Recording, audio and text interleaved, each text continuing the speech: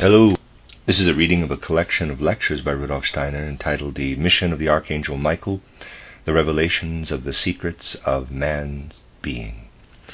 And it's 8 lectures, not the complete set, but given mostly in 1919.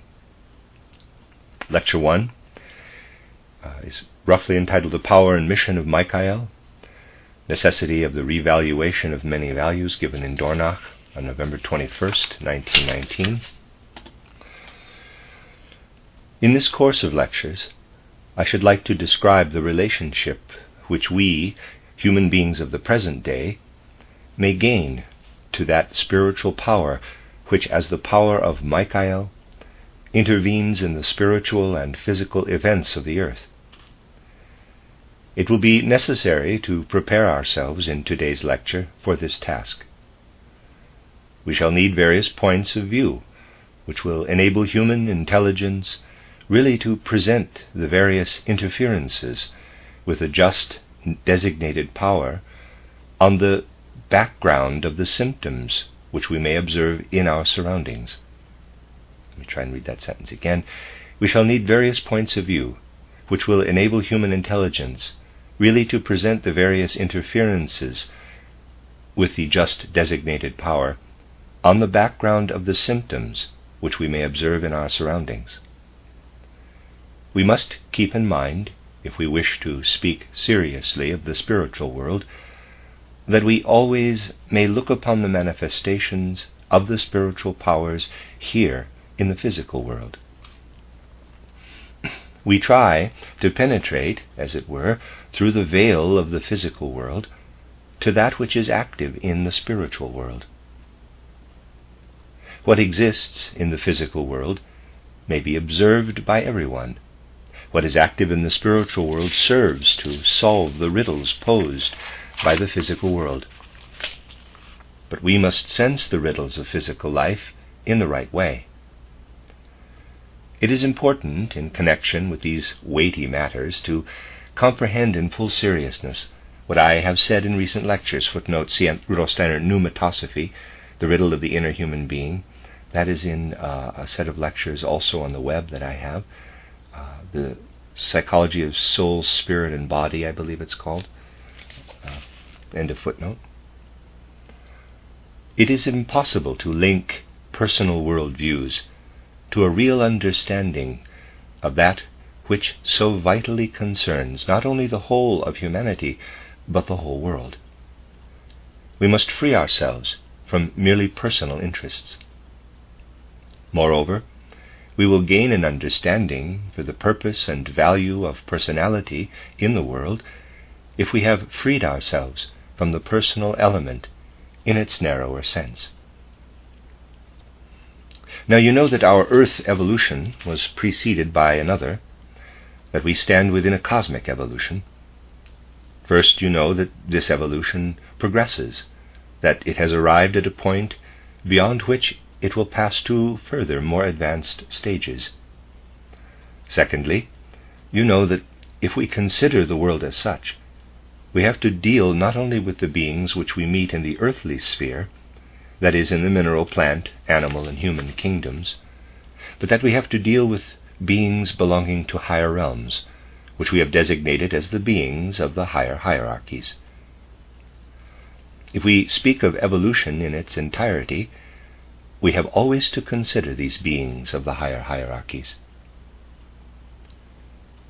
These beings, on their part, also pass through an evolution which we can understand if we find analogies to our own human evolution and to the one which exists in the various kingdoms of the earth. Consider, for example, the following. You know that we, human beings, have passed through a Saturn, Sun, and Moon evolution, and have arrived upon our Earth. Thus, if we consider our cosmic evolution, we may say that we, as human beings, who experience ourselves in earthly surroundings, have arrived at the 4th stage of our evolution. Let us now consider the beings directly above our human stage, whom we call the angeloi, the angels. If we merely wish to show an analogy, we may say, these beings, although their form is entirely different from the human, and although they are invisible to physical human senses, are at the evolutionary stage of Jupiter. Let us now turn to the Archangeloi, the archangels. They are at the evolutionary stage which mankind will have reached upon Venus. And if we turn to the Archai, the time spirits, to the beings who especially influence our earthly evolution, we find that they have already attained the evolution of Vulcan. Now the significant question arises: if we turn to the beings still higher in rank, to the hierarchy of the so-called spirits of form, on what stage do we find them? We must answer, they have already passed beyond the stages which we human beings conceive of as our evolutionary stages of the future. They have already passed beyond the Vulcan evolution. If we consider our own evolution as consisting of 7 stages, which suffices for our present considerations, we must say that the form spirits have reached the 8th stage. We human beings are at the 4th stage of evolution. If we consider the 8th stage, we find the form spirits. Now we must not conceive of these successive stages of evolution as existing side by side, but we must conceive of them as interpenetrating one another. Just as the atmosphere surrounds and permeates the earth, so this 8th sphere of evolution, to which the form spirits belong, permeates the sphere in which we human beings live. Let us now carefully consider these 2 stages of evolution. Let us repeat. We human beings exist in a sphere which has reached the 4th evolutionary stage. Yet we also exist, if we disregard everything else, in the realm which the form spirits around us and through us have to regard as theirs. Let us now consider human evolution concretely.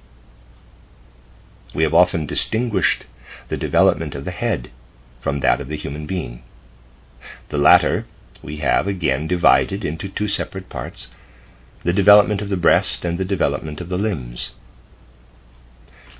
Let us disregard this latter differentiation and consider man as having, on the one hand, that which belongs to the development of the head, and on the other, everything that belongs to the rest of the human being.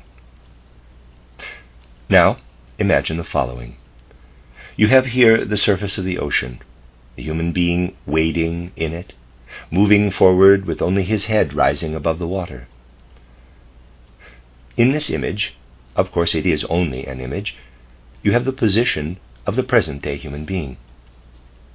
Everything in which the head is rooted we would have to consider as belonging to the 4th stage of evolution. And everything in which man moves forward, wading or swimming in it, as it were, we would have to designate as the 8th stage of evolution.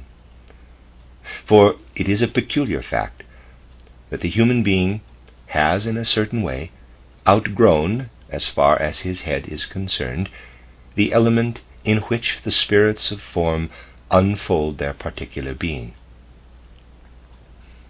In regard to his head, man has become emancipated, so to speak, from the sphere which is interpenetrated by the being of the spirits of form. Only by thoroughly comprehending this can we arrive at a proper conception of the human being. Only then can we understand the special position man has in the world. Only then will it become clear to us that when the human being senses the spirits of form's creative influence upon him, he does not sense this directly through the faculties of his head, but indirectly, through the effect of the rest of his body upon the head. You all know that breathing is connected with our blood circulation, speaking in the sense of external physiology. But the blood is also driven into the head, creating an organic, vital connection of the head with the rest of the organism. The head is nourished and invigorated by the rest of the body. We must carefully discriminate between two things. The first is the fact that the head is in direct connection with the external world. If you see an object, you perceive it through your eyes. There is a direct connection between the outer world and your head.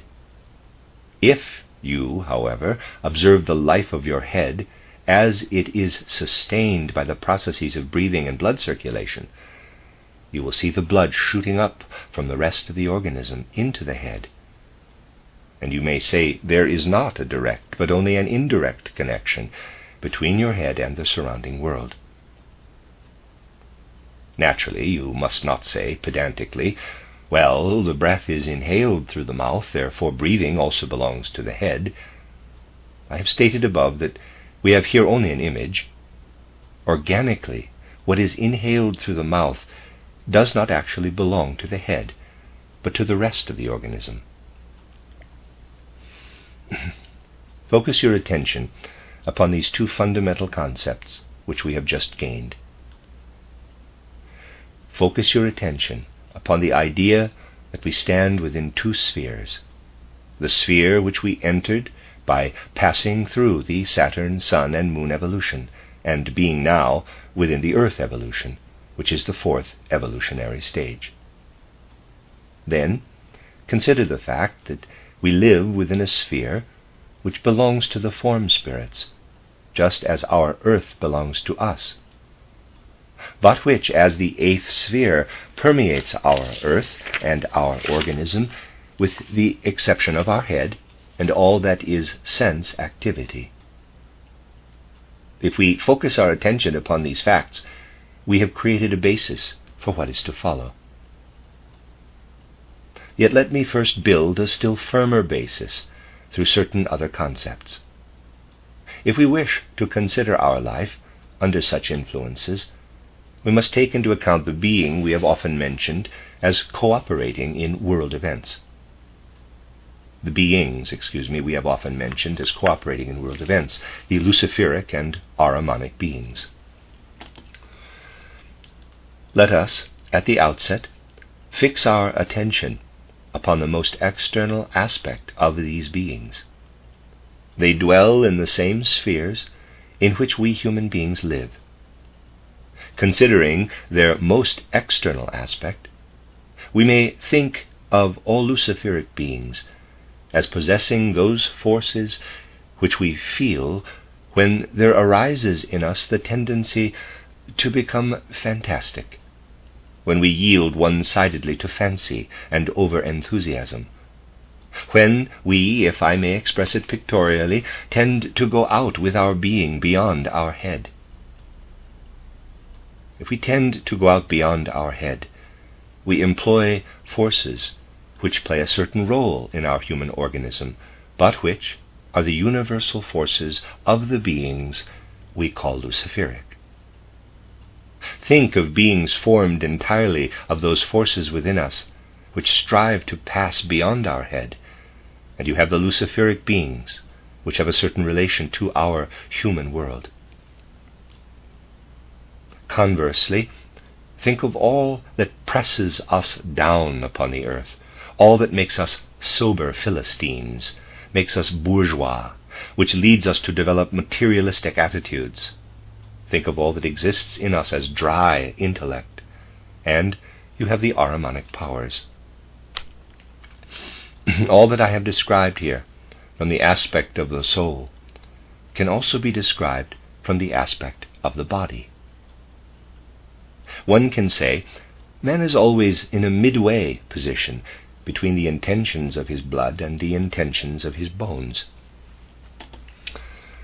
The bones constantly tend to ossify us, in other words, to Ahrimanize our bodies, to harden us. The blood would like to drive us out beyond ourselves. Expressed in pathological terms, the blood may become feverish. Then the human being is organically driven into phantasms. The bones may spread their nature over the rest of the organism. Then the human being becomes ossified, becomes sclerotic, as nearly everyone does to a certain degree in old age.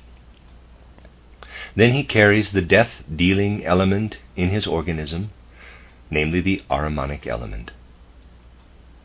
We may say that everything that lives in the blood tends toward the luciferic. Everything that lives in the bones has the tendency toward the Ahrimanic. The human being is the equilibrium between the two, as he, from the aspect of the soul, has to be the equilibrium between over-enthusiasm and sober Philistinism. Now we may characterize these two kinds of beings from a more profound point of view. Let us observe the luciferic beings and see what interests they have in cosmic existence. We shall find that their chief interest is to make the world, and above all the human world, desert the spiritual beings whom man must regard as his true creators. The luciferic beings wish nothing more than to make the world desert the divine beings. Do not misunderstand me. It is not the prime intention of the luciferic beings to appropriate the world to themselves. From various things I have said about them, you can gather that this is not their chief intention. Their chief aim is to make the human being forsake his own divine creator beings, to liberate the world from these beings. The Ahrimanic beings have a different aim. They have the decided intention to make the kingdom of man and the rest of the earth subject to their sphere of power, to make mankind dependent upon them, to get control over human beings. While it always has been, and is now, the endeavor of the luciferic beings to make human beings desert what they can feel as the divine in themselves, the Ahrimanic beings have the tendency, gradually, to include mankind and everything connected with it in their sphere of power. Thus, within our cosmos, into which we human beings are interwoven, there exists a battle between the luciferic beings, constantly striving for freedom, universal freedom, and the Ahrimanic powers, constantly striving for everlasting power and might. This battle permeates everything in which we live. Please hold this fact in mind as the second idea, important to our further considerations. The world in which we live is permeated by luciferic and Ahrimanic beings, and there exists this tremendous contrast between the liberating tendency of the luciferic beings and the power tendency of the Ahrimanic beings. If you consider this whole matter, you will have to say to yourselves, I am only able to understand the world if I conceive of it in connection with the number 3, the triad.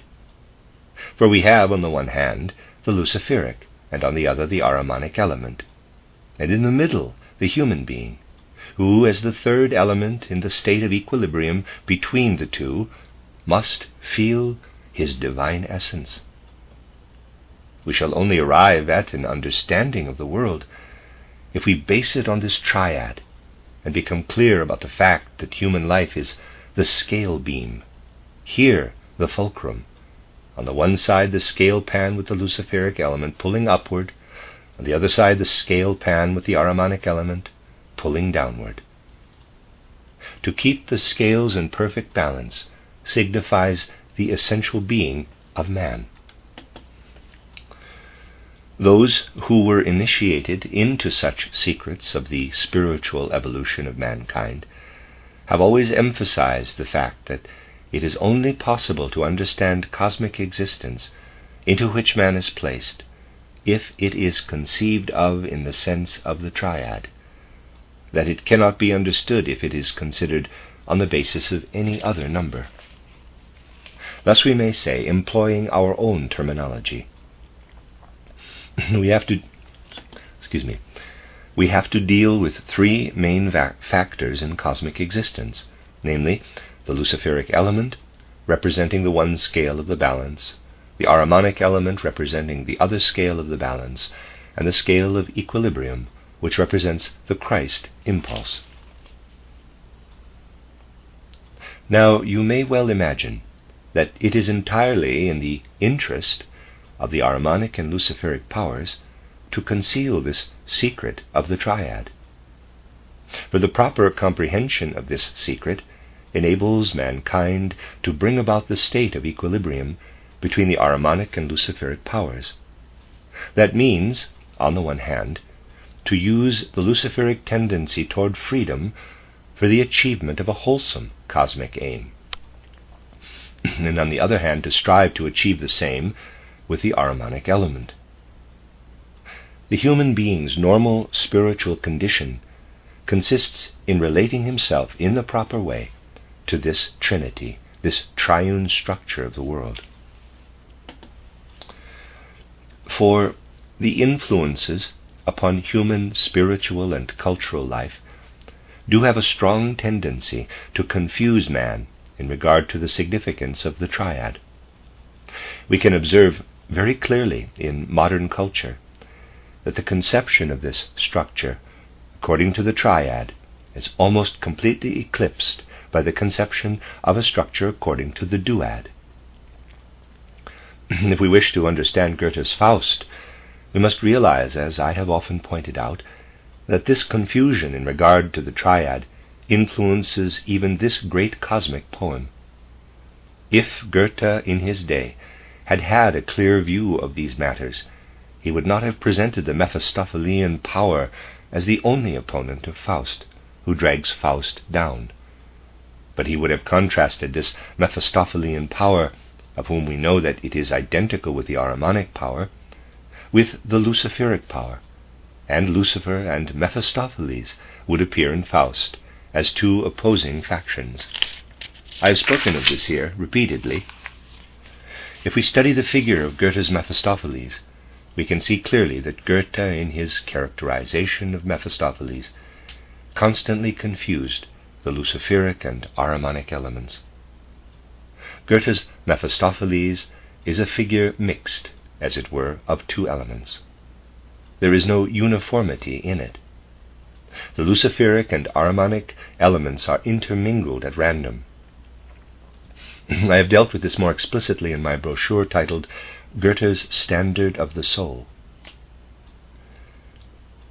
This confusion, which thus plays even into Goethe's Faust, is based upon the misconception which has arisen in the evolution of modern mankind.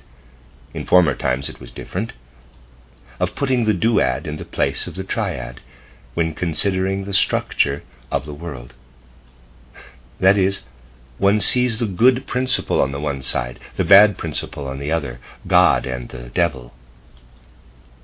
Thus we must emphasize the fact that if a person wishes to conceive of the structure of the world in a factual manner, he must acknowledge the triad, the two opposing elements of the luciferic and Ahrimanic, and the divine element which holds the balance between the two. This has to be contrasted with the illusion which has arisen in mankind's spiritual evolution through the erroneous concept of the duad, of God and the devil, of the divine spiritual forces above and the diabolical forces below. It is as though we were to force man out of his position of equilibrium if we conceal from him the fact that a sound comprehension of the world can only result from the proper conception of the triad, and if one makes him believe that the world structure is in some way determined by the duad. Yet the highest human endeavors have fallen prey to this error. If we wish to deal with this question, we must do it without prejudice. We must enter an unbiased sphere of thinking.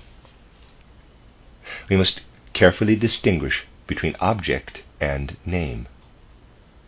We must not allow ourselves to be deceived into thinking that by giving a certain name to a being, we have at the same time experienced and felt this being in the right way. If we think of those beings which man regards as his own divine beings, we must say we can feel and sense them in the right way only if we conceive of them as effecting the equilibrium between the Luciferic and the Ahrimanic principles. We can never feel in the right way what we should feel as the divine if we do not enter upon this threefold order. Consider from this point of view Milton's title Paradise Lost, or Klopstock's title Messiah, which came into existence under the influence of title Paradise Lost. Here you have nothing of a real comprehension of a threefold world structure. You have, instead of battle between the supposedly good and the supposedly evil, the battle between heaven and hell. You have the mistaken idea of the duad brought into man's spiritual evolution. You have what is rooted in popular consciousness as the illusory contrast between heaven and hell, introduced into two cosmic poems of modern times. It is of no avail that Milton and Klopstock call the heavenly entities divine beings. They would only be so for man if they were conceived of on the basis of the threefold structure of world existence. Then it would be possible to say that a battle takes place between the good and the evil principles. But as the matter stands, a duad is assumed, the one member of which has the attributes of the good and receives a name derived from the divine, while the other member represents the diabolical, the anti-divine element. What does this really signify? Nothing less than the removal of the divine from consciousness and the usurping of the divine name by the Luciferic principle, so that in reality we have a battle between Lucifer and Ahriman only. Ahriman is endowed with Luciferic attributes, and the realm of Lucifer is endowed with divine attributes. You see the far-reaching consequences revealed by such a consideration. While human beings believe they are dealing with the divine and the diabolical elements when contemplating the contrasts described in Milton's Paradise Lost and in Klopstock's Messiah, they are, in reality, dealing with the Luciferic and Ahrimanic elements. There is no consciousness present of the truly divine element. Instead, the Luciferic element is endowed with divine names. Milton's Paradise Lost and Klopstock's Messiah are spiritual creations which rise out of modern man's consciousness. That which manifests in them lives in the general consciousness of mankind, for the delusion of the duad has entered this modern consciousness, and the truth of the triad has been withheld.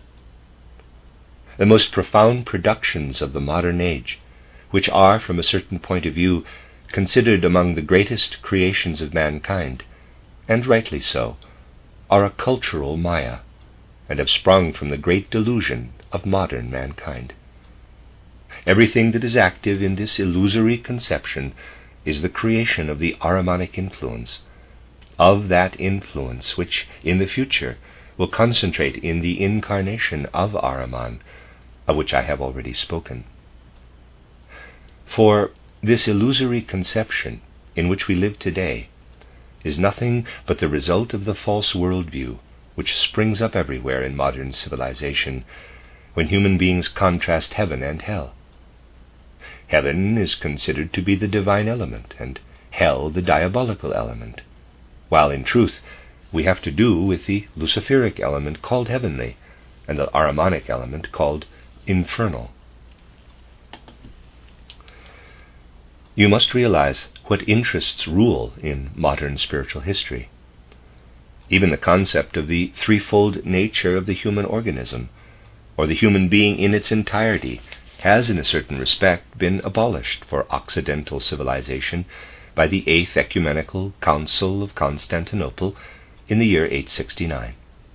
I have often mentioned this. The dogma was then established that the Christian does not have to believe in the threefold human being, but only in a twofold human being.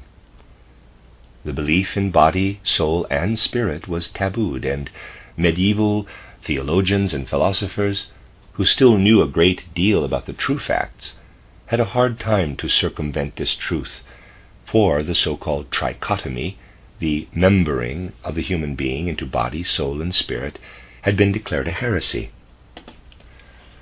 They were compelled to teach the duality, namely, that man consists of body and soul, and not of body, soul, and spirit. And certain beings, certain men, know very well that it is of tremendous significance for human spiritual life if the threefoldness is replaced by the twofoldness. We must understand such profound aspects if we wish to understand correctly why the august number of Stimmen der Zeit, translated voices of the age, the Jesuit priest Zimmermann draws attention to the fact that one of the recent decrees of the Holy Office in Rome prohibits Roman Catholics from obtaining absolution if they read or possess theosophical writings, or participate in anything theosophical. The Jesuit priest Zimmermann interprets this decree in his article in Die Stimmen der Zeit by stating that it applies above everything else to my anthroposophy, and that those who wish to be considered true Roman Catholics must not occupy themselves with anthroposophical literature. He quotes one of the main reasons for this, namely that anthroposophy differentiates between body, soul, and spirit, and thus teaches a heresy opposed to the orthodox belief that man consists of body and soul. I have mentioned to you before that modern philosophers have adopted this differentiation of body and soul without being aware of it. They believe that they carry on unbiased objective science. They believe they practice real observation, which leads them to the conviction that man consists of body and soul. In truth, however, they are following in the footsteps of this dogma, which has found its way into modern spiritual development. What is considered science today is actually completely dependent on such things as have been put into the world in the course of modern human evolution. Do not believe that you will be able, with kind words, to convert such people who from these quarters slander anthroposophy. Do not believe that you will prevail upon them and call forth their goodwill toward anthroposophy. Anthroposophy must make its way in the world through its own force, and not through the protection of any power, be it ever so Christian in appearance. Through inner strength alone can anthroposophy achieve what it must achieve in the world. You must realize that the Christ impulse can only be comprehended if one sees in it the impulse of equilibrium between the Ahrimanic and the Luciferic principles, if one gives it the right place within the Trinity. We may ask, what must one do if one tries to deceive people in regard to the true Christ impulse? One must divert their attention from the true threefold ordering of the world and direct it toward the delusion of the duad, which is justified only when we are concerned with the manifest, and not when we are concerned with what lies behind the manifest in the sphere of truth. In such matters we must go beyond mere names. Calling some being or other Christ does not mean that it is the Christ. If one wishes to prevent another human being from acquiring a true concept of the Christ, one need only put the duad in the place of the triad. But if one wishes to point to the Christ impulse in its true meaning, it is necessary that the duad be supplanted by the triad. We need not join the group of people who declare others to be heretics. We need not declare Milton's Paradise Lost and Klopstock's Messiah to be damnable works of the devil. We may continue to enjoy their beauty and grandeur. But we must realize that such works, inasmuch as they are the blossoms of popular modern civilization, do not speak of Christ at all, but originate from the delusion that everything that is not part of human evolution may be considered as belonging, on the one hand, to the realm of the devil, and on the other, to the realm of the divine. But in reality, instead of dealing with the realm of the divine, we are dealing with the realm of Lucifer. Paradise Lost describes the expulsion of man from Lucifer's realm into the realm of Ahriman. It describes the longing of man not for the realm of the divine, but for the paradise that has been lost. That means the longing for the realm of Lucifer. You may regard Milton's Paradise Lost and Klopstock's Messiah as beautiful descriptions of human longing for the realm of Lucifer. This is what you should consider them to be, for this is what they are. You see how necessary it is to revise certain conceptions which prevail today. If we are serious in our anthroposophical thinking and feeling, we are faced not with insignificant, but with important decisions. We are faced with the necessity of taking very seriously an expression which Nietzsche has often employed, namely the expression, the revaluation of values. We have to take this very seriously. The achievements of modern man are in great need of revaluation. This does not mean that we ourselves have to become denouncers of heresy. We constantly perform here scenes from Goethe's Faust, and I have, as you know, devoted decades of my life to the study of Goethe. But from my little book, titled Goethe's Standard of the Soul, you can see that this has not blinded me to the false characterization drawn by Goethe in his Mephistopheles. It would be a Philistine standpoint were we to say, Goethe's Mephistopheles is a false conception, let's get rid of him. We should then be behaving like inquisitors. As modern men, we must not place ourselves in such a position.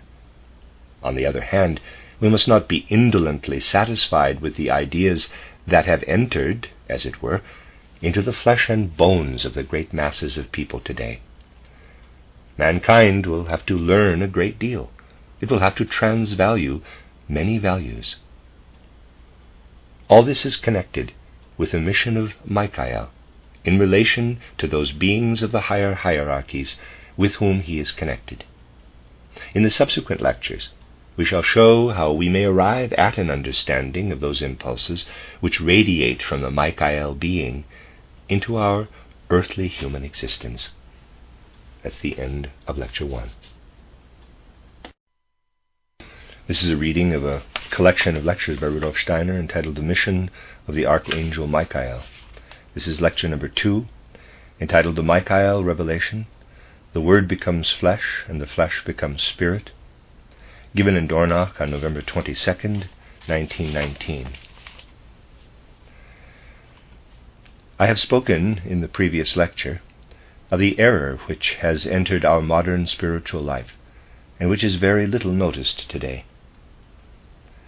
You will have realized from our discussions that by pointing to this error, we have arrived at a very important point in our spiritual scientific considerations. It is imperative for a sound development of the spiritual life of mankind that there be clarity in this matter. I have drawn your attention to such products of culture as Milton's Paradise Lost or Klopstock's Messiah, which have sprung from the general popular thinking of the last few centuries. But I have also drawn your attention to the fact that just through such artistically as well as spiritually outstanding products of culture, we can see the dangers that are facing man's soul life if he fails to realize that it is impossible to arrive at a true and adequate concept of spirit, a true concept of Christ, as long as he imagines that the structure of the world and the spirit can be grasped through the symbol of the duad. By differentiating only according to the duad, on the one hand the good, on the other the evil, people committed the error of including on the side of evil all that we designate as the luciferic and the Ahrimanic element. But they did not realize that they had jumbled up two cosmic elements. Thus it has come about that the luciferic element was shifted to the side of the good. In other words, people were of the opinion that they revered the divine, recognized the divine, spoke by name of the divine, whereas, in reality, they intermixed the luciferic with the divine element. Hence the difficulty in our time of arriving at a pure concept of the divine, and a pure concept of the Christ impulse in human and world evolution. Through the culture of the centuries, we have become accustomed, because of the acknowledgement of this duad, to speak, on the one hand, of the soul element, on the other of the bodily or corporeal element. And we have lost the connection between the thoughts which relate us to the soul spiritual element and the thoughts which relate us to the bodily element.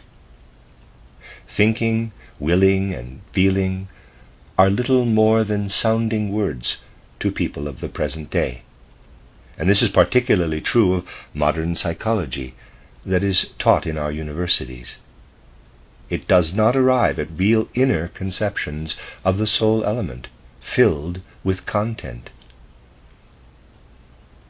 On the other hand, people speak of the de-spiritualized material element, devoid of soul, and they hammer, as it were, at this external, rigid, stony-hard, soulless material element, and are unable to build a bridge from it to the soul.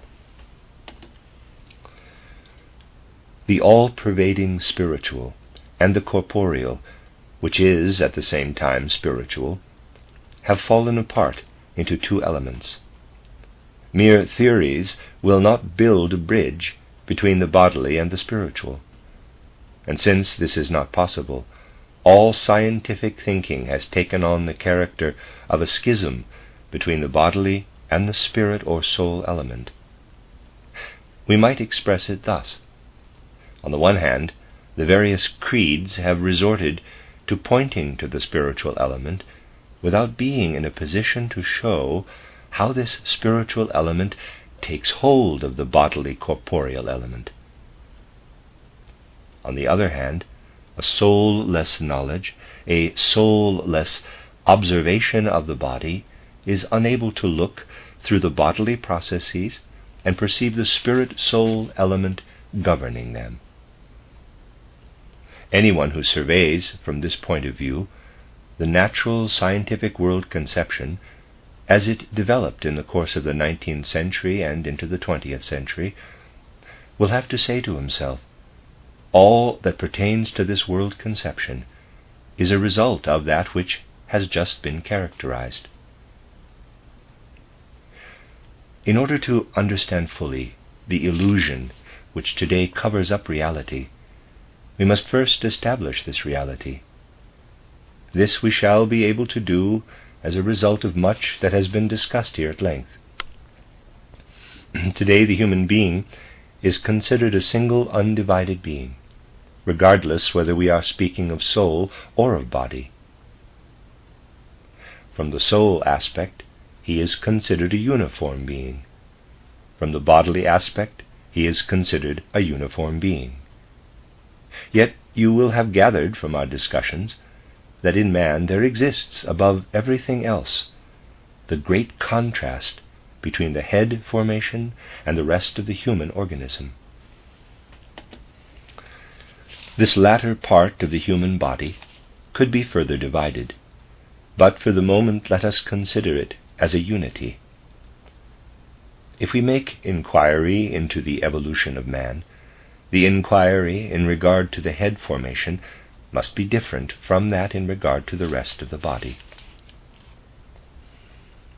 If we focus our attention upon the head formation from a purely bodily aspect, in as far as this head formation contains the organism for sense perception or for thinking, we have to look far back into the cosmic evolution of man. what finds its expression today in the human head formation has been gradually developed and transformed. Its development has gone on through ancient Saturn, Sun, and Moon, and has continued during the Earth evolution. But this is not the case with the rest of the human body. It would be entirely wrong to look for a uniform evolutionary history of the whole human being. We may say, and here Dr. Steiner draws a diagram, the head formation points back to the previous planetary stages of our Earth, Moon, Sun, Saturn evolution. The development which has found its conclusion in the human head reaches far back. But if we add to this all that belongs to the rest of man, we need not go back as far as the Saturn evolution. The chest formation may be traced back as far as the Moon evolution. The limbs have been added to the human being only during the Earth evolution. We consider the human being in the right way only if we make the following comparative observation, but please take it only as a comparison. You can easily imagine, hypothetically, that through some sort of organic conditions in the cosmos, through some conditions of adaptation connected with conditions of inner growth, the human being might put forth new limbs. You would not then trace back the entire human form to a previous evolution, but you would say, man as an evolving being has to be traced back, but this or that limb has only been added at a certain point of time. The reason for our being tempted not to think in this way in regard to the head and the rest of the human organism is that with respect to the outer spatial size of man, the rest of the human organism is larger than the head. The truth, however, is that the head formation reaches furthest back in evolution, while the rest of the human form was added later.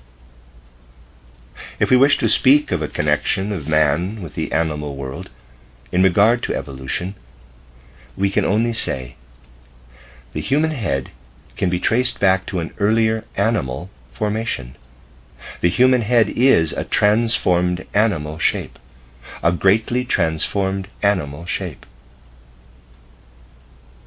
At a time when animals did not yet exist, the human being, under completely different physical conditions, had an animal form. Animals have developed only later.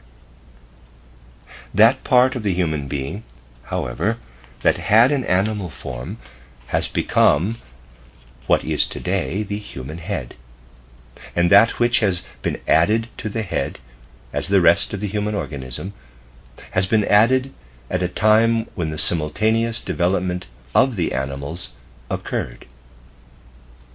Thus, it has nothing to do with an actual descent from the animal. We must really state the following.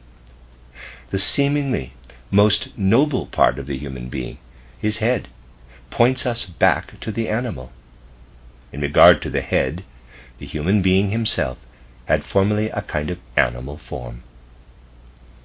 But the rest of our organism we received as an organic addition to the head at a time of cosmic evolution, in which the parallel development of the animals took place. In a certain respect, our head has become our organ of thinking.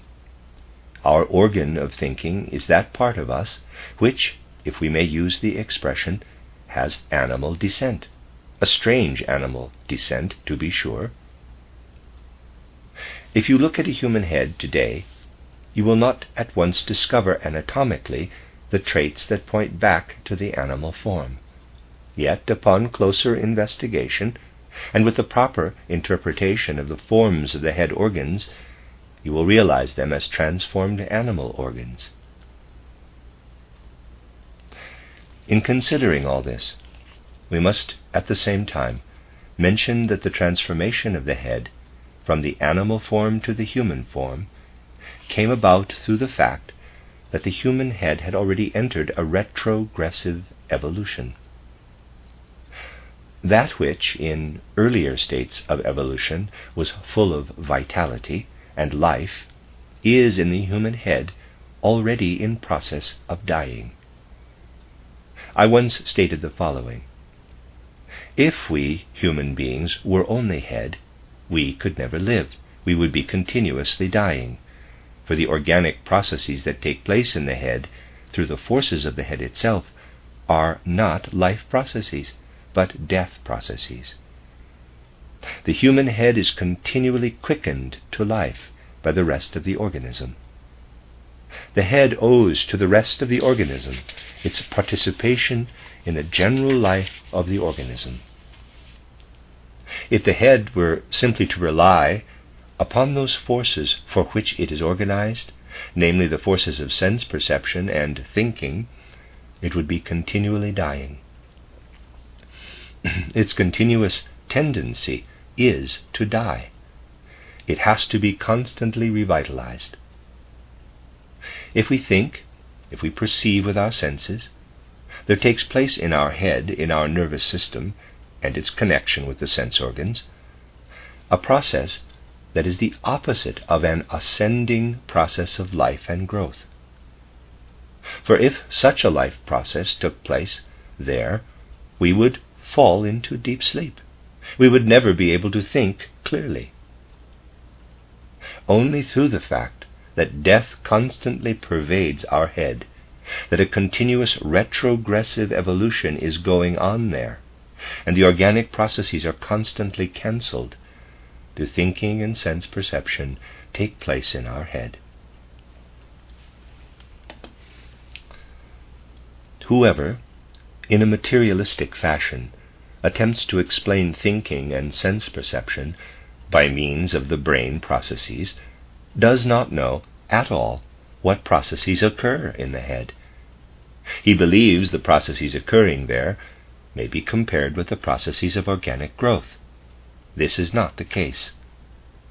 The processes that run parallel to sense perception and thinking are breaking down processes, processes of destruction. The organic, the material, must first be broken down, must first be destroyed. Then, above the organic process of destruction, the thinking process arises. You see, these matters are conceived of by humanity today in such a way that the attempt is made to explain their nature externally. The human being thinks, he perceives with his senses, but he knows nothing about that which takes place simultaneously in his organism. This remains completely in the unconscious. Only through the processes which I have described in my book, Knowledge of the Higher Worlds and Its Attainment, is it possible gradually to rise to a knowledge which does not merely live in what today is called, in a mere word sense, the soul element, namely sense perception and thinking. If a soul undergoes the development described in my book, it can yield, on the one hand, to thinking, to sense perception, and simultaneously perceive what happens in the brain. It then does not perceive a growth process, but a breaking down process, which has continually to be compensated by the rest of the organism. You see, this is the tragic phenomenon accompanying a real knowledge of the activity of the head. There is no unfolding of organic processes in the head to be enjoyed by the clairvoyant when he thinks, when he perceives with his senses. On the contrary, he has to familiarize himself with the process of destruction.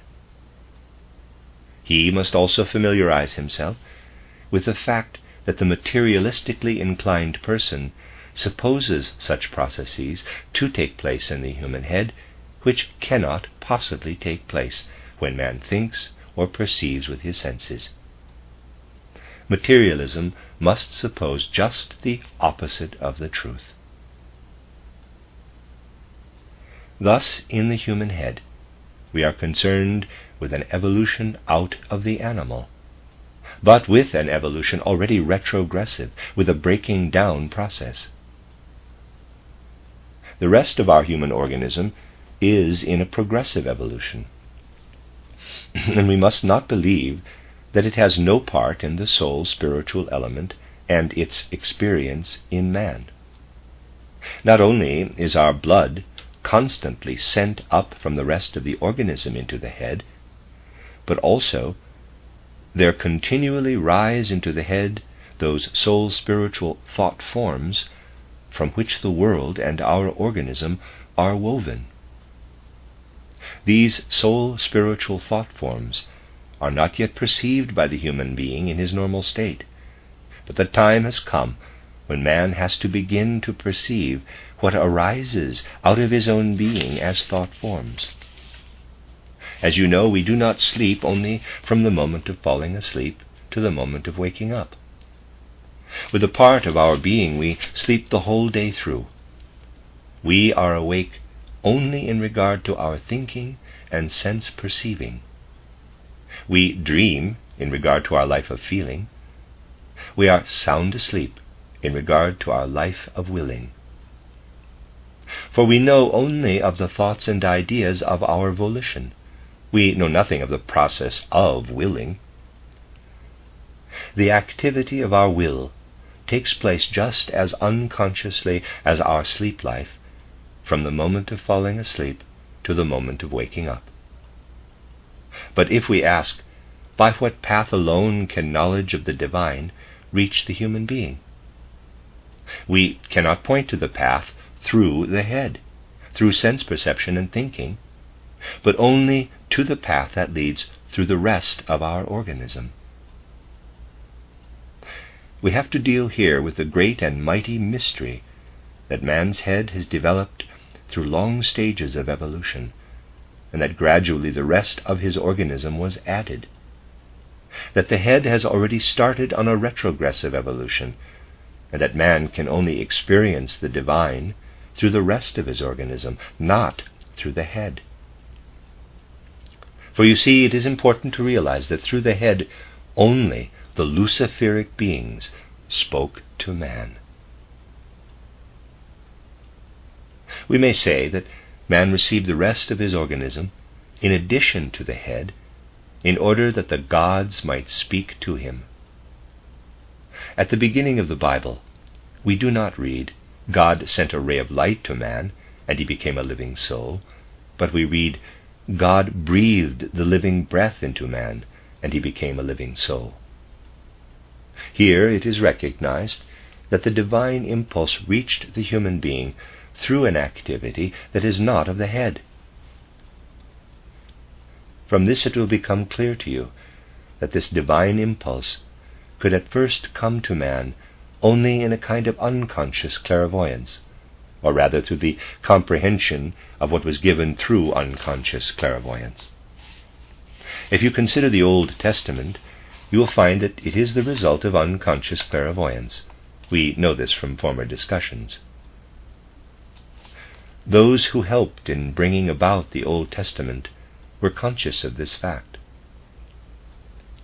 I cannot describe to you today how the Old Testament came into existence, but I should like to point out to you that we have repeatedly dealt with these matters, and that the teachers of the ancient Hebrew people were conscious of the fact that their God had spoken to them, not through direct sense perceptions, not through ordinary thinking, not through that of which the head is the mediator, but that their God had spoken to them through dreams, not ordinary dreams, but dreams permeated by reality. God spoke to them in moments of clairvoyance, as when he spoke to Moses out of the burning bush. And when the initiates of this ancient time were asked about the way in which they received the divine calls, they answered, "The Lord whose name is ineffable speaks to us, but he speaks to us through his countenance." And the countenance of their God they called Michael, that spiritual power who belongs to the hierarchy of the Archangeloi. They felt their God as remaining unknown even behind the experiences of the clairvoyant. But when the clairvoyant, through the inner strength of his soul, raised himself to his God, then Michael spoke to him. But this Michael spoke only to men if they were able to transport themselves into a state of consciousness different from the ordinary, if they were able to transport themselves into the state of a certain clairvoyance, in which they became conscious of that which works and lives in the human being during the period between going to sleep and awaking, or through the will which remains subconscious and is in the sleep state even during waking day consciousness. Thus, in ancient Hebraic occultism, the Yahweh revelation was called the revelation of the night. The Yahweh revelation, through the Michael revelation, was felt as the revelation of the night. Thus, on the one hand, man looked into the world and saw what he could receive through sense perception and through human intelligent thinking. And he said to himself, the knowledge that comes to the human being on this path does not contain the divine. If man, however, develops another state of consciousness, then the countenance of God, Michael, speaks to him and reveals the secrets that relate to the human being. His revelation builds a bridge between the human being and those powers which cannot be perceived in the external sense world, which cannot be thought out by the brain-bound intellect. Thus, we must say, the human beings of the pre-Christian age directed their gaze, on the one hand, toward sense knowledge, which was their guide in their earthly undertakings, and on the other hand, toward that knowledge which the human being would only possess in ordinary consciousness. He did not possess it if this consciousness were to remain awake also during the period of sleep. During these ancient times of the Old Testament, people knew that the human being is in the environment of spiritual beings during his waking hours, but that these spiritual beings are not his creator beings, but the luciferic beings. The beings which mankind felt to be the divine creator beings were active in man from the moment of falling asleep to awaking, and also in that part of his nature which sleeps during the day. In the time in which the Old Testament originated, Yahweh was called the ruler of the night, and Michael, the countenance of Yahweh, was called the servant of the ruler of the night. And the people of that time referred to Michael when they referred to the prophetic inspirations through which they received knowledge which was greater than that of the sense world. Which consciousness is concealed behind all this? That consciousness which has grown out of the sphere of existence in which those powers which include Yahweh have their being. Whereas the human head formation is surrounded by luciferic being. The fact that the human being, through his head, as it reaches above the organism, has turned to the luciferic beings, was a secret known in all ancient temples, and it was a secret with which man came very close to the truth. It was known that, as the head rises above the human organism, Lucifer also rises above it. The power which brought the human head out of the animal form into its present shape is a luciferic power, and the power which man must feel as divine must stream up into his head from the night condition of the rest of his organism. This was the situation in regard to man's knowledge in pre-Christian times. Then the mystery of Golgotha entered earth evolution, and we know that it signifies the union of a super-earthly being with the earth evolution of man through the body of Jesus of Nazareth. Through the death on Golgotha, the being whom we call the Christ has united himself with the human being. What did this signify for earth evolution? Through this event, earth evolution first received its real meaning. The earth would not have its meaning if man were to develop on this earth with his senses and the intellect bound to the head, which are of Luciferic origin, if he were to perceive the world of light streaming down from sun and stars upon the earth, but if he were obliged to remain in the sleep state in order to perceive the divine.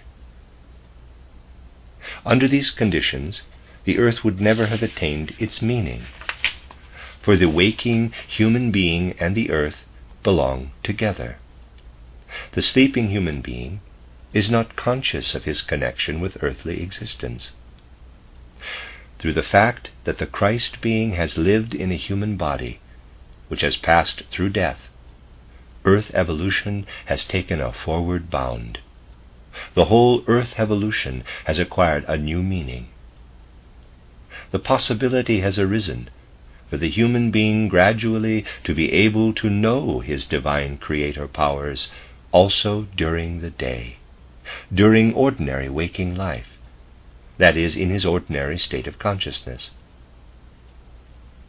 That people are still in error today concerning this matter is caused by the fact that the time that has elapsed since the mystery of Golgotha has not yet sufficed to lead man to a perception during waking life of that world which the prophets of the Old Testament were able to behold in those times which they experienced as permeated by revelations of Yahweh, their ruler of the night, and of his countenance, Michael. A period of transition was needed. But with the close of the 19th century, all Oriental wisdom points to the importance of this close of the 19th century, although from a completely different point of view. With the end of the 19th century, the time has come when human beings must recognize that something has been fulfilled which previously was not fulfilled. The time has come when human beings must recognize that within them the latent faculty is ready to be awakened, which is able to behold through day revelation that which in earlier times was transmitted in night revelation through Michael. A time of great error, however, had to precede this, a night of cognition, as it were. I have often said that I do not agree with those who constantly maintain that our time is a period of transition. I know quite well that every time is a period of transition, but I do not want to stop short at such formal, abstract definitions. For the point is that one should indicate clearly of what the transition of a particular time consists. The transition in our time lies in man's need to recognize that what formerly was obtained in night knowledge we must now obtain through day knowledge. In other words, Michael was the revealer through the night, and in our age he must become the revealer during the day. From being a spirit of night, Michael must become a spirit of day. For him, the mystery of Golgotha signifies the transformation from a spirit of night into a spirit of day. This knowledge, which should make its way among human beings much faster than we believe today, had to be preceded by a great error, in fact by the greatest error imaginable in mankind's evolution, in spite of its being still considered an important and essential truth by many people today. The origin of the human head has become completely hidden from modern mankind. The Luciferic spirituality connected with the human head has become completely veiled. The human being, as I said, was considered a unity, also in a bodily respect. The question of his descent was raised, and the reply was given that man descended from the animal, while in truth only that part which is Luciferic in man stems from the animal. That part of man, however, through which his divine creators spoke to him in earlier ages, during his sleep state, only came into existence as an appendage to the human head, while the animal came into existence side by side with it. Everything was mixed together, as it were, and man was said to have descended from the animal. This is something like a penalty of knowledge which arose for mankind. One must give the word penalty a somewhat changed interpretation, to be sure. Whence comes the notion of man's descent from the animal, whereas the truth consists of the facts we have stated in regard to the descent of the head and the rest of the human organism. Who inspired the human being with the fictitious belief that the whole of man descended from the animal?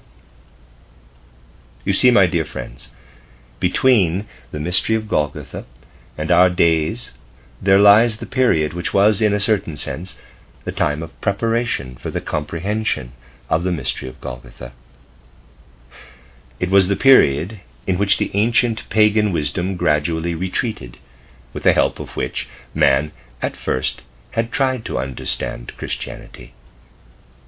During this period, in which the new spirit knowledge had not yet attained full maturity, the Ahrimanic element stealthily entered mankind's evolution. And, since man did not recognize the Luciferic element in the human head, he was also unable to recognize in the rest of the human organism the Ahrimanic element, which is engaged in battle with the divine. Thus the purely Ahrimanic fiction arose that man descended from the animal. The theory of man's descent from the animal is an Ahrimanic inspiration. It is of purely Ahrimanic character. To the obscuring of the wisdom which points to the human head as a Luciferic formation, we owe the delusion that man descends from the animal. In failing to comprehend the descent of the human head in the right way, man also failed to grasp the other facts in the right manner. Thus the opinion crept into human thinking that man as a totality is related to the animal. The world conception of our modern civilization became permeated by the erroneous idea that the human head is the noblest part of man, and it was contrasted by the rest of his organism, just as the good in the world is contrasted by evil, heaven by hell, a duad instead of a triad. The truth is that what man accomplishes in the world by means of his head, he owes to the wisdom of the universe, but to the Luciferic wisdom, and that this Luciferic wisdom must gradually be permeated by other elements. After mankind's evolution had passed through the Saturn, Sun, and Moon states, and the Earth evolution had begun, that spiritual power, which we call the Michael power, organized the Luciferic nature into the human head formation. Quote, "And he cast his opposing spirits down upon the earth," close quote.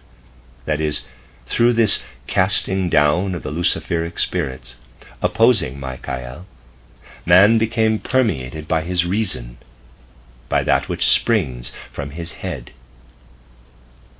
Thus it is Michael who sent his opponents to man, in order that by receiving this opposing Luciferic element, man might receive his reason. Then the mystery of Golgotha entered human evolution. The Christ being passed through the death of Jesus of Nazareth, and united himself with the evolution of mankind. The time of preparation has passed. Michael himself, in the supersensible worlds, has participated in the results of the mystery of Golgotha.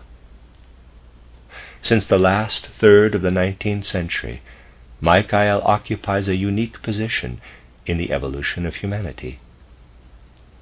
The first thing that must occur through the right understanding of man's relation to Michael is the fathoming of such secrets as the one we have endeavored to present today concerning the human head and the rest of the human organism.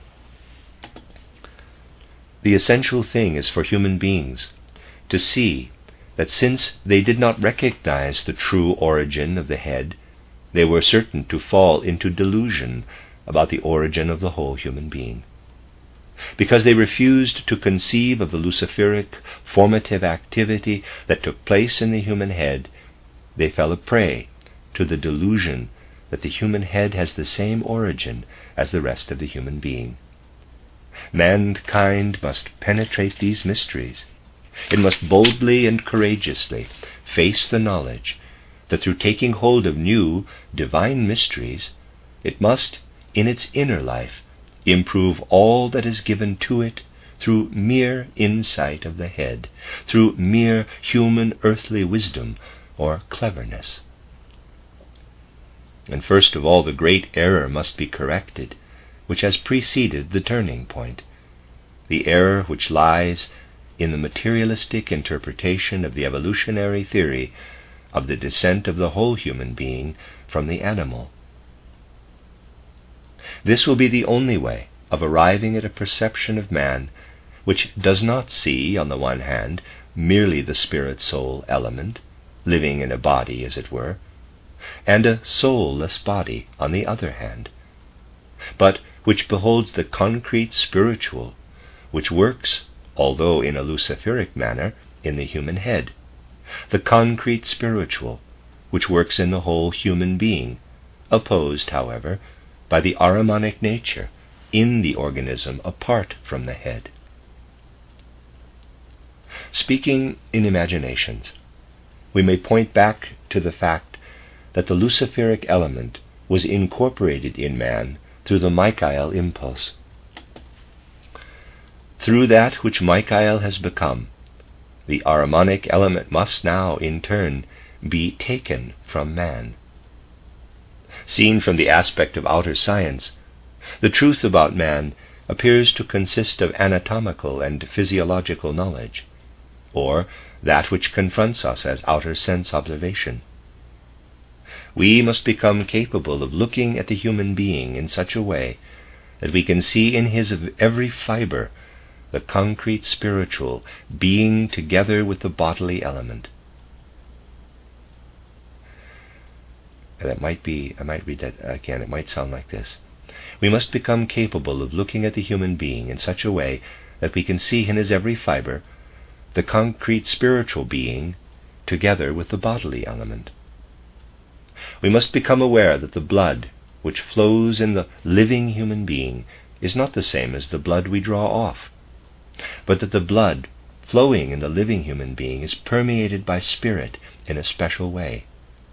We must learn to know the spirit that pulses through the blood. We must learn to know the spirit that pulses through the nervous system, just when the latter passes through a phase of breaking down, and so forth. We must become able to see the spiritual element in every single expression of life. Michael is the spirit of strength.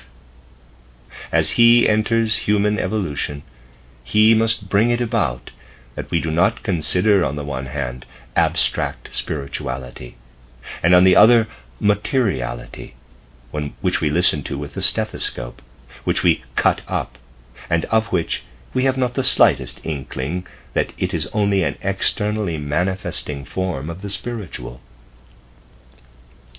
Michael must permeate us as the strong power which can look through the material and see the spiritual in matter. The evangelist pointed to an ancient stage of human consciousness, and he said, in this ancient time the Word lived in a spiritual way, but the Word became flesh and dwelt among us. The Word united with the flesh, and the Michael revelation preceded this event. It is processes in human consciousness that are indicated here.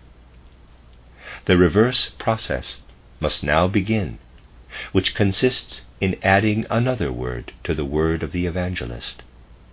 We must acquire the power in our consciousness to see how the human being receives that which out of the spiritual worlds has united itself with the earth through the Christ impulse, and which must unite itself with mankind, in order that mankind shall not perish with the earth. We must make sure that man takes the spiritual not only into his head, but into his whole being, that he permeates himself with the spiritual. Only the Christ impulse can help us with this, the Christ impulse in the interpretation of the Michael impulse. Then, to the evangelist's words, these may be added, quote, "And the time must come when the flesh will again become the Word, and learn to dwell in the realm of the Word." Close quote. It is not an invention by a later writer. When added at the conclusion of the Gospel, we read that much has been left unsaid. By this means attention is drawn to that which can only gradually be revealed to mankind. Those who maintain that the Gospels must remain as they are, and must not be touched, understand them very little. They must be interpreted according to the words of the Christ Jesus. I have mentioned this repeatedly, quote, "I am with you every day, even to the end of the earth cycles," close quote. That means, quote, "I have revealed myself to you, not only during the days in which the Gospels were written. I will speak to you always through my day spirit, Michael, if you seek the way to me." Through the continuous Christ revelation you may add to the Gospels that which was not known in the Gospel of the first millennium, but which can be known in the Gospel of the second, and new things may be added during the millennia to come. Close quote. What is written in the Gospel is true. Quote, "In the beginning was the Word, and the Word became flesh and dwelt among us." Close quote. It is, however, just as true that we must add the revelation, quote, "And the flesh of man must again become spiritualized, that it may be able to dwell in the kingdom of the Word in order to behold the divine mysteries." Close quote. The Word becoming flesh is the first Michael revelation. The flesh becoming spirit must be the second Michael revelation. The end of Lecture 2. This is a reading of a collection of lectures by Rudolf Steiner entitled "The Mission of the Archangel Michael." This is Lecture 3, entitled "Michaelic Thinking, the Knowledge of Man as a Supersensible Being, the Michael Path, and the Deepest Impulses of the Social Question," given in Dornach on the 23rd of November, 1919. The day before yesterday, I spoke to you about the fact that we, as members of the human race, live in a sphere which we may designate as the fourth sphere of evolution. We know that the Earth evolution has gradually developed out of the Saturn evolution. The Saturn evolution was followed by the Sun evolution, this in turn by the Moon evolution, out of which finally came the Earth evolution.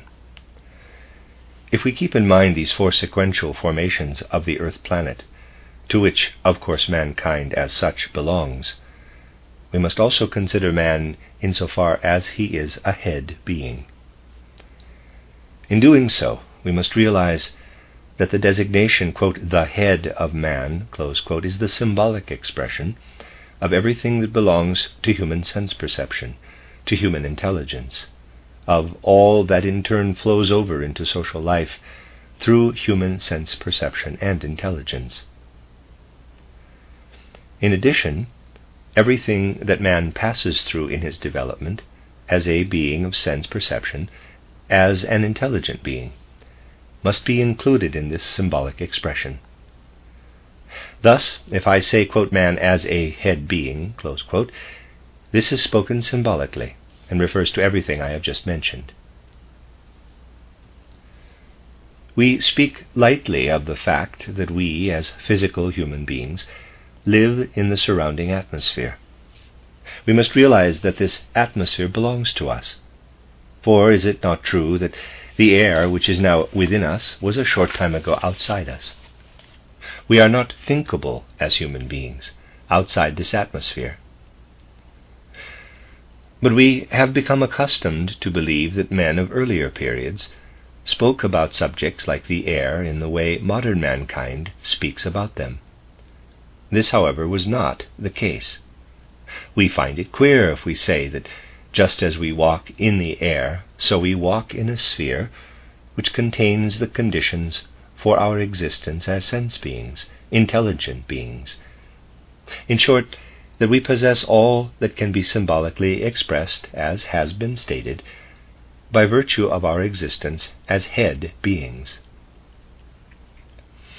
Now I have told you that this is only one of the spheres in which we exist, for we live in various spheres. Let us now progress in our considerations to a sphere of practical import for mankind, and focus our attention upon the fourth sphere, in which we now live by virtue of 3 evolutionary stages having preceded our earth. Let this be characterized by this circular plane. Dr. Steiner makes a drawing on the blackboard, close parenthesis, in which we live as in our 4th sphere of evolution. Besides this, we live in yet another sphere of evolution, through the fact that this other evolutionary sphere belongs to the spiritual beings that are our creators, just as this 4th sphere belongs to us. If we disregard the human being for a moment and consider those beings, which we always have called, in the order of the hierarchies standing above us, the spirits of form, the creative form beings, then we shall have to say that we as human beings shall only reach the sphere which we ascribe to our divine creator beings when the earth has passed through 3 further stages of evolution, which you will find designated in my occult science as Jupiter stage, Venus stage, and Vulcan stage, and shall have reached the 8th stage. Thus these creative spirits are at the stage which we human beings shall have reached after the Vulcan evolution. This is their sphere, which belongs to them just as the 4th sphere belongs to us. But we must think of these spheres as being inserted into one another, as interpenetrating one another. Thus, if I designate the sphere of which I have just spoken as the 8th sphere, we do not live only in the 4th, but also in this 8th sphere, through the fact that our divine creators live in this sphere together with us.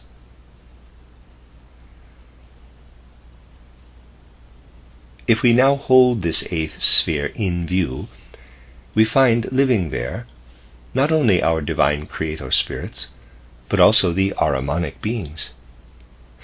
Thus, by living in the surroundings of the 8th sphere, we live together with the spirits whom we feel to be our divine powers, but we live also together with the Ahrimanic beings.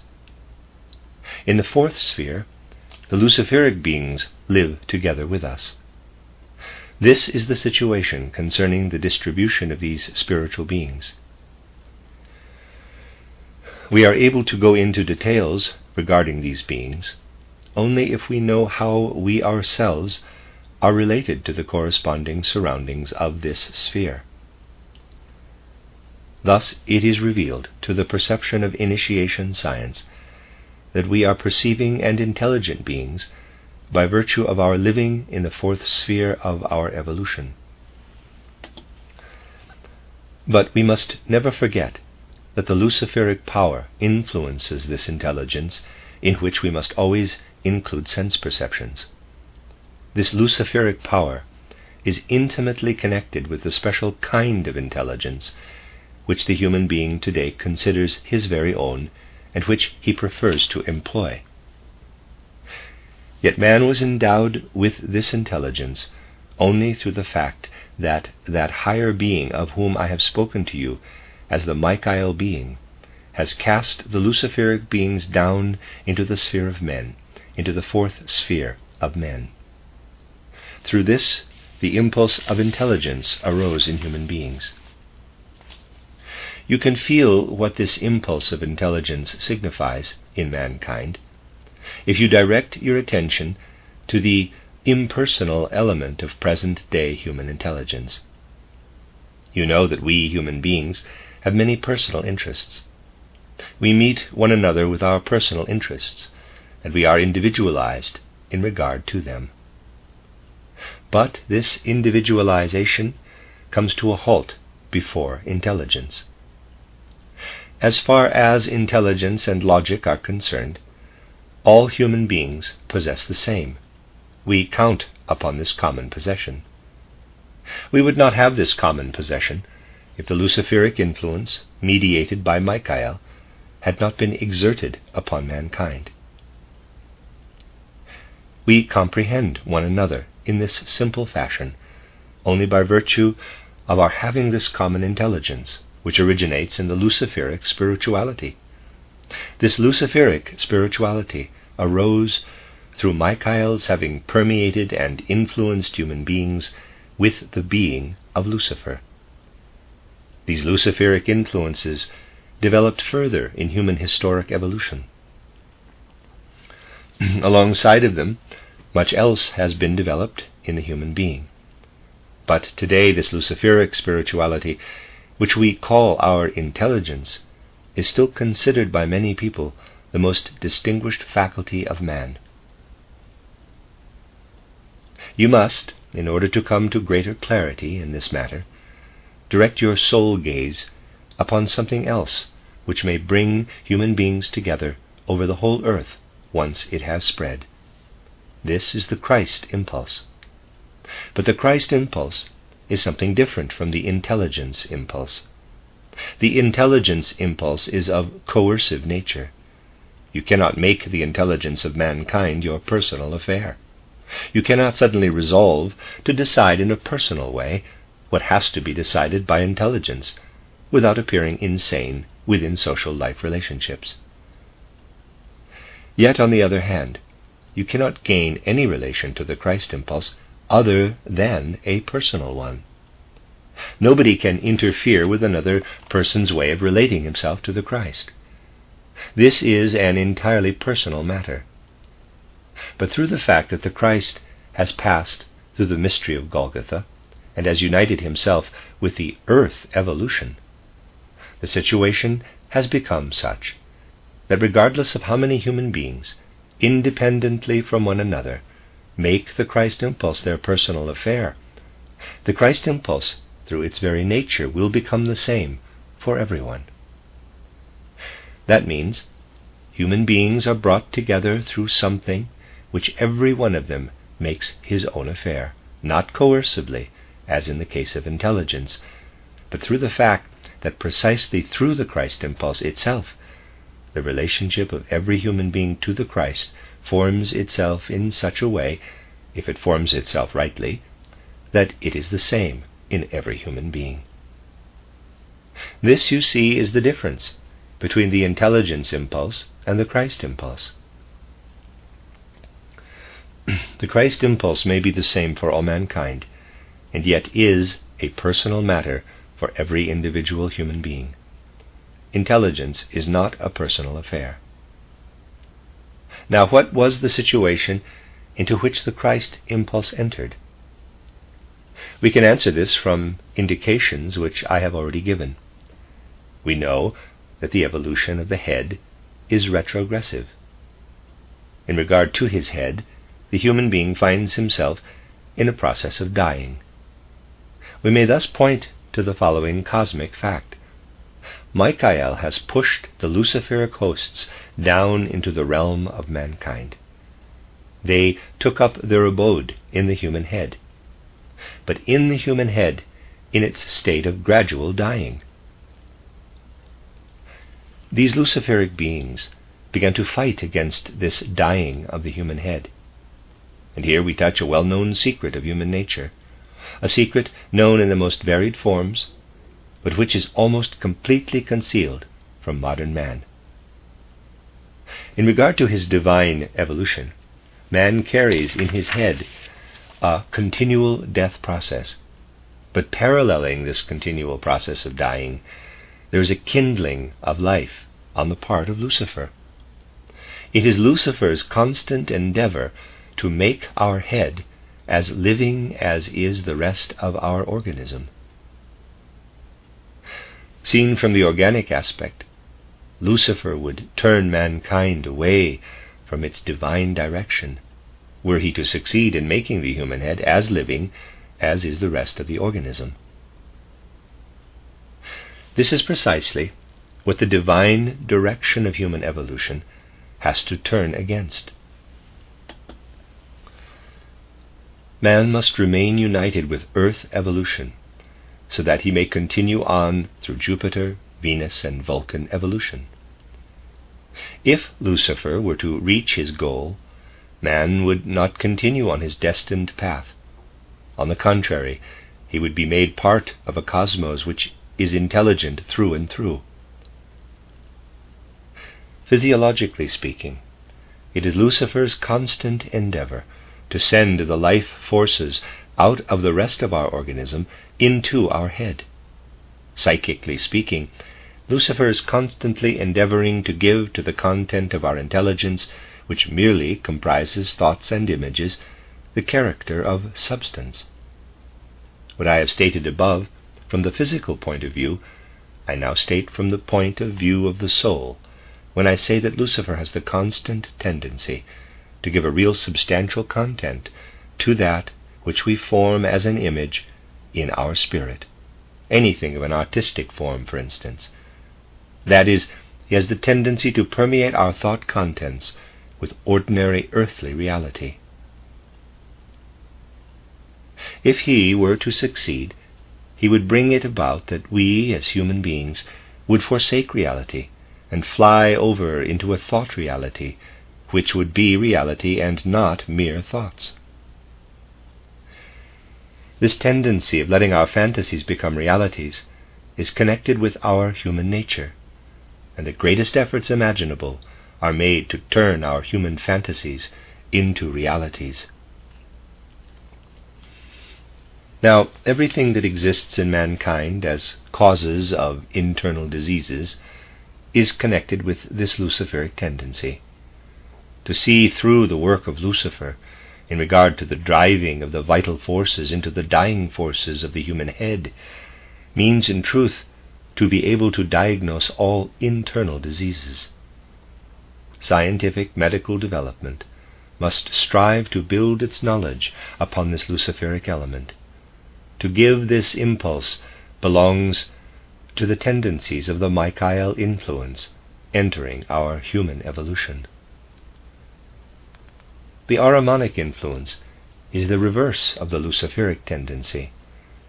It makes itself felt from the 8th sphere, out of which the rest of our organism, exclusive of the head, is fashioned. This organism is full of vitality through its very nature. Into these forces of vitality, the Ahrimanic powers endeavor to send the forces of death, which properly, in the divine process of evolution, belong to the head. Thus, out of the 8th sphere, the forces of death come to us through Ahriman as intermediary. This again is spoken of from the physical aspect. Speaking from the soul aspect, I would have to say, everything that sends its influence into us out of the 8th sphere acts upon the human will, not upon intelligence.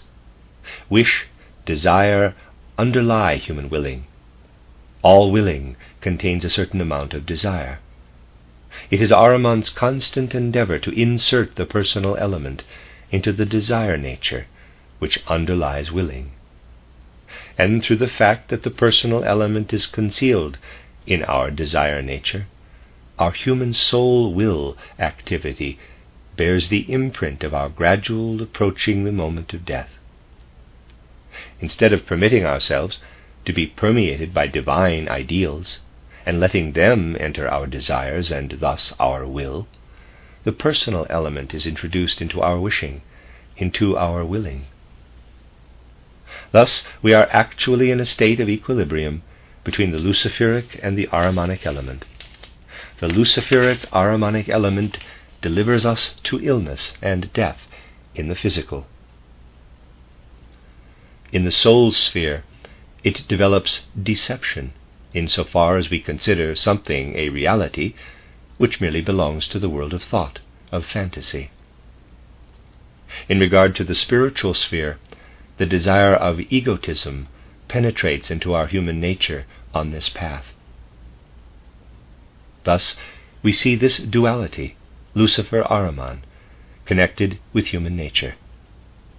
And I have shown you by Milton's Paradise Lost, and by Klopstock's Messiah, and by Goethe's Faust, how modern civilized mankind deceives itself, can deceive itself, in regard to this duality. Now we have to keep in mind that mankind, in its development, has passed beyond the middle point of Earth evolution. Mankind's evolution was, in the first place, an ascending one. Then it reached its climax, and is now on the descending path. For certain reasons which we need not discuss today, there was a state of balance in the Greco-Latin period up to the 15th century. Since that time, however, Earth humanity's evolution is on the descending path. Physical Earth evolution has entered the descending path at a much earlier period, already at the time which preceded our last ice age. That is, prior to the Atlantean catastrophe, Earth evolution began to descend in a physical respect. This is a fact which anthroposophists need not announce to the world, for it is already known to geology, as I have frequently mentioned, that as we walk over the earth in numerous regions, we walk already over the earth crust in the state of decline. You need only read the descriptions of Earth evolution in good geology books of our day, and you will find that physical science has come to the conclusion that the Earth is on the descending stage of its evolution. But we human beings, too, are on the descending stage of evolution. We must not expect that any upward trend will arise in our bodily development. We must take hold of the upward trend by looking upon that which leads the human being beyond the Earth evolution to its subsequent evolutionary forms. We must learn to look upon the human being of the future. This means to think in the sense of Michael, to have Michaelic thoughts. I will characterize, more precisely, what it means to think in the sense of Michael, to think Michaelically. You see, my dear friends, if you confront your fellow man today, you actually confront him with a completely materialistic consciousness. You say to yourselves, even though you do not say it aloud, nor even in thought, but you say to yourselves, in the most intimate recesses of your consciousness, this is a man of flesh and blood, this is a man of earth substances. You say the same in the case of the animal, the same in the case of the plant. But what you thus say to yourselves when confronting man, animal, and plant, you are justified in saying only in regard to the mineral nature. Let us deal at once with the most extreme case, with man. Let us consider man in regard to his external form. That which constitutes his external shape you do not really see. You do not confront it at all with your physical capacity of observation, for it is filled with more than 90% of fluid, of water. That which fills the form as mineral substance is what you see with your physical eyes. That which man unites with himself of this outer mineral world is what you see. The human being who does the uniting you do not see. You speak correctly only if you say to yourself, what confronts me here are the particles of matter, which the human spirit shape stores up in itself. This makes the invisible being which stands here before me visible. The human being is invisible, really invisible. You all, as you are sitting here, are invisible to physical senses. A certain number of shapes are sitting here. They have, through a certain inner power of attraction, collected particles of matter. These particles of matter are what we see. We merely see the mineral. The real human beings that are sitting here are invisible, are supersensible. To say this to oneself with full consciousness at every moment of waking life constitutes the Michaelic mode of thinking. To cease conceiving of the human being as a conglomerate of mineral particles, which he but arranges in a certain way, as is also assumed of animals and plants, and from which only the minerals are accepted, and to become conscious of the fact that we walk among invisible human beings. This means to think Michaelically. We speak of Ahrimanic and Luciferic beings. We speak of the beings of the hierarchy, of the Angeloi, Archangeloi, Archai, and so forth.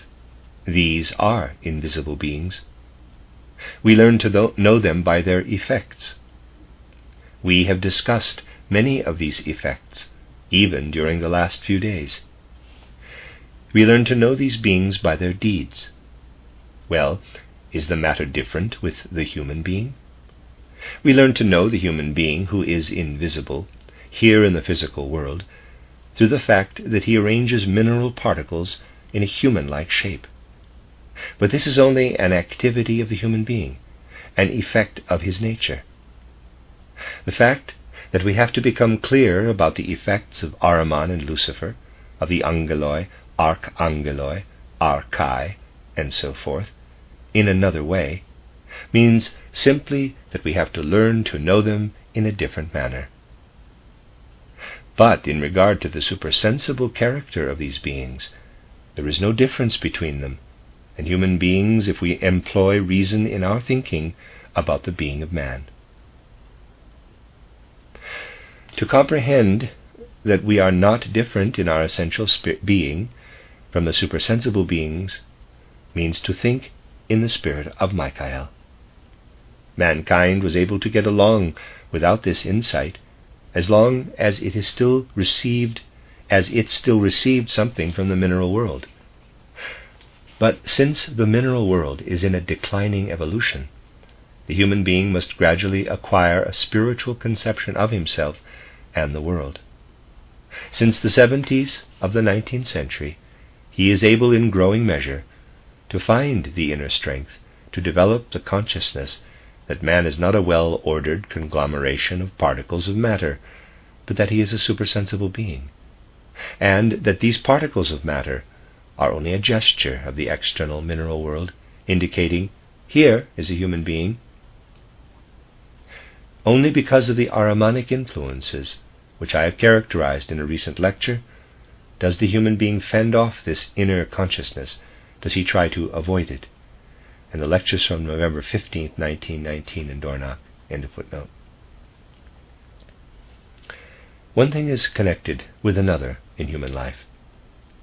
And just as we labor under the delusion that man is a sensuous and not a supersensible being, so do we labor under other delusions. We speak of evolution and imagine that one thing proceeds from the other in a continuous progressive development. You know that it was not possible to follow such a thought in depicting evolution artistically in our building. Footnote, see Rudolf Steiner, Der Baugedanke des Goetheanum, with 104 photographs of the first Goetheanum, end of footnote. When I developed the forms for the capitals, I had to show the first, second, and third capital in an ascending evolution. The fourth stood in the middle. The fifth began the declining evolution. The sixth was still simpler. The seventh the most simple. I had to add to the ascending evolution the declining evolution. Our head is in this declining evolution, whereas the rest of our organism is still in the ascending evolution. If we believe that evolution signifies a continuous ascent, we forsake true reality. We then hold the view of Haeckel, who, under the influence of a certain delusion, maintained that there are first simple beings, then, as evolution progresses, more and more complicated beings, more and more perfect beings, and so on and on ad infinitum. This is nonsense. Every evolution that progresses also turns back and retrogresses. Every ascent is followed by a descent. Every ascent bears in itself the germ for the descent. It belongs among the most insidious deceptions of modern mankind that it is unaware of the connection between evolution and devolution, between progressive development and retrogressive development. For from every ascending evolution there must result the disposition for retrogressive evolution. At the moment when progressive evolution begins to become retrogressive, the physical passes over into the spiritual evolution. For as soon as the physical begins to become retrogressive, there is room for spiritual development. In our head, there is room for spiritual development, because physical development is on the retrogressive path.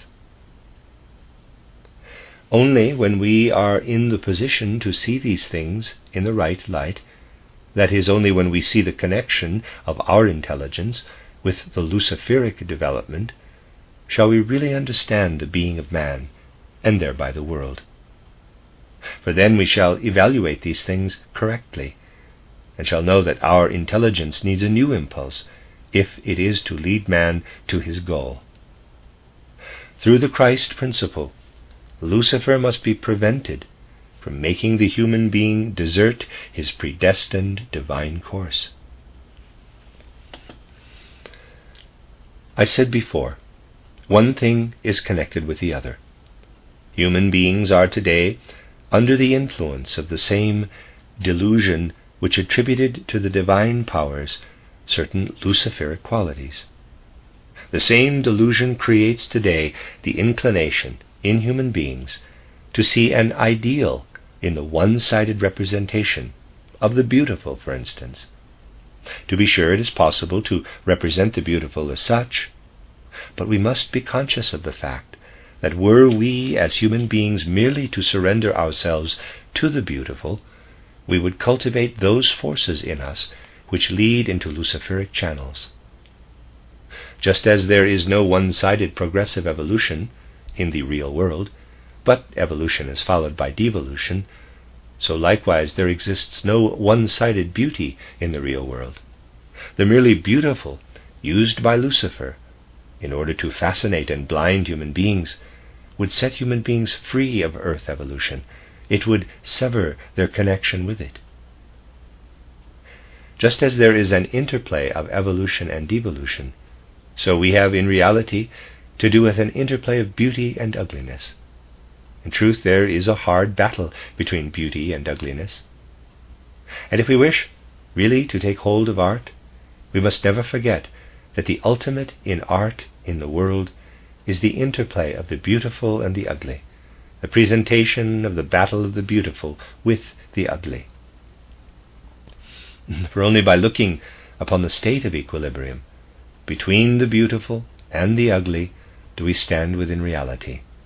Then we do not exist within a one-sided luciferic or ahrimanic reality not belonging to us, into which, however, Lucifer and Ahriman strive to place us. It is very necessary that such ideas as I have just put forward enter human cultural evolution. You know that I have often spoken to you with great enthusiasm about Greek culture. Yet in ancient Greece it was still possible to devote oneself one-sidedly to the cultivation of beauty, for mankind at that time had not yet been taken hold of by the decline of earth evolution, at least not the Greeks. Since that time, however, man must not any longer indulge in the cultivation of the merely beautiful. This would be a flight from reality. He must boldly and courageously confront the real battle between beauty and ugliness. He must be able to feel and experience the dissonances in their battle with the consonances of the world. This will bring strength into mankind's evolution, and from this strength will spring the possibility of attaining that inner condition of consciousness which lifts us above the delusion that the human being consists in his true essence of heaped up matter, of mineral particles of substance, which he has drawn together into himself. Even from the physical aspect, it can be said today that man does not bear in his being the signature of mineral nature, of external physical nature. The outer mineral is heavy, but that which gives us, for instance, the possibility of developing the soul element, I do not refer here to intelligence, that which makes us capable of developing soul qualities, is not bound to gravity, but to its opposite, to what is called the levity of fluids. I have, on other occasions, described to you how our brain swims in the cerebral fluid. If this were not so, the blood corpuscles contained in it would be crushed. You know from your lessons in physics that Archimedes, sitting in his bath, discovered that he became lighter, and he was so pleased about this that he called out his famous Eureka. In regard to our soul, we do not live by being pulled downward, but by being pulled upward. Not by our brain being heavy, but by our brain being lighter through its swimming in the cerebral fluid, do we live physically. We live by means of what draws us away from the earth. This may be stated today even from the physical aspect.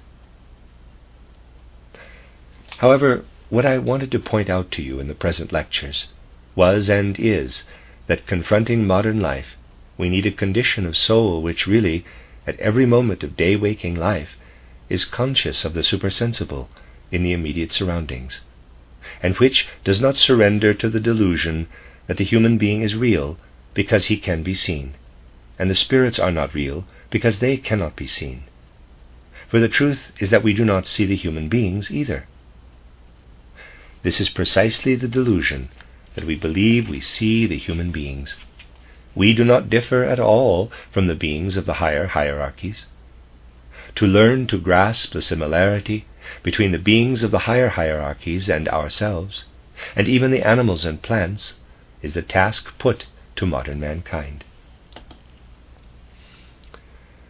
We say that through the mystery of Golgotha, the Christ impulse has entered earth evolution, has entered mankind's evolution, to begin with, and is henceforth united with it. People say, we do not see it.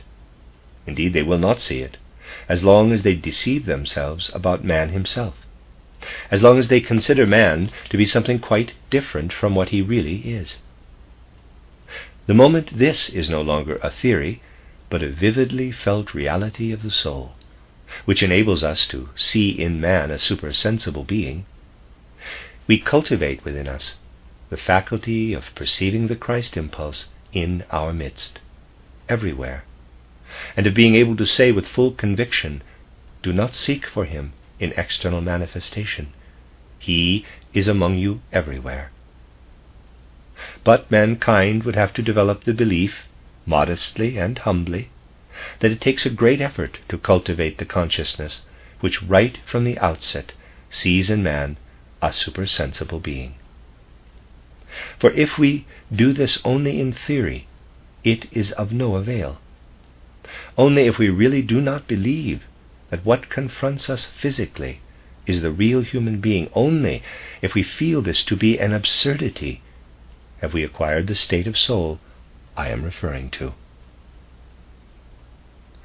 My dear friends, if you were to go to our building lot outside and collect all kinds of scrap that is lying about there, and through clever handling of it were able to hold it in front of you in such a way that a person who met you could not see you, but only the scraps of wood or brick, you would not maintain that these scraps of brick and wood are the human being. But the matter is in no way different in regard to the mineral substances with which you confront your fellow man, arranged in a certain way. Yet you say these mineral substances, since your physical eyes see them, are the human being. In truth, they are only the gesture which points to the real human being. If we look back into pre-Christian times, we shall find that God's messenger came down to earth visibly, as it were, revealing and making himself understood to the human being.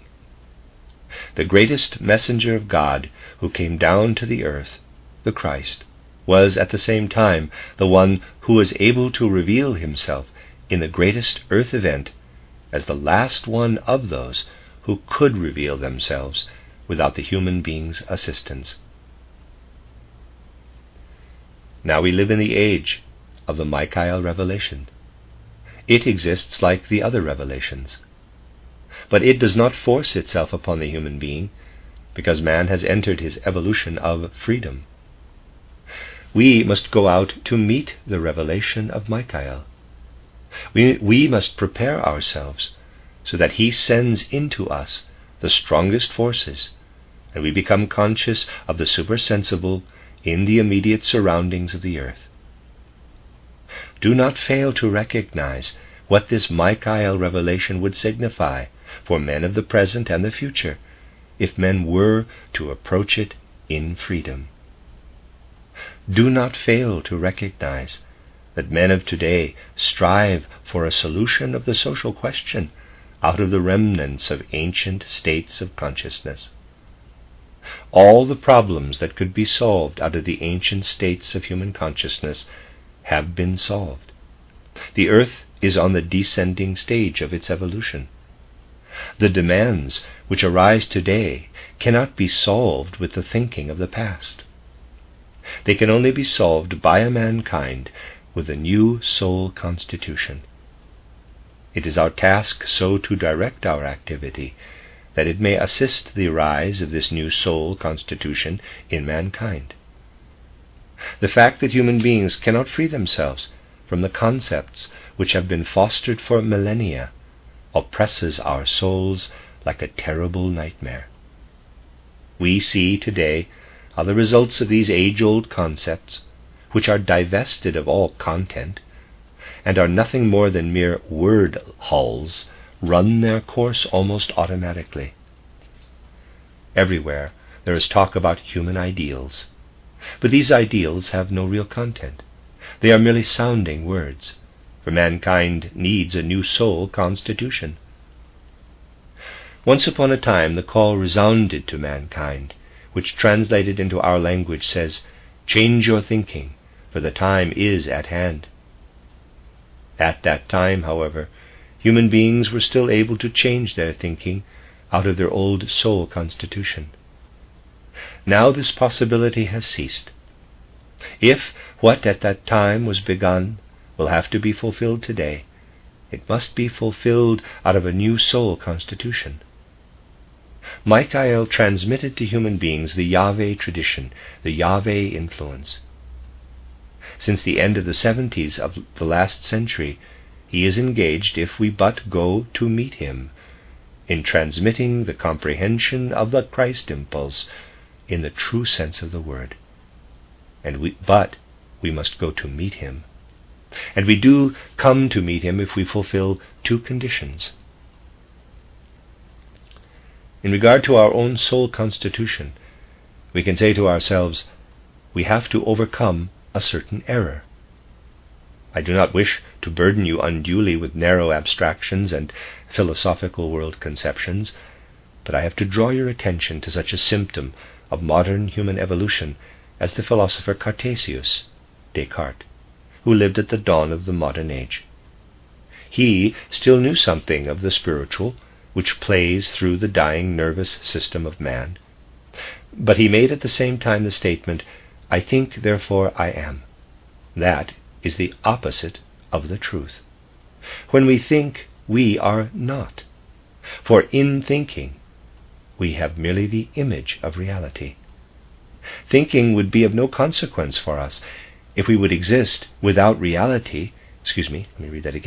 Thinking would be of no consequence for us if we would exist within reality with our thinking, if thinking were not merely an image.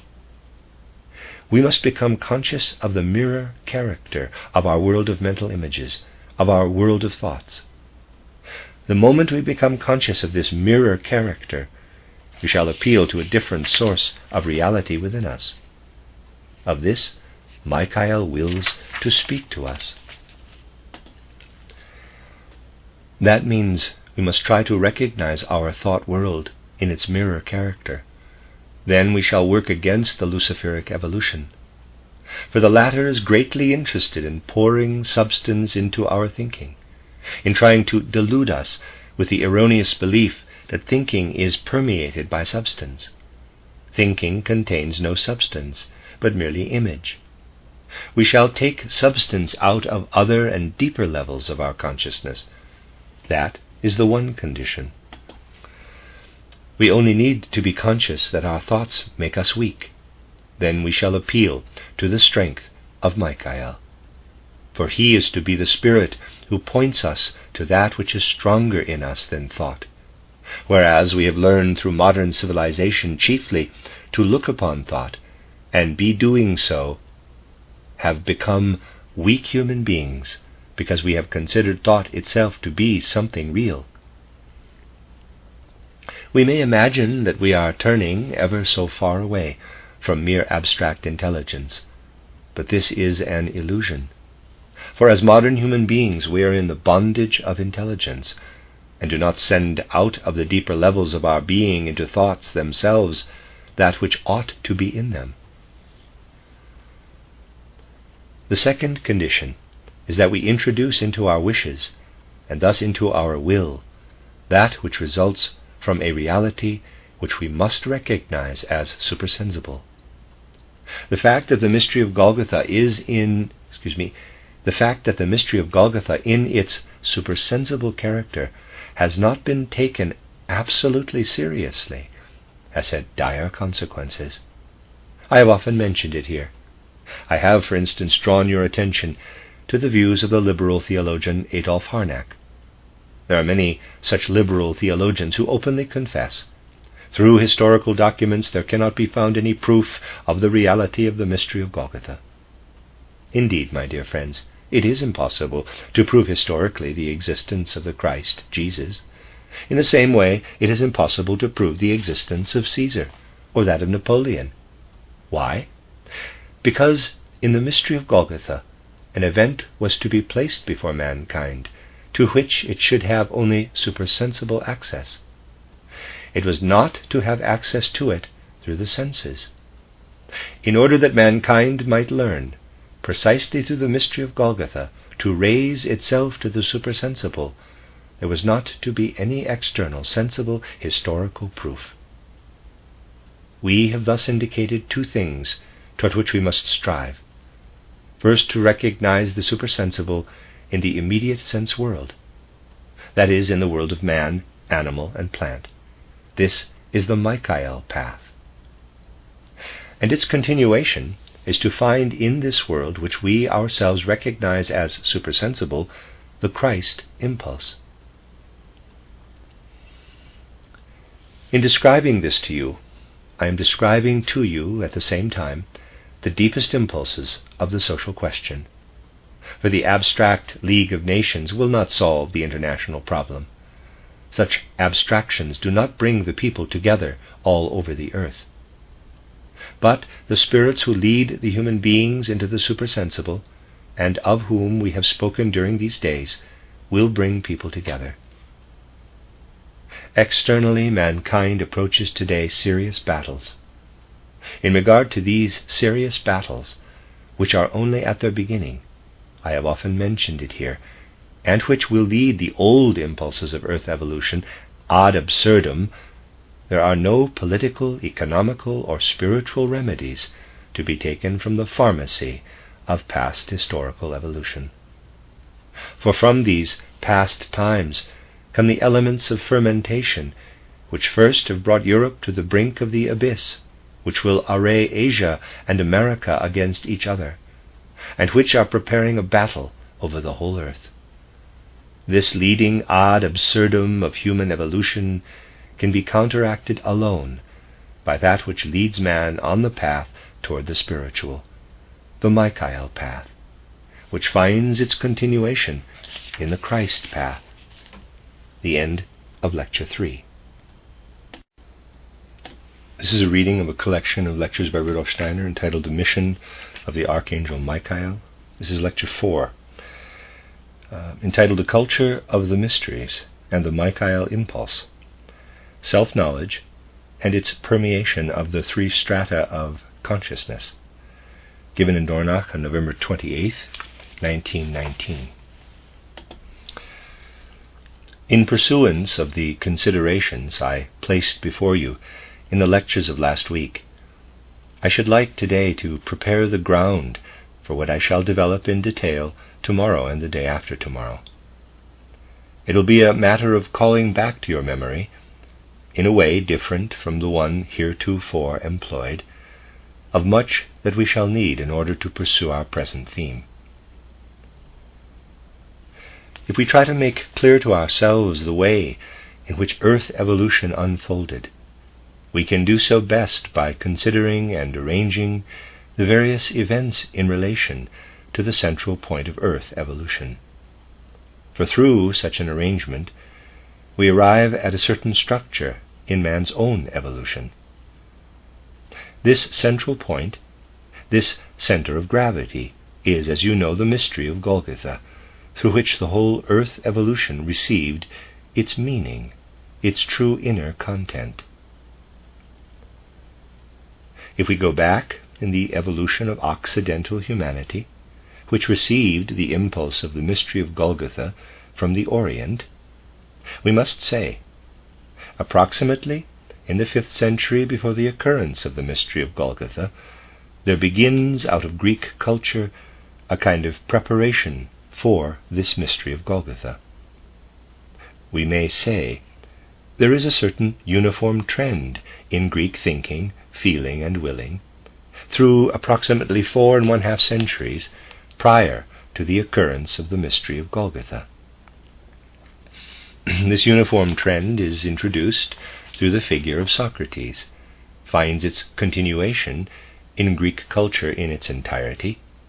Also in art the same trend is discernible, and is continued by the mighty and outstanding personality of Plato, and receives a more scholarly character, as it were, in Aristotle.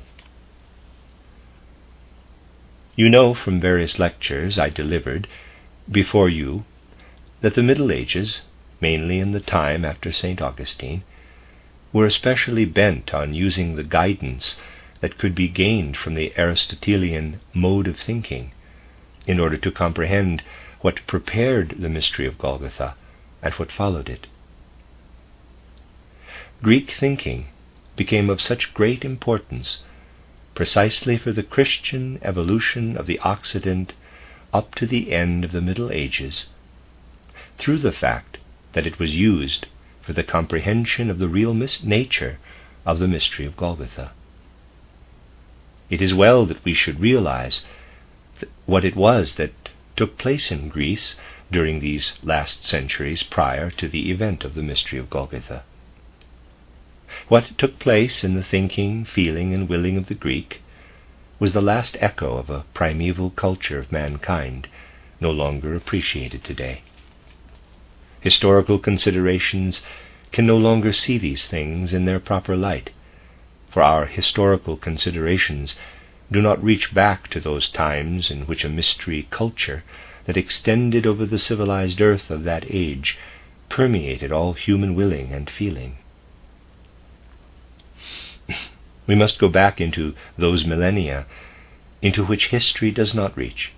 We must go back with the methods which you find indicated in my book titled An Outline of Esoteric Science, in order to see what was the nature of this human primeval culture.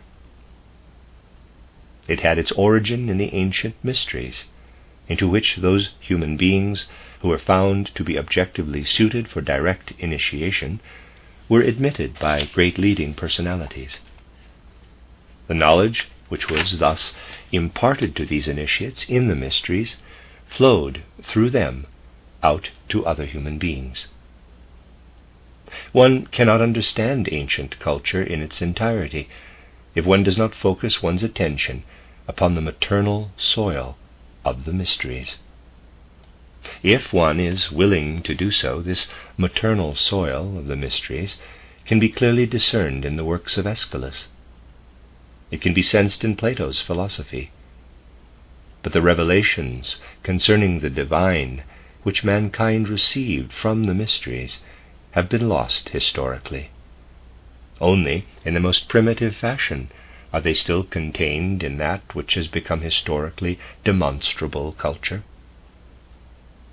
We can best judge what has happened here if we make clear to ourselves what it is that has remained in the post-Socratean age of Greek civilization, of the primeval mystery culture in which Greek civilization was rooted. What has remained is a certain mode of thinking, a certain way of visualizing. As you know, outer history relates how Socrates founded dialectics, how he was the great teacher of thinking, of that thinking which, later on, Aristotle developed in a more scientific way. But this Greek mode of thinking is only the last echo of the mystery culture. For this culture of the mysteries was rich in content. Spiritual facts, which are the fundamental causes of our cosmic order, were adopted into man's entire view of things. These sublime and mighty contents were gradually lost. But the way of thinking developed by the mystery pupils has remained and has become historical, first in Greek thinking, then again in medieval thinking, in the thinking of the Christian theologians who acquired this Greek thinking in order to grasp with the thought forms, with the ideas and concepts which were a continuation of Greek thinking, that which has flowed into the world through the mystery of Golgotha. Medieval philosophy, so-called scholasticism, is a confluence of the spiritual truths of the mystery of Golgotha and Greek thinking. The elaboration, the thought penetration of the mystery of Golgotha has been carried out, if I may use the trivial expression, with the tool of Greek thinking, of Greek dialectics. Up to the mystery of Golgotha, about 4½ centuries elapsed from the time when the content of the mysteries was lost, and the merely formal element, the mere thought element of the ancient mysteries was retained. We may say, approximately, 4½ centuries. Thus we have to visualize the following. In a prehistorical age, the culture of the mysteries extends over the civilized earth of that time. In the course of evolution, only a distillate of it remains, namely Greek dialectics, Greek thinking. Then the mystery of Golgotha takes place. In the Occident, this is, at the outset, comprehended by means of this Greek dialectics. Anyone who wishes to familiarize himself with the science, let us say, even of the 10th, the 11th, the 12th, the 13th, the 14th century, which still comprises theology, must employ his thinking in a way that is quite different from the present-day natural scientific mode of thought. Most human beings who today pass an opinion on scholasticism cannot do it justice, because they only have a natural scientific training, and scholasticism requires a training of thought that is different from modern natural scientific training.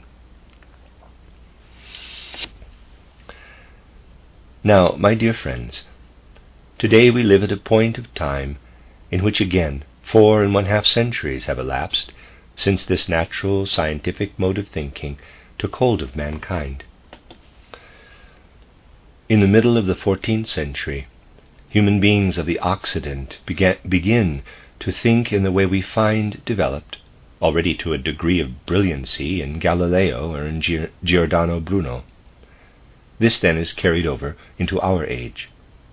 Indeed, my dear friends, it is seemingly the same logic as that of the Greeks, yet in reality it is a completely different logic. It is a logic which is gradually derived from the nature processes, in the way the Greek logic was derived from that which the mystery pupils beheld in the mysteries. Let us now try to make clear to ourselves the difference that exists between the 4½ centuries prior to the event of the mystery of Golgotha in the civilized world of that time, which was almost limited to Greece, and the 4 1/2 centuries in which humanity was trained for natural scientific thinking. It is easy for me to describe this to you graphically. Visualize the culture of the mysteries like a kind of mountain summit of human spiritual culture in very ancient times. This culture of the mysteries, I shall proceed step by step, then becomes logic in Greece, up to the mystery of Golgotha. This then finds its continuation in the Middle Ages through scholasticism. During 4 1/2 centuries prior to the mystery of Golgotha, we have the last ramification, the echo of the ancient mystery culture. With the 15th century A.D., a new way of thinking begins, which we might call thinking in the style of Galileo. The period of time that elapsed between this starting point and our present day is of the same length as that which elapsed between the appearance of the Greek way of thinking and the mystery of Golgotha. But while the latter period is a final echo, an evening glow, as it were, the former is a prelude, something that has to be evolved, that has to be brought to a certain height. Greek culture stood at an end. We stand at a beginning. We shall only gain a complete understanding of this placing side by side of an end and a beginning if we observe the evolution of mankind from a certain spiritual scientific point of view. I have repeatedly stated that it is not without reason that in the present age the attempt toward self-knowledge of mankind is made. Let me read that again. I have repeatedly stated that it is not without reason that in the present age the attempt toward self-knowledge of mankind is made, the tools for which are offered by the anthroposophically oriented spiritual science. For the large majority of mankind confronts a significant future possibility. In this connection, it is important that we take seriously the fact that the evolving historical humanity is an organism that develops continuously. Just as in the case of the single organism we have puberty, and also later epochal transitions, so likewise in human history we have epochal transitions. Today human beings still meet the doctrine of repeated earth lives with the objection that human beings do not remember their previous earth lives. Anyone who in a factual manner conceives of the evolutionary history of mankind as of an organism, as I have just indicated, should not be surprised that human beings do not today, in their ordinary knowledge, remember their former earth lives. For I ask you, what does man remember in ordinary life? That which he first has thought. What he has not thought, he cannot remember. Just think how many events of a day remain unobserved by you. You do not remember them because you did not think them, in spite of their having taken place in your surroundings. You can only remember what you have thought. Now, in the former centuries and millennia of mankind's evolution, human beings did not attain to any factual clarity about their own nature. To be sure, since the appearance of Greek thinking, the, quote, know thyself, close quote, exists like a longing, but this know thyself will only be fulfilled through real spiritual cognition. Only through the fact that human beings once employ one life in order to comprehend in thought their own self, and humanity has only become ripe for this in our age, is memory prepared for the next earth life. For we must first have thought about that which we are to remember later. Only those who in earlier ages, through initiation, which need not have been acquired in the mysteries, could look factually upon their own self, are able in the present age to look back upon former earth lives. And there are not so few human beings who are able to do this. Nevertheless, the situation is such that man, also with respect to his purely bodily evolution, undergoes a transformation. These things cannot be observed externally in physiology, but they can be observed spiritual scientifically. Mankind today does not have the same bodily constitution it had 2,000 years ago, and in 2,000 years from today it will again have a different constitution. I have talked to you about this subject repeatedly.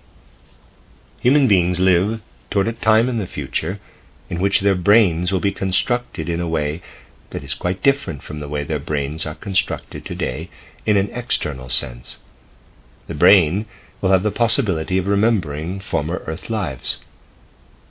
But those who have not prepared themselves today, through reflection upon their own self, will sense this faculty, which will be theirs mechanically, merely as an inner nervousness, if I may use the current expression, as an inner deficiency.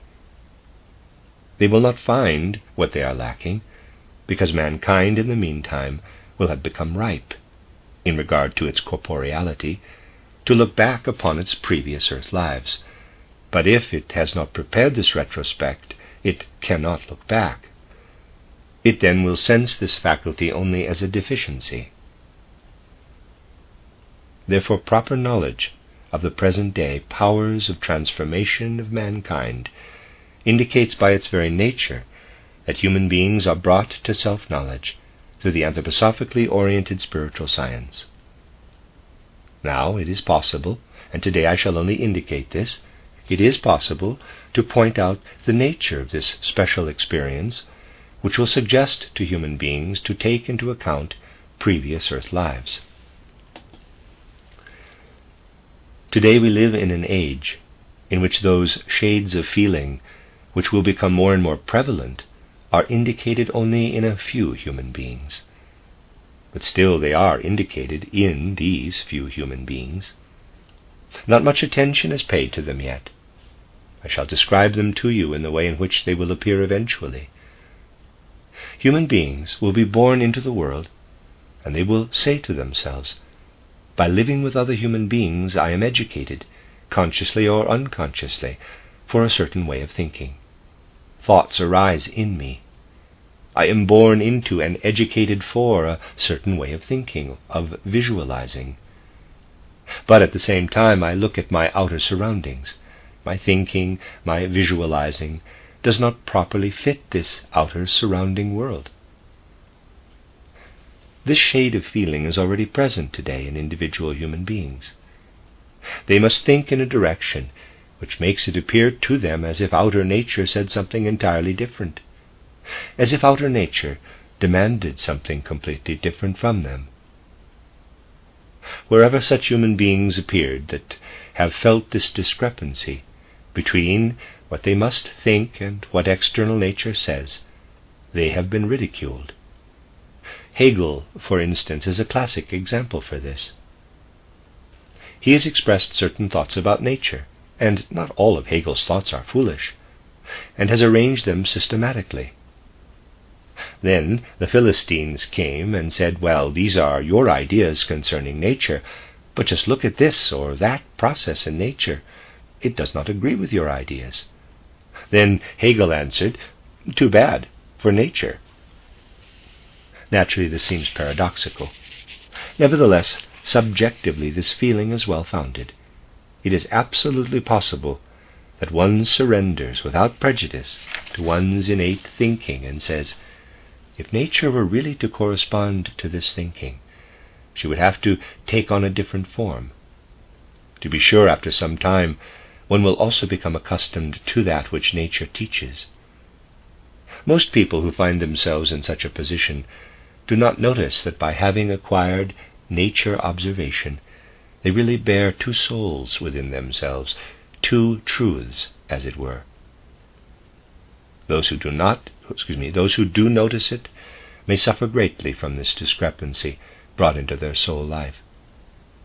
What I am describing to you here, and which is present in some human beings today, although they often are not aware of it, will become ever more prevalent. Human beings will say to themselves more and more, "Through what I am by birth, my head really forces me to form a picture about nature." But this does not coincide with nature herself.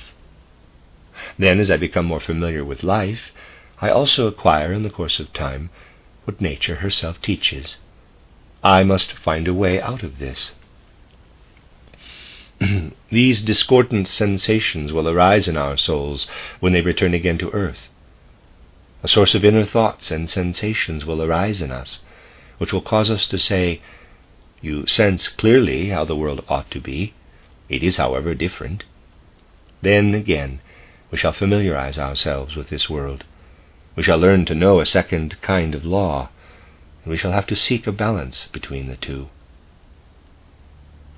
Let us assume the human being enters physical existence through birth.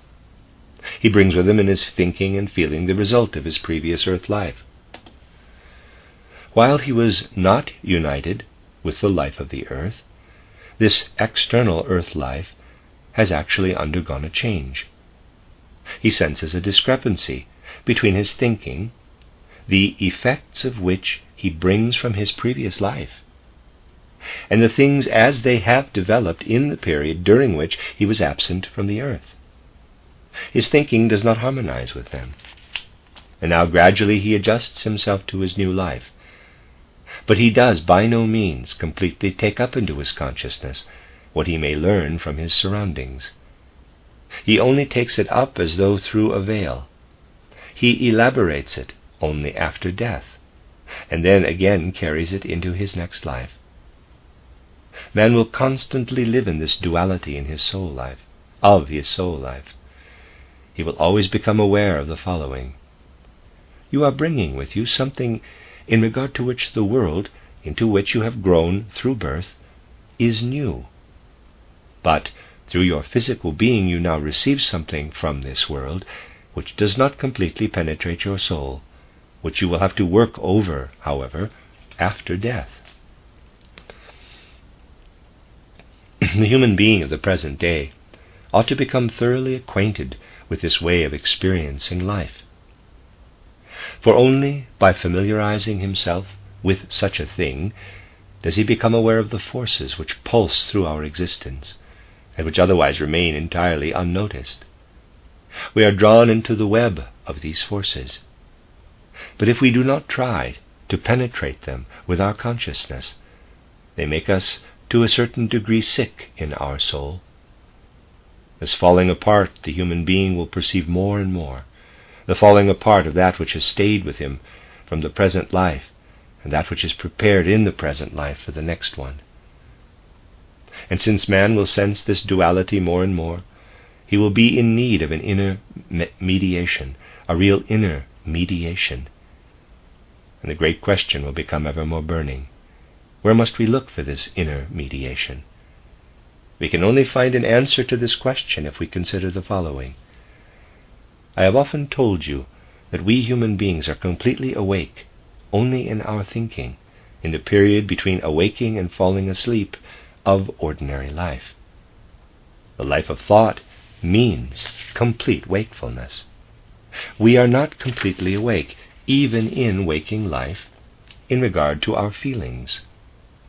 Our feelings are at the stage of dream consciousness, even though we are fully awake in our conceptions and thoughts.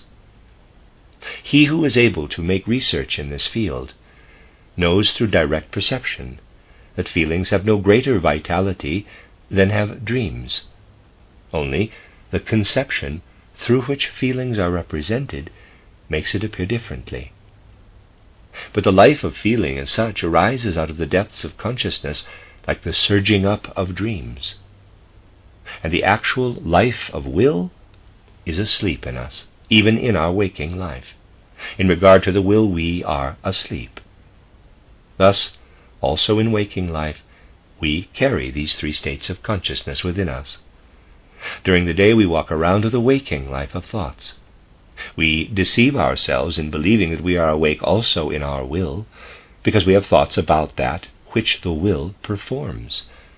not the experience of the will itself, but only its mental image in what enters our consciousness. We dream our feelings, we sleep our willing.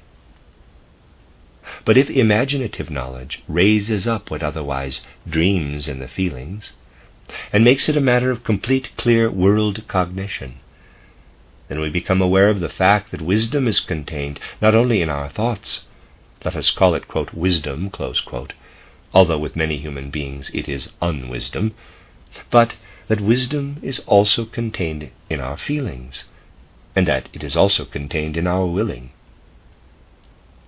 In regard to present-day human existence, we can only speak clearly about that which is contained in our thought life.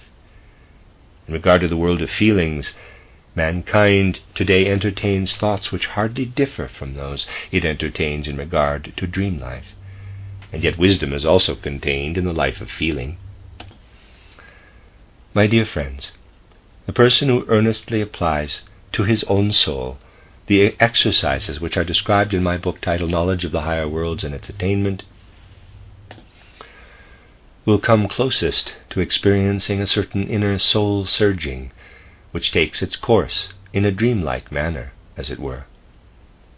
For most human beings, it will not contain more regularity than ordinary dreaming, but it is possible at a comparatively early moment to bring so much order into this inner experiencing that one becomes aware of the fact that although this inner experience is not governed by ordinary logic, indeed it is sometimes governed by a very grotesque logic, and the most varied fragments of thought arrange themselves and occur in a dreamlike fashion, one becomes aware of the fact that something real takes place there. This first inner experience, which is still very primitive, may be recognized by the one who applies even to some degree to his own soul life what has been described in my book, Knowledge of the Higher Worlds and Its Attainment. When the human being dives down into this surging of waking dreams, a new reality emerges, in contrast to the ordinary reality of external life. Comparatively soon, the human being may become aware of this arising of a new reality. And also, comparatively soon, may he become aware that wisdom is contained in all this, but a wisdom he cannot take hold of, for which he does not feel himself mature enough to become fully conscious of it.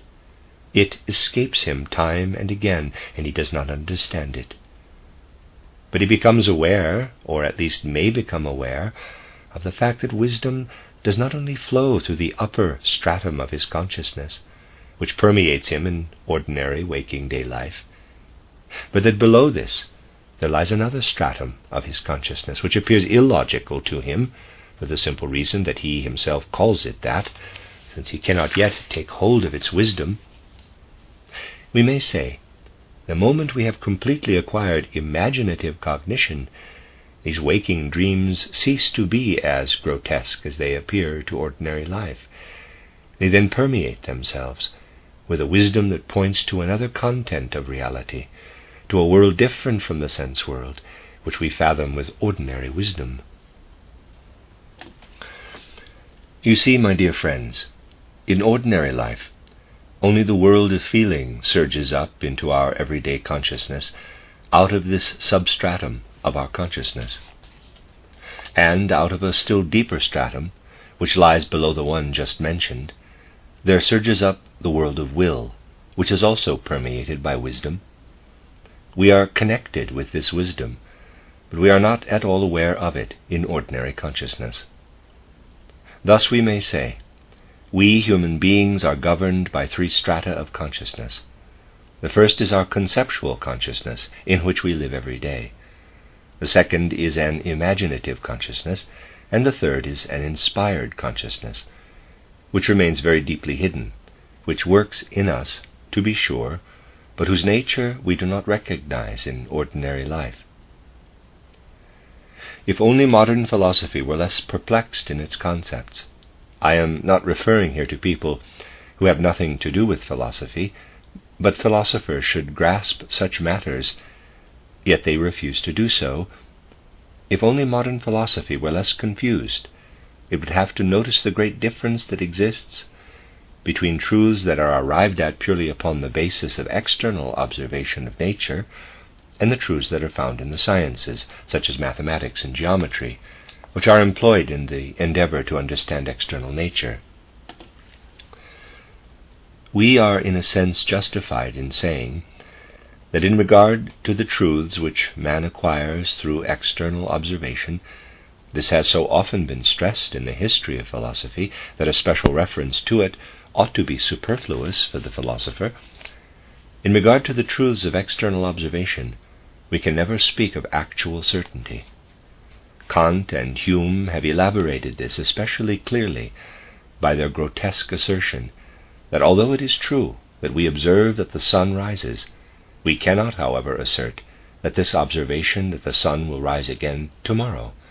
We only can conclude from the fact that the sun has risen up to now every day that it will also rise tomorrow. This is the way with all truths which we derive from external observation. But it is not so in the case of mathematical truths. If we have once grasped them, we know they are valid for all future times. Whoever knows and is able to prove out of inner reasons that the square above the hypotenuse equals the sum of the square of the other two sides of the right-angled triangle, knows that it would be impossible to draw a rectangular triangle for which this law does not hold good. These mathematical truths are different from the truths we arrive at through external observation. We know the facts, but with the means of present-day research, we are unable to grasp the underlying reason. The reason is to be found in the fact that mathematical truths originate deep down in the inner being of man, that they arise on the third level of consciousness, in the lowest stratum, and without his being aware of it, shoot up into a man's upper consciousness, where he then perceives them inwardly.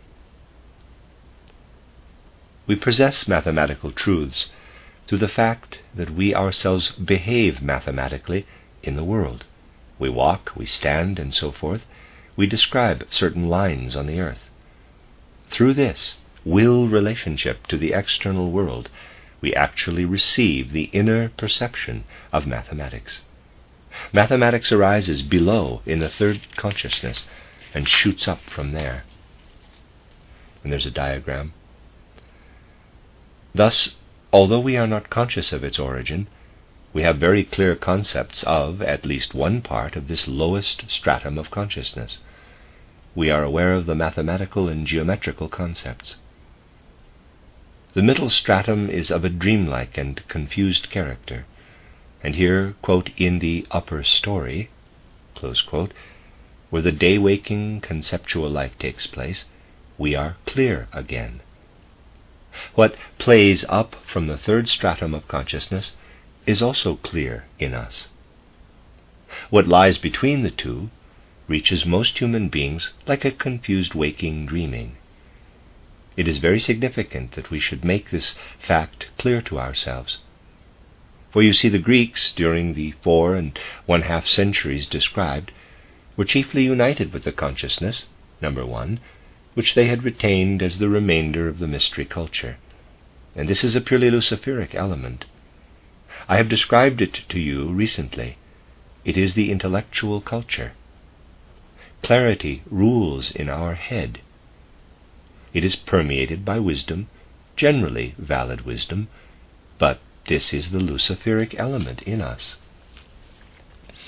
And again, that which exists here below, and which is so much beloved by modern scientists, and was so much beloved by Kant that he said in regard to nature, science exists only in as far as it contains mathematics. This is the purely Ahrimanic element, which arises from below through our human nature. It is the Ahrimanic element. It does not suffice, my dear friends, to know of something that is correct, that it is correct. We know that the things we comprehend intellectually through our head are correct, but this is a gift of the Luciferic element. and we know that mathematics is correct.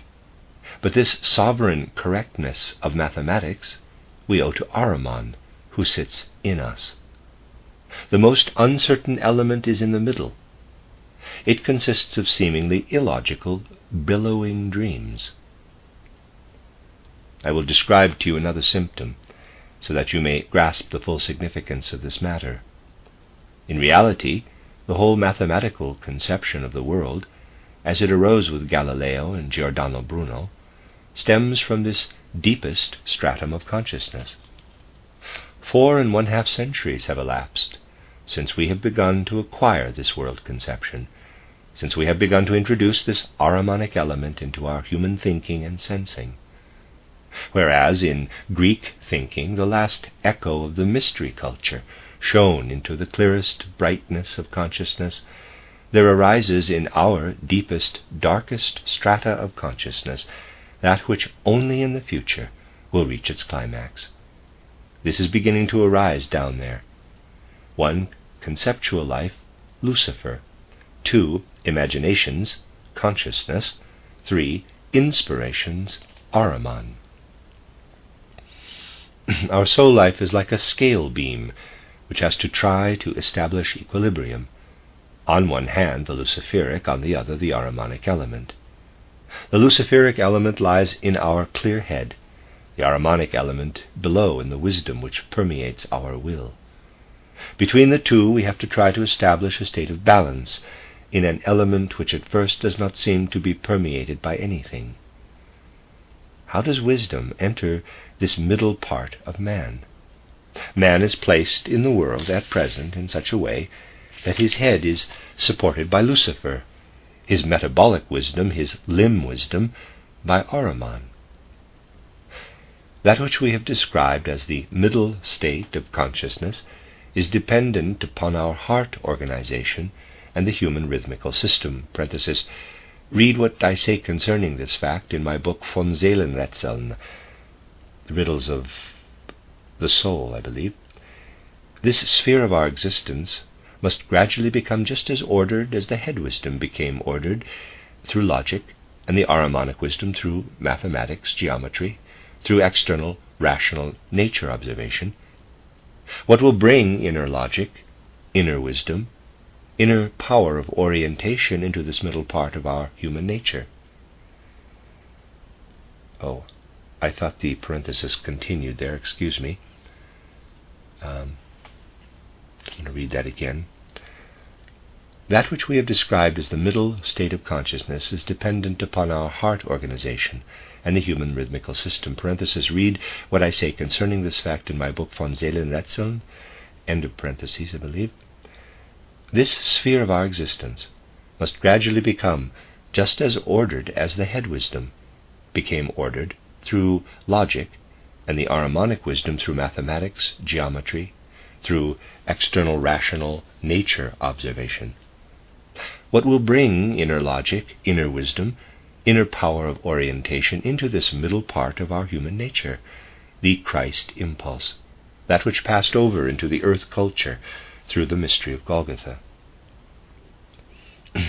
Thus you see, we have a spiritual scientific anatomy which shows us what is culture of the head, what is culture of metabolism, which also shows us the nature and needs of that sphere of our organism which lies between the two. That man permeate himself with the Christ impulse is a requisite part of his nature. Let us for a moment hypothetically assume that the mystery of Golgotha had not entered earth evolution. The human being would have his head wisdom. He also would have what has arisen since the 15th century A.D. But in regard to his central being, he would be desolate and void.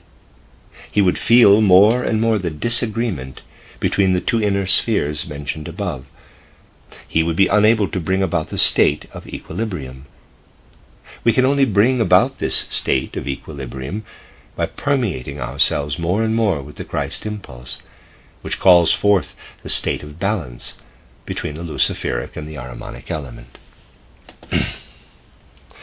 From this you will see that we may say, in the pre-Christian 4½ centuries, there was bestowed upon the human being, like a preparation for the mystery of Golgotha, the last ramification of the ancient mystery culture, which has settled like a head memory of this ancient culture. And in our modern age, the human being passed through 4½ centuries of preparation for a new spirit direction, for a new kind of mystery culture. But in order that these two might be connected in the historical evolution of mankind, the mystery of Golgotha had to take place as an objective fact in mankind's evolution. Internally, however, this evolution takes its course in such a way that human beings grow and develop until, beginning with the 15th century A.D., they receive the new impulse, which I have characterized as an Ahrimanic impulse, and through which they will feel more and more we need the possibility of building a bridge between the two periods. In this way, we may inwardly comprehend the threefold human being. We shall comprehend him still more accurately if we join to what I have said today something which I have repeatedly mentioned. It was possible for the ancient Greek, who retained the remnants of ancient mystery culture, to be an atheist, although it happened in a few abnormal cases, but not to the degree it occurs today. Atheism has only arisen in more recent times, at least in its radical form. For the Greek, who was really imbued with dialectics, felt the divine holding sway in thinking, even in thinking void of content. And if we know this and then look upon the appearance of atheism, upon the complete denial of the divine, we shall find the reason for this atheism. Only those human beings, my dear friends, naturally we need the methods of spiritual science in order to recognize this, only those human beings are atheists in whose organism something is organically disturbed. To be sure, this may lie in very delicate structural conditions, but it is a fact that atheism is in reality a disease. This is the first thing we have to hold fast. Atheism is a disease. For if our organism is completely healthy, the harmonious functioning of its various members will bring it about that we ourselves sense our origin from the divine, ex Deo nascimur. The second point, to be sure, is something different. Man may sense the divine, but may have no possibility to sense the Christ. In this respect, we do not differentiate carefully enough today. We are satisfied with words, also in other spheres.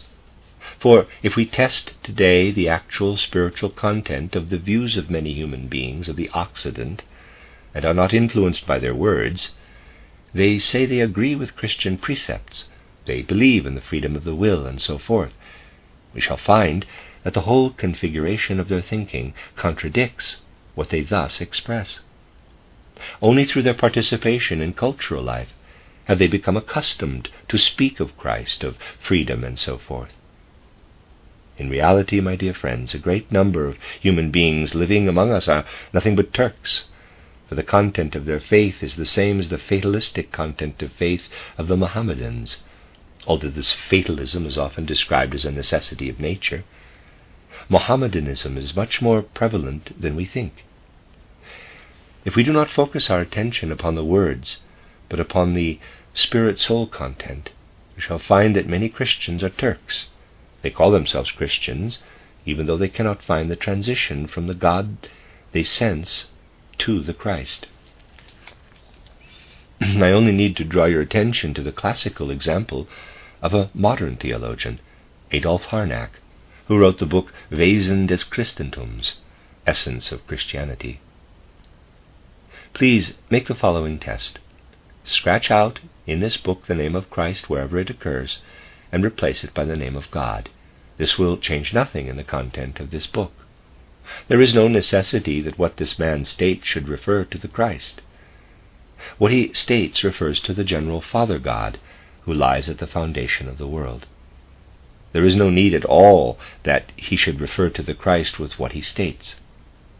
Wherever he proves something, it is externally and internally untrue as he borrows the various communications from the Gospels. In the way he elaborates these communications, there can be seen no reason whatsoever for connecting them with the Christ. We must acquire the possibility of conceiving of the Christ in such a way that we do not identify him with the Father God. Many of the modern evangelical theologians are no longer able to differentiate between the general concept of God and the concept of the Christ.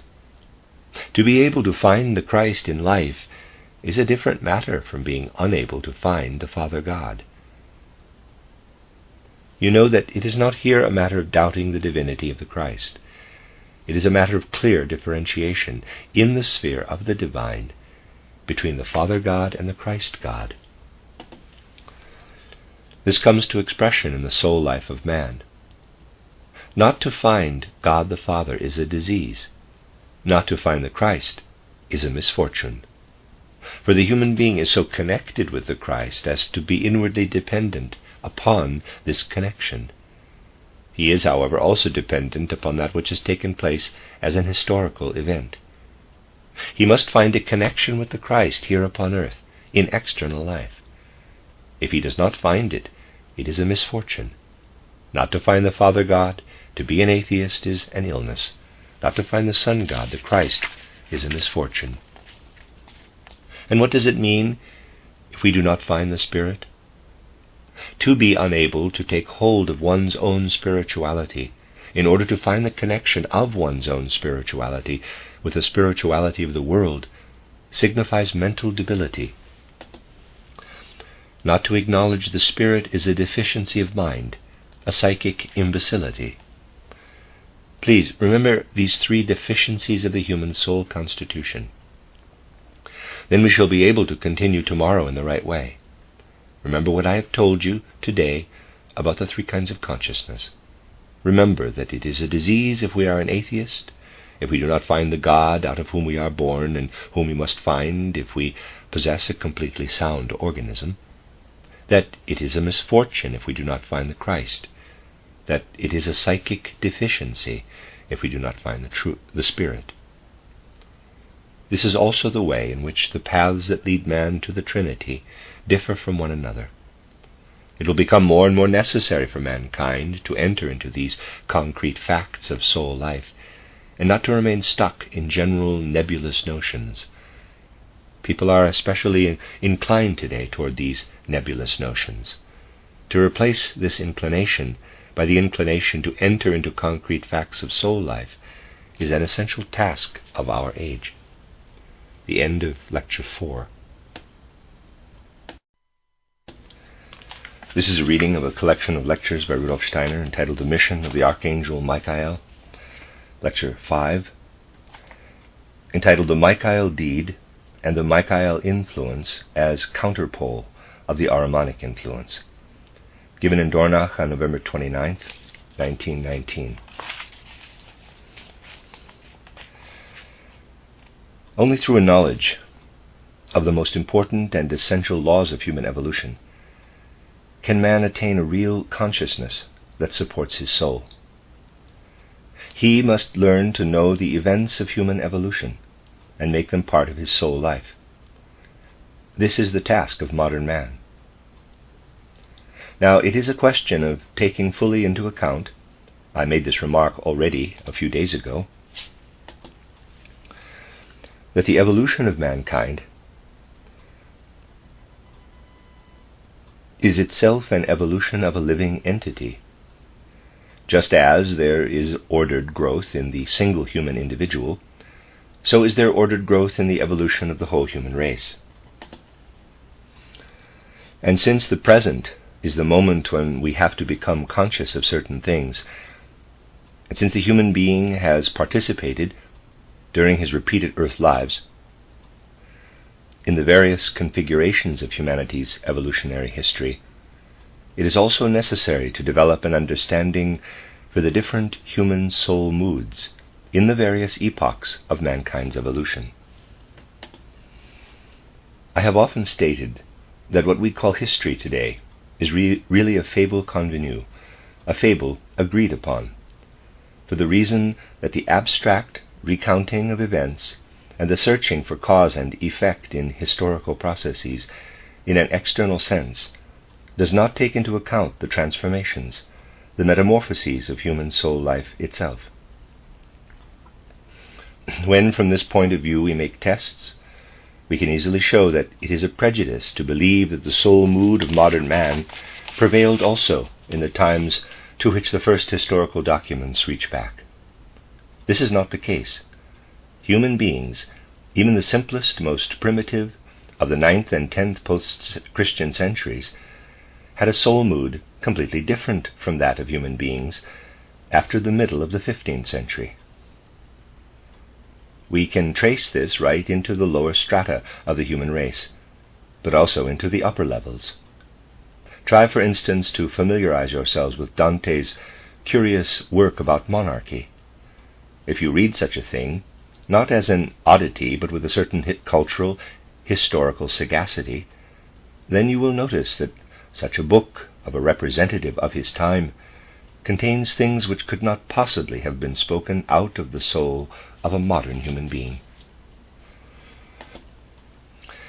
In this book, which was intended as a serious treatise about the legal and political foundations of monarchy, Dante tries to show that the Romans were the most excellent people of the world.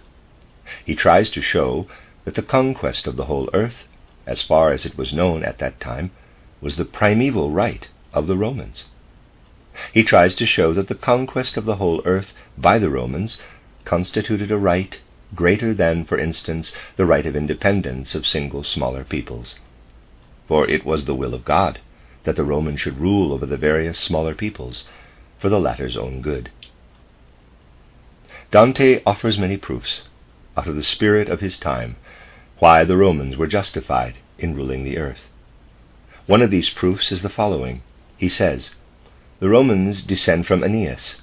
Aeneas married 3 times. First, Creusa.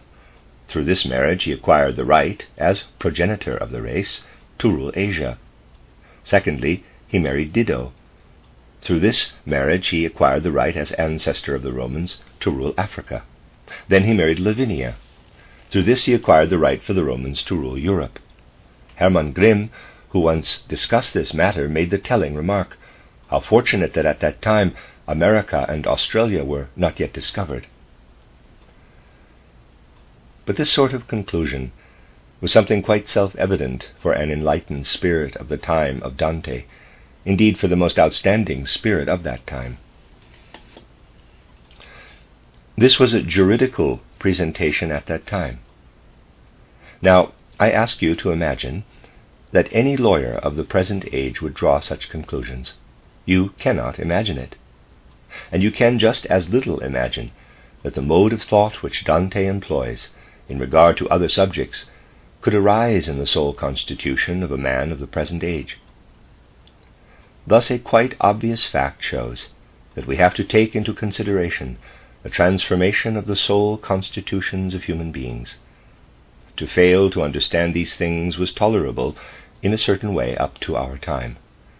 But it will no longer do in our time, and quite especially will it not do for mankind in the future, for the simple reason that mankind right up to our time, or at least up to the end of the 18th century, had certain instincts, since the French Revolution matters have gradually changed, but still old remnants remained of the soul constitutions in question. Out of these instincts, mankind was able to develop a consciousness which supported the soul. But in the present state of the constantly changing organism of mankind, these instincts no longer exist, and man must consciously acquire the connection with the whole of humanity. This is, after all, the deeper significance of the social question in our present time. What people state in their party platforms are only superficial formulations. That which surges in the depths of human souls expresses itself in such formulas. Mankind feels that it is necessary to acquire a conscious relationship of the individual to the whole of humanity, that is, to acquire a social impulse. Now we cannot do so without focusing our attention upon the law of evolution. Let us do this once more after having done so repeatedly in regard to other questions. Let us take the time from the 4th post-Christian century up to the 16th post-Christian century. We see how Christianity spreads in civilized Europe. We find that this spreading of Christianity bears the character of which I spoke yesterday and on previous occasions. We find that great care is taken during this period to understand the secrets of Golgotha through human concepts and ideas as they have been transmitted by Greek culture. Then a changed form of evolution sets in. We know that it really set in at an earlier time, around the middle of the 15th century, but it became clearly discernible only in the 16th century. At that time, the natural, scientifically oriented thinking began to take hold of the upper level of mankind and to spread further and further. Let us focus our attention upon this natural, scientific thinking in regard to a certain quality. There are many qualities of natural, scientifically oriented thinking which might be mentioned, but today we want to emphasize one quality in particular. It is the following. If we are a really efficient modern thinker in the present sense, we are unable to cope with the problem of the necessity of nature and human freedom. The natural scientific thinking of the modern age pressed onward more and more toward conceiving of the human being as a member of the rest of nature, the latter being considered a stream of causes and effects determining one another. Certainly, there exist today many human beings who see clearly that freedom, the experience of freedom, is a fact of human consciousness. But this does not prevent them from being unable to cope with this problem as they steep themselves in the special configuration of natural scientific thinking. If we think about the being of man in the way modern natural science demands, we are unable to reconcile this thinking with the thinking about human freedom. Some people take it very easy in regard to human freedom, in regard to the sense of human responsibility. I knew a professor of criminal law who began his lectures on criminal law every time with the following remarks.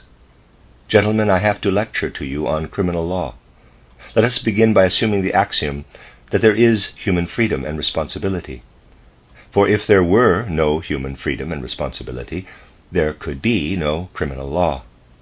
However, criminal law exists, for I have to lecture on it to you. Therefore, responsibility and freedom exist also. This argumentation is somewhat simple, but it points to the difficulty that arises for human beings when they have to ask the question, how can the necessity of nature be reconciled with freedom? It shows, in other words, how the human being has been forced more and more through the evolution of the last few centuries to acknowledge a certain omnipotence of the necessity of nature. One does not express it in these words. Nevertheless, a certain omnipotence of natural necessity is conceived of. What is this omnipotence of natural necessity? We shall understand one another best if I remind you of something which I have mentioned frequently. Modern thinkers believe that they act, or rather think, without prejudice, merely as scientific researchers, when they assert that man consists of body and soul. People all the way up to the great philosopher Wilhelm Wundt, who is great, however, merely through the graces of his publisher, people maintain, if we think without prejudice, we have to consider man as consisting of body and soul, if we ascribe any validity to the soul at all. And only timidly does the truth make its appearance, namely, that man consists of body, soul, and spirit. The philosophers, who consider themselves unbiased in their belief that man consists of body and soul, do not know that their concept is merely the result of an historical process, which had its starting point in the 8th Ecumenical Council of Constantinople, when the Roman Catholic Church abolished the spirit by establishing the dogma that henceforth the Orthodox Christian was to think of man as consisting of body and soul, the soul having some spiritual qualities. This was a church law. Philosophers still teach it today, and do not know that they are merely following a church law. They believe they carry on unprejudiced science. This is the situation today in regard to many things called unprejudiced science. The matter is similar in regard to the necessity of nature. During the whole evolution between the 4th and the 16th centuries, the concept of God took on a quite particular form.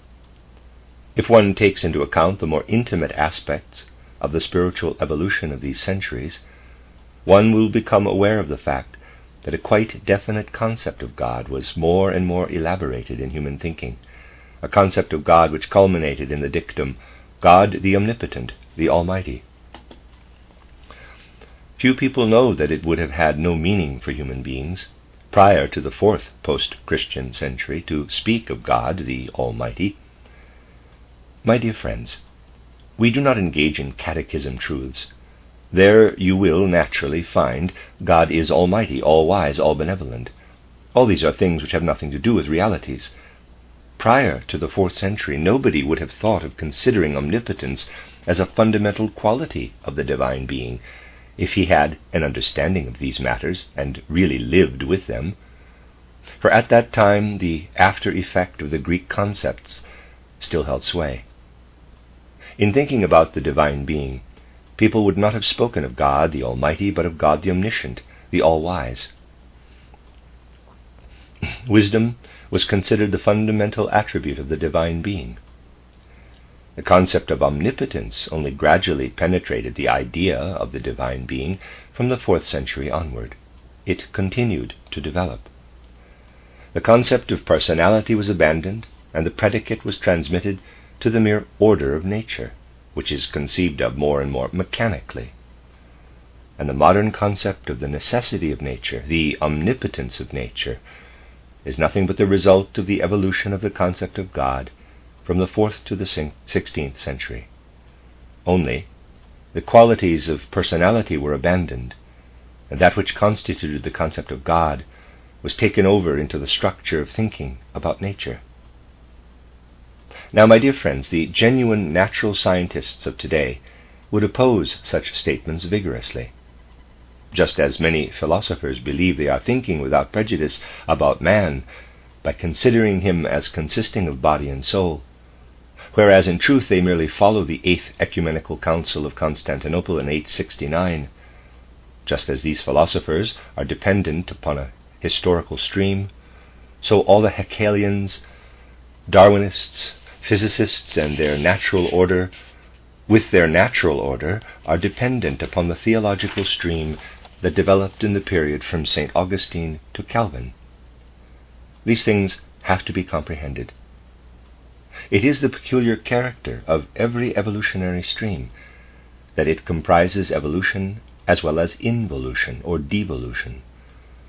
And while the concept God the Almighty developed, there existed a subcurrent in the subconscious spheres of human soul life, which then became the leading upper current, the nature necessity. And there is a diagram.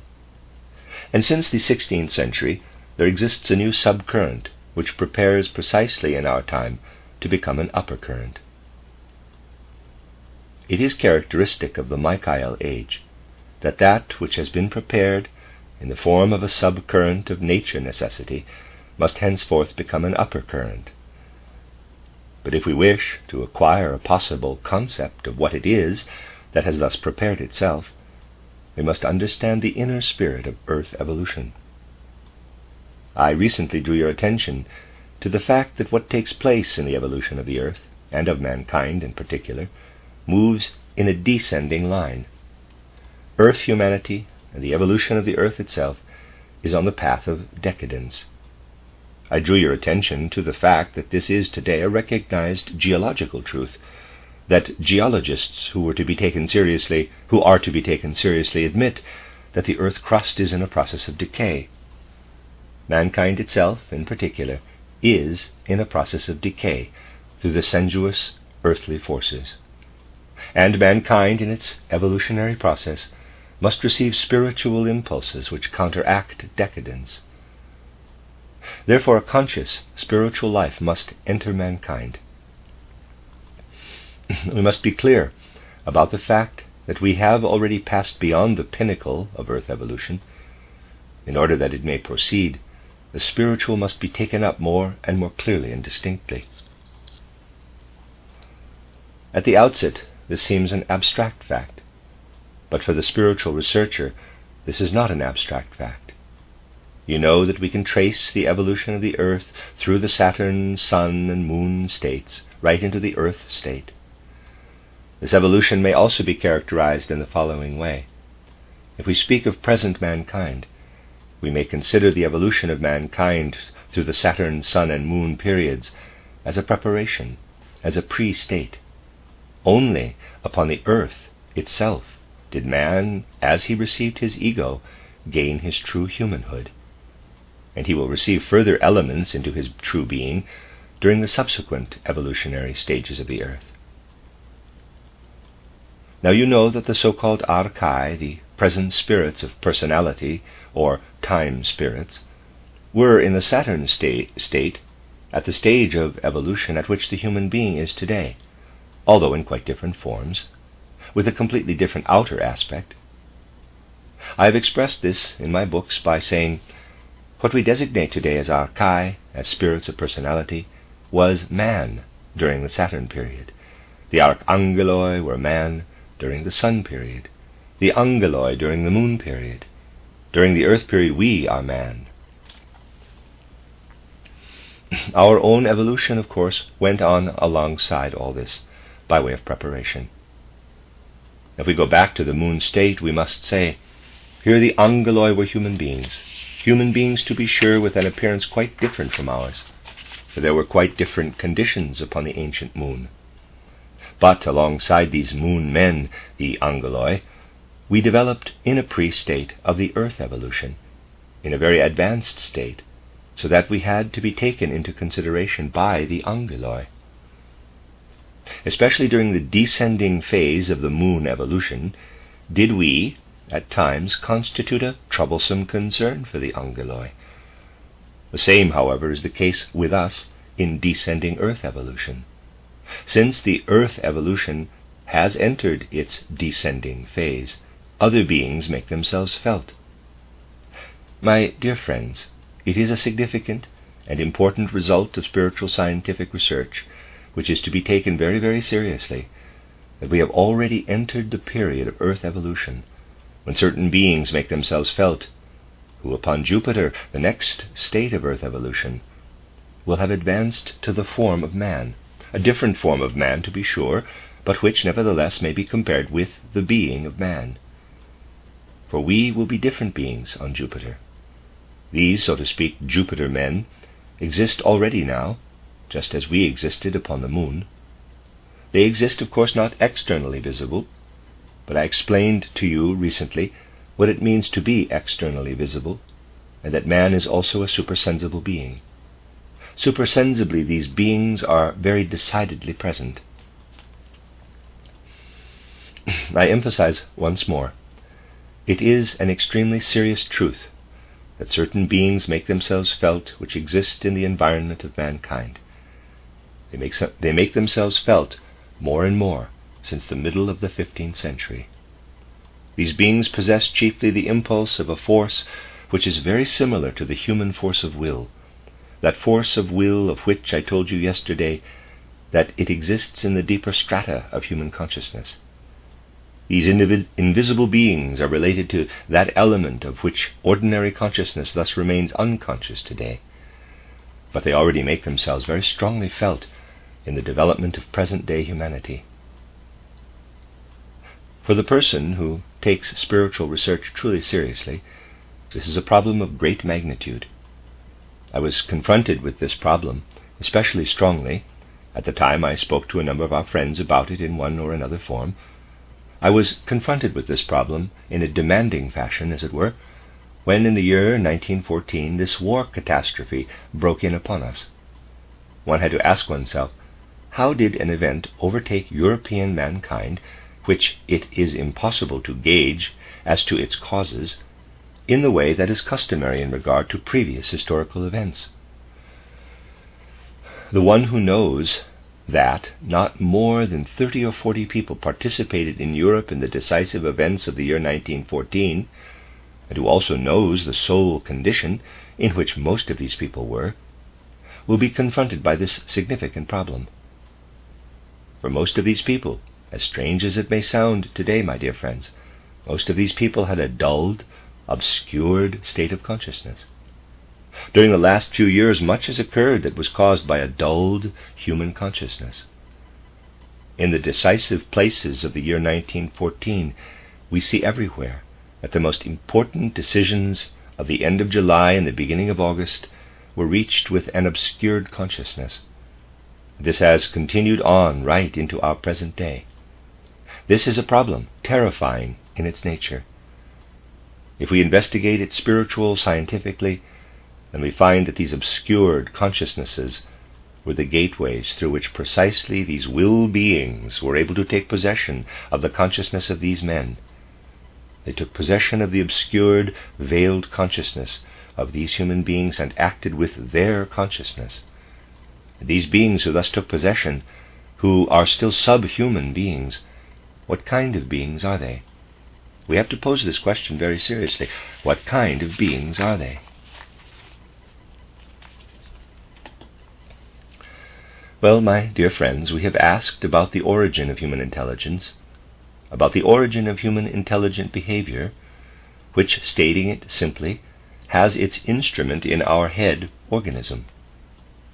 And we have seen that this intelligent constitution of our soul stems from that deed of the Archangel Michael, which is commonly presented in the symbol of the fall, the casting down of the dragon. This is actually a very trivial symbol, for if we really conceive of Michael and the dragon, we have to visualize first the Michael being, and secondly the dragon, who, in reality, consists of all that which enters into our so-called reason, into our intelligence. Not into a hell does Michael cast his opposing hosts, but into the human heads. There this luciferic impulse continues to live. I have characterized human intelligence as an actual luciferic impulse. Thus we may say, if we look back into the evolution of the earth, we find the Michael deed, and to this Michael deed is joined the illumination of man by his reason. The subhuman beings, whose main character consists of an impulse which strongly coincides with human willing, with the human power of will, now appear from below, as it were, whereas the hosts of forces cast down by Michael came from above. And while these latter took possession of the human power of intelligence, the former take possession of the human power of will. They unite themselves with it, and are beings produced by the realm of Ahriman. Ahrimanic influences acted through those obscured consciousnesses.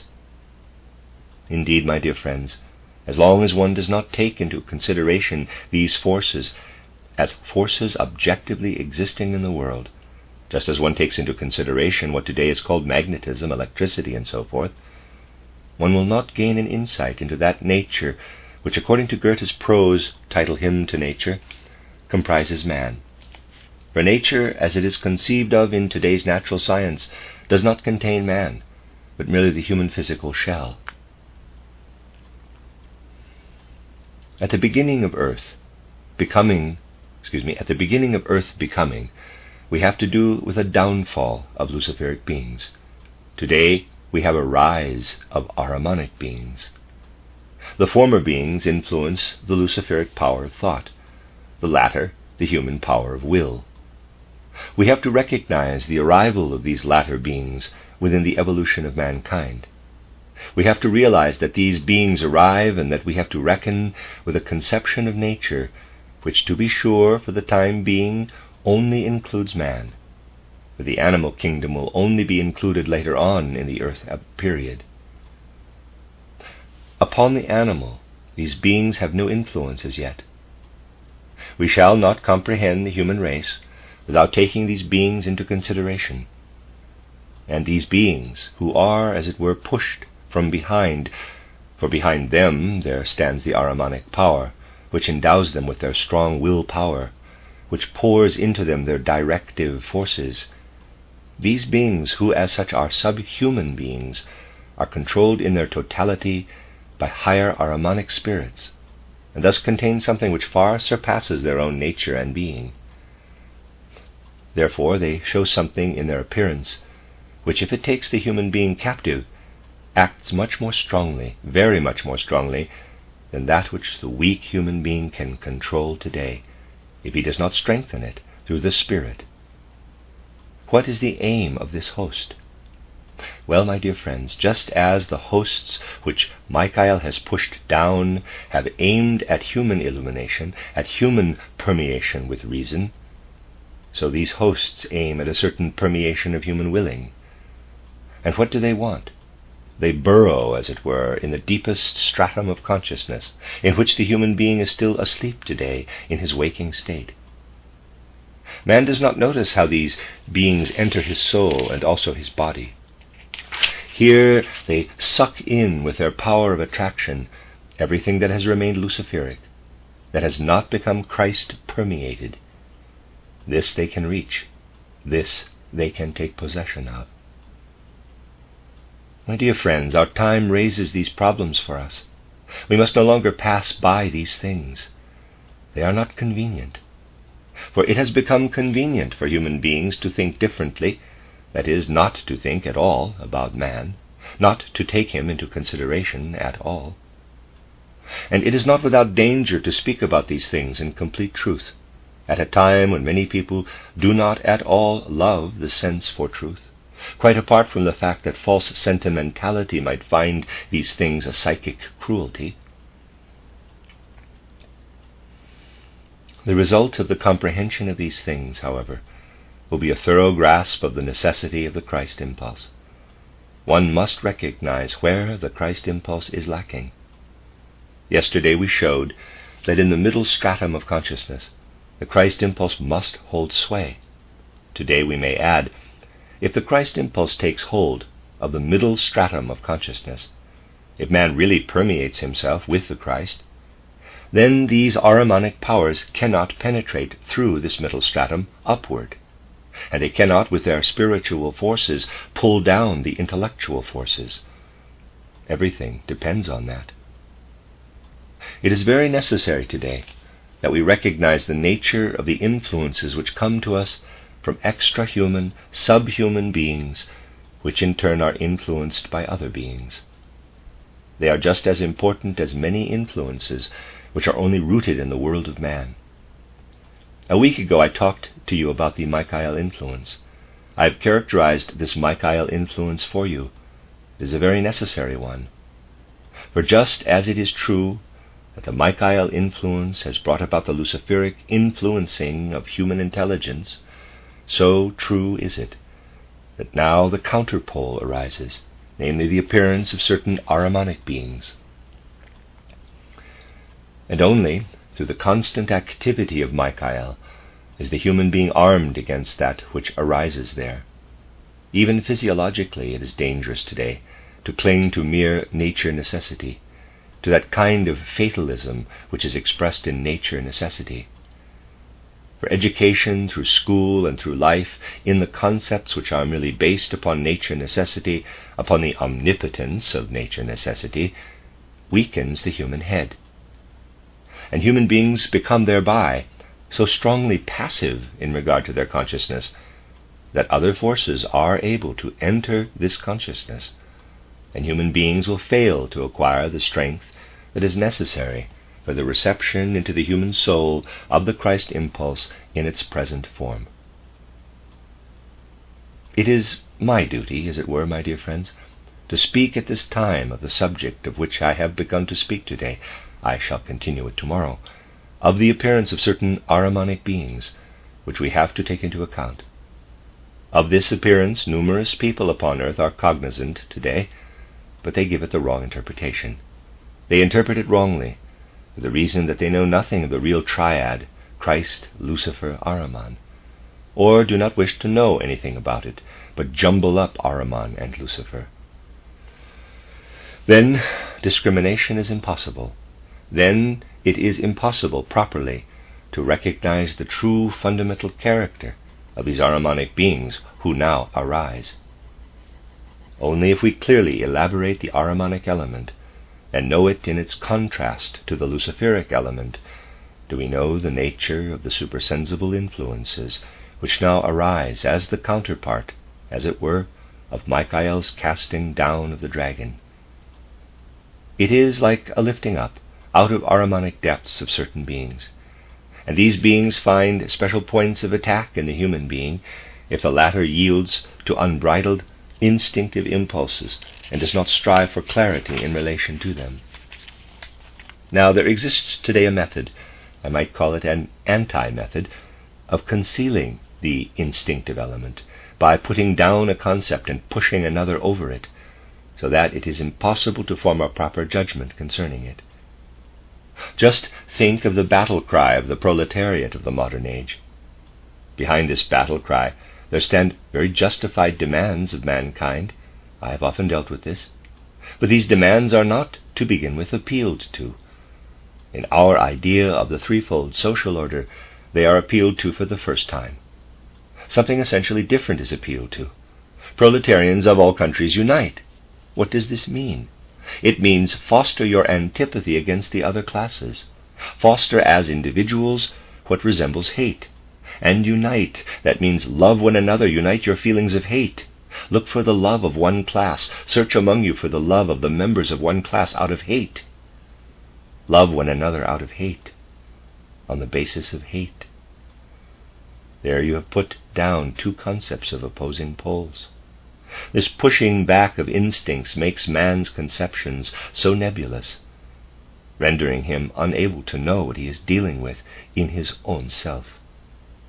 There actually exists a kind of anti-method, if I may use the paradoxical expression, in order to obscure, through present-day human thinking, the holding sway of an instinctive life which offers especially strong points of attack for the described Ahrimanic beings. The end of Lecture 5. This is a reading of a collection of lectures by Rudolf Steiner entitled The Mission of the Archangel Michael.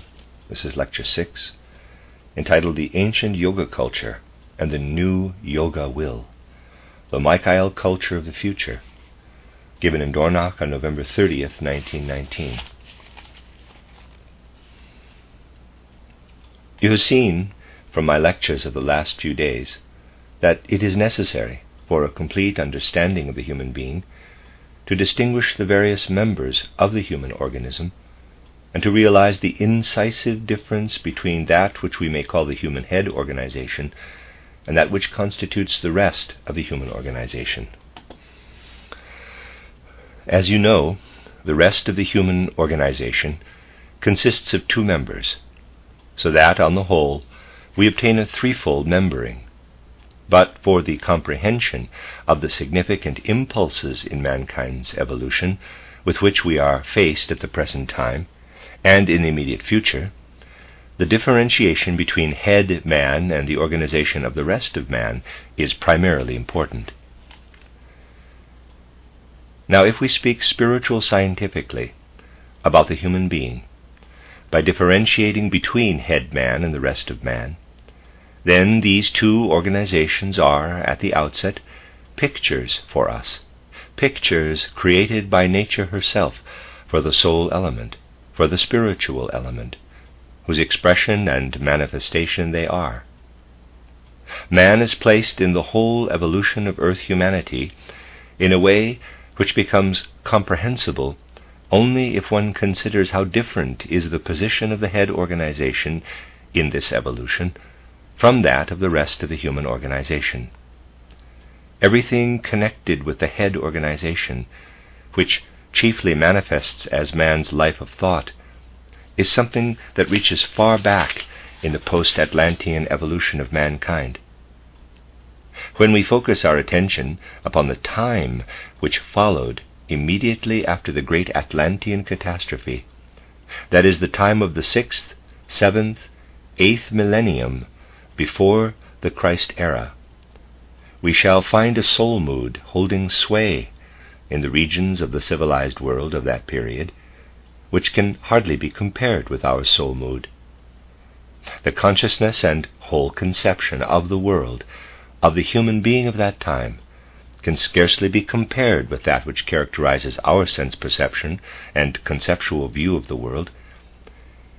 In An Outline of Esoteric Science, I have called this culture, which reaches back into such ancient times, the primeval Indian culture.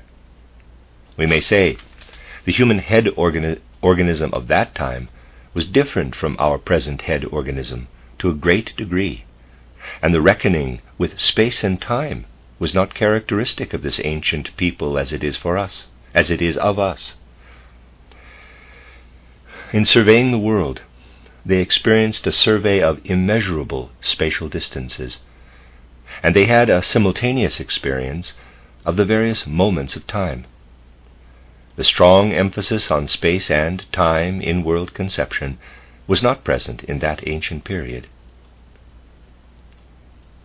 The first indications of this we find toward the 5th and 4th millennium, in the period we designate the primeval Persian period. But even then, the whole mood of soul life is such that it can hardly be compared with the soul and world mood of the human being of our age. In that ancient time, the main concern of the human being is to interpret the things of the world as various shades of light, brilliancy and darkness, obscurity. The abstractions in which we live today are completely foreign to that ancient earth population. There still exists a universal, all-embracing perception, a consciousness of the permeation of everything perceptible with light and its adumbration, shading, with various degrees of darkness. This was also the way the moral world order was conceived of. A human being who was benevolent and kind was experienced as a light, bright human being. One who was distrustful and selfish was experienced as a dark man. Man's moral individuality was, as it were, oracally perceived around him. And if we had talked to a man of this ancient primeval Persian time about that which we call today the order of nature, he would not have understood a word of it. An order of nature in our sense did not exist in his world of light and shadow. For him the world was a world of light and shadow, and in the world of tones, certain timbres of sounding he designated as light, bright, and certain other timbres of sound he designated as dark, shadowy. And that which thus expressed itself through this element of light and darkness constituted for him the spiritual as well as the nature powers. For him there existed no difference between spiritual and natural powers. Our present-day distinction between natural necessity and human freedom would have appeared to him as mere folly, for this duality of human arbitrary will and the necessity of nature did not exist for him. Everything was to be included for him in one spiritual physical unity. If I were to give you a pictorial interpretation of the character of this primeval Persian world conception, I would have to draw the following line, parenthesis, it will receive its full meaning only through that which will follow, close parenthesis, and there's a drawing. Then, after this soul mood of man had held sway for somewhat more than 2,000 years, there appeared a soul mood, the echoes of which we can still perceive in the Chaldean, in the Egyptian world conception, and in a special form in the world conception whose reflection is preserved for us in the Old Testament. There something appears which is closer to our own world conception. There the first inkling of a certain necessity of nature enters human thoughts. But this necessity of nature is still far removed from that which we call today the mechanical, or even the vital order of nature. At that time, natural events are conceived of as identical with divine willing, with providence. Providence and nature events are still one. Man knew that if he moved his hand, it was the divine within him, permeating him, that moved his hand, that moved his arm. When a tree was shaken by the wind, the perception of the shaking tree was no different for him from the perception of the moving arm. He saw the same divine power as providence in his own movements and in the movements of the tree. But a distinction was made between the God without and the God within. He was, however, conceived of as unitary. The God in nature, the God in man, he was the same. And it was clear to human beings at that time that there is something in man whereby providence that is outside in nature and providence that is inside in man meet one another.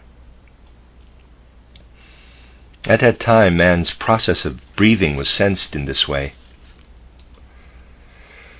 People said, if a tree is shaking, this is the God outside, and if I move my arm, it is the God inside. If I inhale the air, work it over within me, and again exhale it, then it is the God from outside who enters me and again leaves me. Thus the same divine element was sensed as being outside and inside, but simultaneously in one point outside and inside. People said to themselves, by being a breathing being, I am a being of nature outside, and at the same time I am myself. If I am to characterize the world conception of the third culture by a line, as I have done for the primeval Persian world conception by the line of the preceding drawing, I shall have to characterize it through the following line, and there's a diagram, essentially a lemniscate and with a 3 by it, and then next to that a lemniscate with a 3 by it, and an ellipse around the lemniscate with a 2 by it. And the 2 by it with the ellipse is the same diagram as the earlier one. This line represents, on the one hand, the existence of nature outside. On the other hand, human existence crossing over into each other at one point in the breathing process. Matters become different in the fourth age, in the Greco-Latin age. Here the human being is abruptly confronted by the contrast outside-inside of nature existence and human existence. Man begins to feel the contrast between himself and nature. And if I am, again, to draw characteristically how man begins to feel in the Greek age, I will have to draw it in this way. On the one hand, he senses the external, and on the other, the internal. Between the two, there is no longer the crossing point. What man has in common with nature remains outside his consciousness. It falls away from consciousness. In Indian yoga, an attempt is made to bring it into consciousness again. Therefore, Indian yoga culture is an atavistic returning to previous evolutionary stages of mankind, because an attempt is made again to bring into consciousness the process of breathing, which in the third age was felt in a natural way, as that in which one existed outside and inside simultaneously. The fourth age begins in the 8th pre-Christian century. At that time, the late Indian yoga exercises were developed which tried to call back atavistically that which mankind had possessed at earlier times, quite particularly in the Indian culture, but which had been lost. Thus this consciousness of the breathing process was lost. And one asks, why did Indian yoga culture try to call it back? What did it believe it would gain thereby? One has to answer, what was intended to be gained thereby was a real understanding of the outer world. For through the fact that the breathing process was understood in the third cultural age, something was understood within man that at the same time was something external. This must again be attained, on another path, however. We live still under the after effects of the culture in which a twofold element is present in the human soul mood, for the fourth period ends only after the year 1413, really only after the middle of the 15th century. We have, through our head organization, an incomplete nature conception, that which we call the external world, and we have, through our inner organization, through the organization of the rest of man, an incomplete knowledge of ourselves. That in which we could perceive a process of the world, and at the same time a process of ourselves, is eliminated.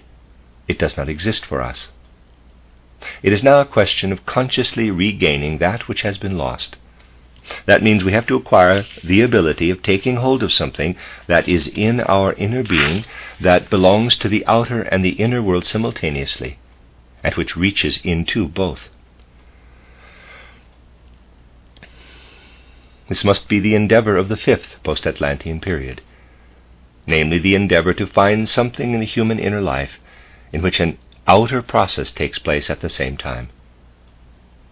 There are a number of diagrams throughout what I've been discussing so far. You will remember that I have pointed to this important fact. I have pointed to it in my last article in Soziale Zukunft, the social future, where I seemingly dealt with these things in their importance for social life, but where I clearly pointed to the very necessity of finding something which the human being lays hold of within himself, and which he at the same time recognizes as a process of the world. We as modern human beings cannot attain this by going back to yoga culture. That has passed. For the breathing process itself has changed. This, of course, you cannot prove clinically, but the breathing process has become a different one since the third post-Atlantean cultural period. Roughly speaking, we might say, in the third post-Atlantean cultural period, the human being still breathed soul. Today, he breathes air. Not only our thoughts have become materialistic, reality itself has lost its soul. I beg you, my dear friends, not to see something negligible in what I am now saying, for just consider what it means that reality itself, in which mankind lives, has been transformed so that the air we breathe is something different from what it was 4 millennia ago. Not only the consciousness of mankind has changed. Oh no, there was soul in the atmosphere of the earth. The air was the soul. This it is no longer today, or rather it is soul in a different way. The spiritual beings of elemental nature, of whom I have spoken yesterday, they penetrate into you. They can be breathed if one practices yoga breathing today. But that which was attainable in normal breathing 3 millennia ago cannot be brought back artificially.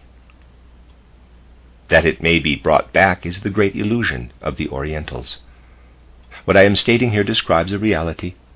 The ensouling of the air which belongs to the human being no longer exists, and therefore the beings of whom I spoke yesterday, I should like to call them the anti-Michaelic beings, are able to penetrate into the air, and through the air into the human being, and in this way they enter into mankind as I have described it yesterday. We are only able to drive them away if we put in the place of yoga that which is the right thing for today. We must strive for this.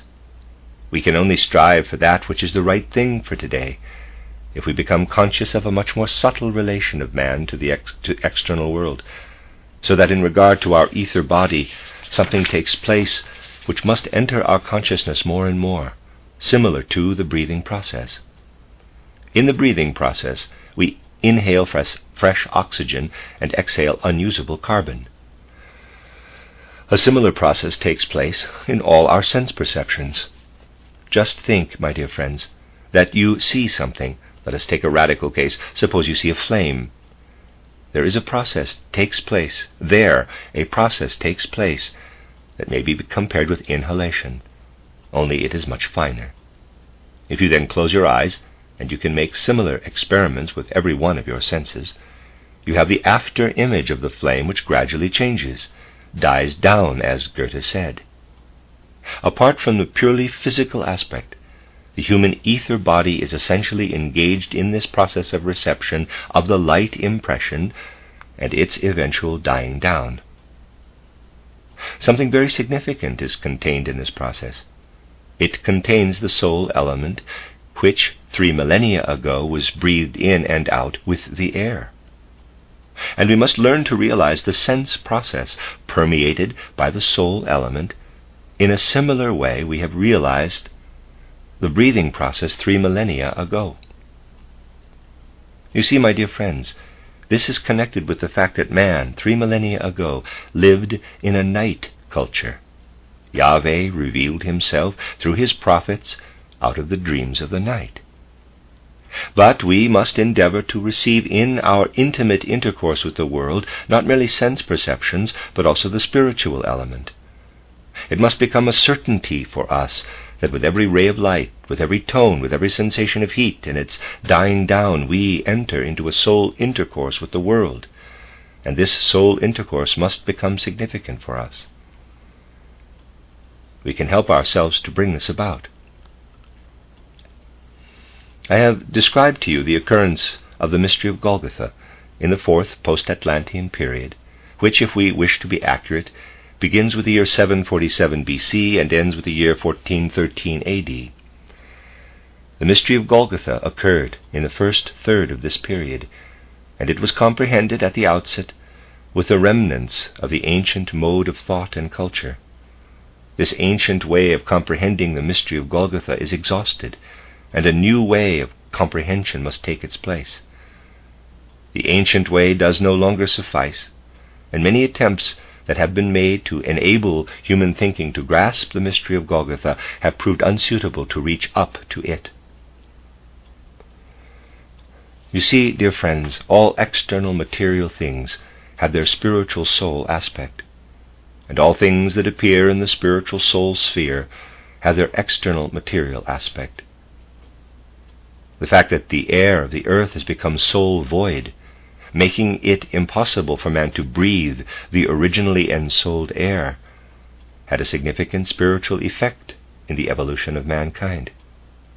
For through being able to breathe in the soul to which he was originally related, as is stated at the beginning of the Old Testament, quote, "And God breathed into man the breath as living soul," close quote, man had the possibility of becoming conscious of the pre-existence of the soul, of the existence of the soul before it had descended into the physical body through birth or through conception. To the degree the breathing process ceased to be ensouled, the human being lost the consciousness of the pre-existence of the soul. Even at the time of Aristotle, in the 4th post-Atlantean period, it was no longer possible to understand with the human power of comprehension the pre-existence of the soul. It was utterly impossible. We are faced with the strange historical fact that the greatest event, the Christ event, breaks in upon the evolution of the earth, yet mankind must first become mature in order to comprehend it. At the outset, it is still capable of catching the rays of the mystery of Golgotha with the remnants of the power of comprehension originating in primeval culture. But this power of comprehension is gradually lost, and dogmatism moves further and further away from an understanding of the mystery of Golgotha. The Church forbids the belief in the pre-existence of the soul, not because pre-existence is incompatible with the mystery of Golgotha, but because the human power of comprehension ceased to experience the consciousness of pre-existence as a force, the air having become soul void. Pre-existence vanishes from head consciousness. When our sense processes will become ensouled again, we shall have established a crossing point, and in this crossing point we shall take hold of the human will that streams up out of the 3rd stratum of consciousness, as I have described it to you recently. Then we shall, at the same time, have the subjective-objective element for which Goethe was longing so very much. We shall have the possibility of grasping in a sensitive way the peculiar nature of the sense process of man in its relation to the outer world. Man's conceptions are very coarse and clumsy, indeed, which maintain that the outer world merely acts upon us, and we in turn merely react upon it. In reality, there takes place a soul process from the outside toward the inside, which is taken hold of by the deeply subconscious inner soul process, so that the two processes overlap. From outside, cosmic thoughts work into us. From inside, humanity's will works outward. Humanity's will and cosmic thought cross in this crossing point, just as the objective and the subjective element once crossed in the breath. We must learn to feel how our will works through our eyes, and how the activity of the senses delicately mingles with the passivity, bringing about the crossing of cosmic thoughts and humanity's will. We must develop this new yoga will. Then something will be imparted to us that is of like nature to that which was imparted to human beings in the breathing process 3 millennia ago. Our comprehension must become much more soul-like, much more spiritual. Goethe's world conception strove in this direction. Goethe endeavored to recognize the pure phenomenon, which he called the primal phenomenon, by arranging the phenomena which work upon man in the external world without the interference of the luciferic thought, which stems from the head of man himself. This thought was only to serve in the arranging of the phenomena. Goethe did not strive for the law of nature, but for the primal phenomenon. This is what is significant with him. If, however, we arrive at this pure phenomenon, this primal phenomenon, we have something in the outer world which makes it possible for us to sense the unfolding of our will in the perception of the outer world. And then we shall lift ourselves to something objective-subjective, as it still was contained, for instance, in the ancient Hebrew doctrine. We must learn not merely to speak of the contrast between the material and the spiritual, but we must recognize the interplay of the material and the spiritual in a unity precisely in sense perception. If we no longer look at nature merely materially, and further, if we do not think into it a soul element, as Gustav Theodor Fechner did, then something will arise which will signify for us what the Yahweh culture signified for mankind 3 millennia ago. If we learn in nature to receive the soul element together with sense perception, then we shall have the Christ relationship to outer nature. This Christ relationship to outer nature will be something like a kind of spiritual breathing process. We shall be aided by realizing more and more with our sound common sense that pre-existence lies at the basis of our soul existence. We must supplement the purely egotistical conception of post-existence, which springs merely from our longing to exist after death, by the knowledge of the pre-existence of the soul. We must again rise to the conception of the real eternity of the soul. This is what may be called Michaelic culture. If we move through the world with the consciousness that with every look we direct outward, with every tone we hear, something spiritual, something of the nature of the soul streams into us, and then at the same time we let our soul element stream out into the world, we have gained the consciousness which mankind needs for the future. I return once more to the image. You see a flame. You shut your eyes and have the after image which ebbs away. Is that merely a subjective process? Yes, says the modern physiologist. But this is not true. In the cosmic ether, this signifies an objective process, just as in the air the presence of carbonic acid which you exhale signifies an objective process. You impress into the cosmic ether the image which you only sense as a receding after image. This is not merely subjective, this is an objective process. You are dealing here with the objective element. You have the possibility of knowing that something which takes place within you is at the same time a delicate cosmic process, if you become but conscious of it. If I look at a flame, close my eyes, let it ebb away. It will ebb away even though I keep my eyes open, only then I will not notice it. Then I experience a process which does not merely take place within me, but which takes place in the world. But this is not only the case in regard to the flame. If I confront a human being and say, "This man has said this or that," which may be true or untrue, This then constitutes a judgment, a moral or intellectual act of my inner nature. This ebbs away like the flame. It is an objective world process.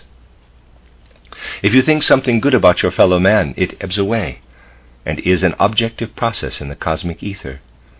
If you think something evil, it ebbs away as an objective process. You are unable to conceal your perceptions and judgments about the world. You seemingly carry them on in your own being, but they are at the same time an objective world process. Just as people of the third period were conscious of the fact that the breathing process is a process that takes place simultaneously within man and in the objective world, so mankind must become aware in the future that the soul element of which I spoke is at the same time an objective world process. This transformation of consciousness demands greater strength of soul than is ordinarily developed by the human being of today. To permeate oneself with this consciousness means to permit the Michael culture to enter. Just as it was self-evident for the man of the second and third pre-Christian millennium to think of the air as ensouled, and it was ensouled, so must it become self-evident for us to think of light as ensouled. We must arouse this ability in us when we consider light the general representative of sense perception. We must thoroughly do away with the habit of seeing in light that which our materialistic age is accustomed to see in it. We must entirely cease to believe that merely those vibrations emanate from the sun, of which, out of the modern consciousness, physics and people in general speak. We must become clear about the fact that the soul element penetrates through cosmic space upon the pinions of light, and we must realize at the same time that this was not the case in the period preceding our age. That which approaches mankind today through light approached mankind of that former period through the air. You see here an objective difference in the earth process. Expressing this in a comprehensive concept, we may say air soul process, light soul process. This is what may be observed in the evolution of the earth. The mystery of Golgotha signifies the transition from the one period to the other. My dear friends, it does not suffice for the present age, nor for the future age of mankind, to speak in abstractions about the spiritual, to fall into some sort of nebulous pantheism. On the contrary, we must begin to recognize that which today is sensed as a merely material process is permeated by soul. It is a question of learning to say the following. There was a time, prior to the mystery of Golgotha, when the earth had an atmosphere which contained the soul element that belongs to the soul of man. Today the earth has an atmosphere which is devoid of this soul element.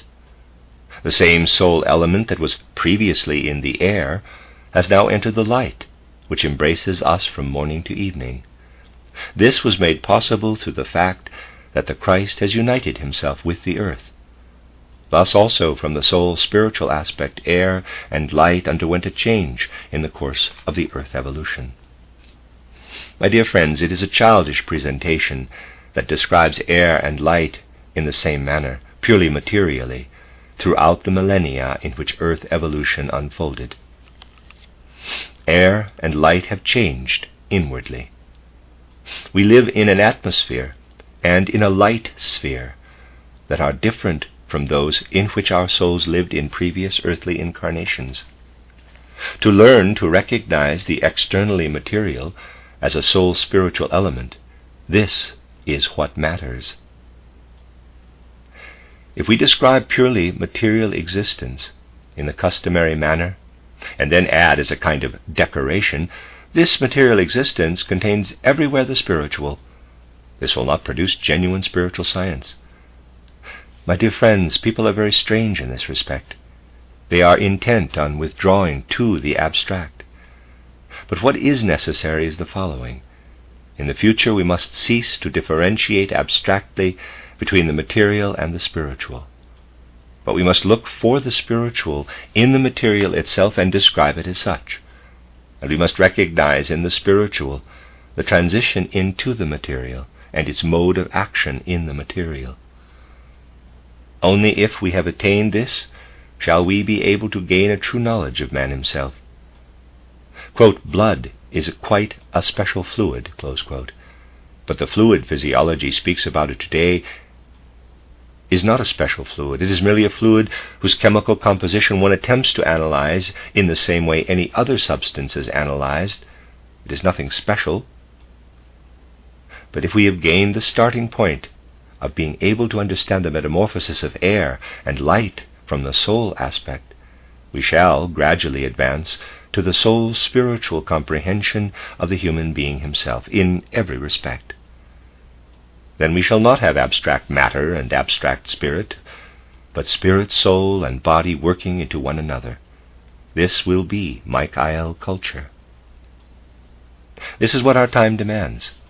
This is what ought to be grasped with all the fibers of the soul life by those human beings who wish to understand the present time. Whenever something out of the ordinary had to be introduced into human world conception, it met with resistance. I have often quoted the following neat example. In 1837, not even a century ago, the learned Medical College of Bavaria was asked, when the construction of the first railroad from Fürth to Nuremberg was proposed, whether it was hygienically safe to build such a railroad. The medical college answered, parenthesis, I am not telling a fairy tale, the documents concerning it exist, close parenthesis, such a railroad should not be built, for people who would use such a means of transportation would become nervously ill. And they added, should there be such people who insist on such railroads, then it is absolutely necessary to erect on the right and left side of the tracks high plank walls to prevent the people whom the train passes from getting concussion of the brain. Here you see, my dear friends, such a judgment is one thing. Quite another is the course which the evolution of mankind takes. Today we smile about such a document as that of the Bavarian Medical College of 1837, but we are not altogether justified in smiling.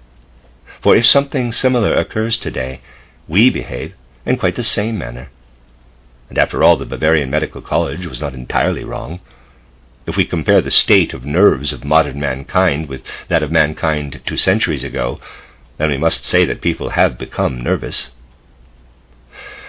Perhaps the medical college has exaggerated the matter a bit, but people did become nervous. Now, in regard to the evolution of mankind, it is imperative that certain impulses which try to enter earth evolution really should enter and not be rejected. That which from time to time wishes to enter human cultural development is often very inconvenient for people. It does not agree with their indolence, and what is duty in regard to human cultural development must be recognized by learning to read the objective facts, and must not be derived from human indolence, not even from a refined kind of indolence. I am concluding today's lecture with these words, because there is no doubt that a strongly increasing battle will take place between anthroposophical cognition and the various creeds.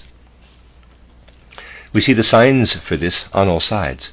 The creeds who wish to remain in the old beaten tracks, who do not wish to arouse themselves to a new knowledge of the mystery of Golgotha, will reinforce their strong fighting position which they already have taken up, and it would be very frivolous, my dear friends, if we would remain unconscious of the fact that this battle has started.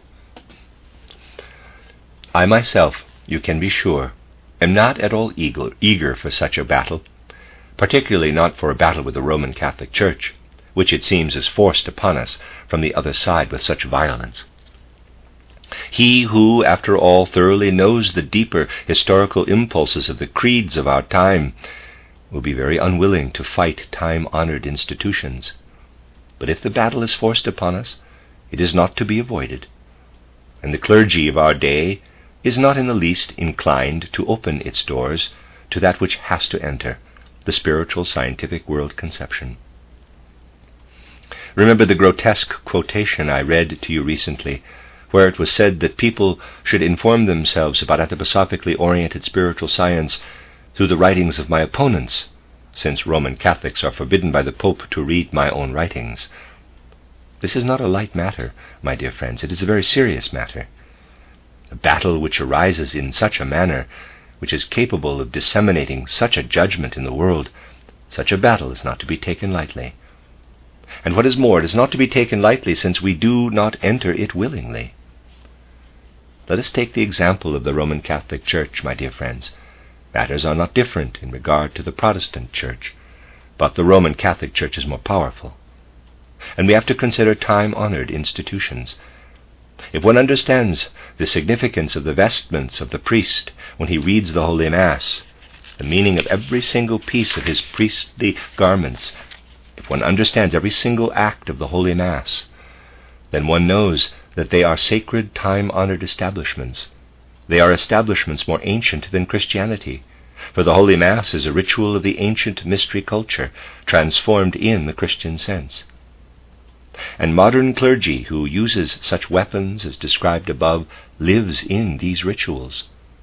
Thus, if one has, on the one hand, the deepest veneration for the existing rituals and symbolism, and sees, on the other hand, how insufficient is the defense of, and how serious are the attacks against that which wishes to enter mankind's evolution, then one becomes aware of the earnestness that is necessary in taking a stand in these matters.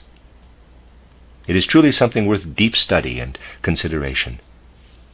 What it thus heralded from that side is only at its beginnings, and it is not right to sleep in regard to it.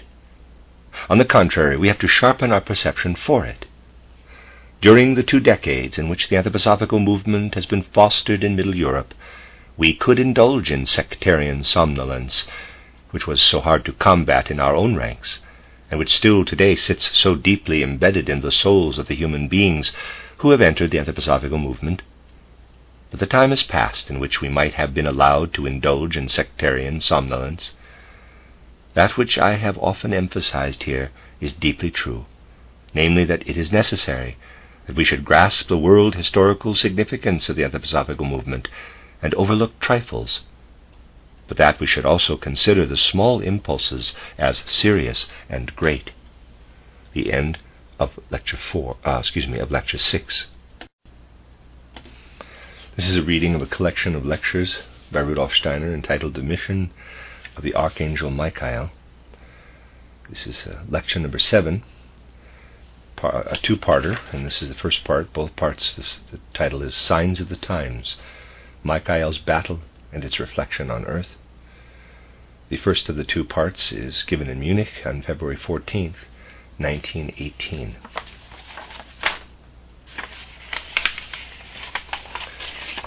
At the present time of severe trials, it must be quite natural to anyone who has a heartfelt interest in the endeavors of anthroposophical spiritual science to reflect upon the relations existing between the fact that this spiritual scientific movement started at the beginning of the 20th century to send its impulses into the evolution of mankind, and the other fact that mankind of the present age has been engulfed by catastrophic events. How catastrophic these events are for mankind has not yet been fully understood, for people are accustomed today to a life without the Spirit. To live without the Spirit, however, is to live superficially, and to live superficially causes human beings to sleep away the important impressions of the events taking place around them. To sleep through important events is a special characteristic of the human being of the present age. There are few people today who arrive at an adequate conception of the severity and incisiveness of present-day events. Most of them live from day to day. If an attempt is made to speak of a time which might come later, people, and in many instances precisely those upon whom matters depend, reject it most violently. If among its many tasks spiritual science succeeds in making the human soul more energetic, more awake, it will have fulfilled an important one for our present time. spiritual scientific concepts demand a greater exertion of thinking, a greater intensity of feeling, than is employed in other concepts, particularly those current in our time. It is important today to become acquainted with the concepts of spiritual research which can direct and guide us in the understanding of the present age in the most comprehensive sense. Today I shall develop some fundamental concepts upon which we shall build ideas in our next lecture, which will throw light upon important factors of the present age. I shall proceed from more general thoughts, touching upon the personal in man, which, from a certain point of view, will furnish the foundation for our subsequent spiritual scientific considerations.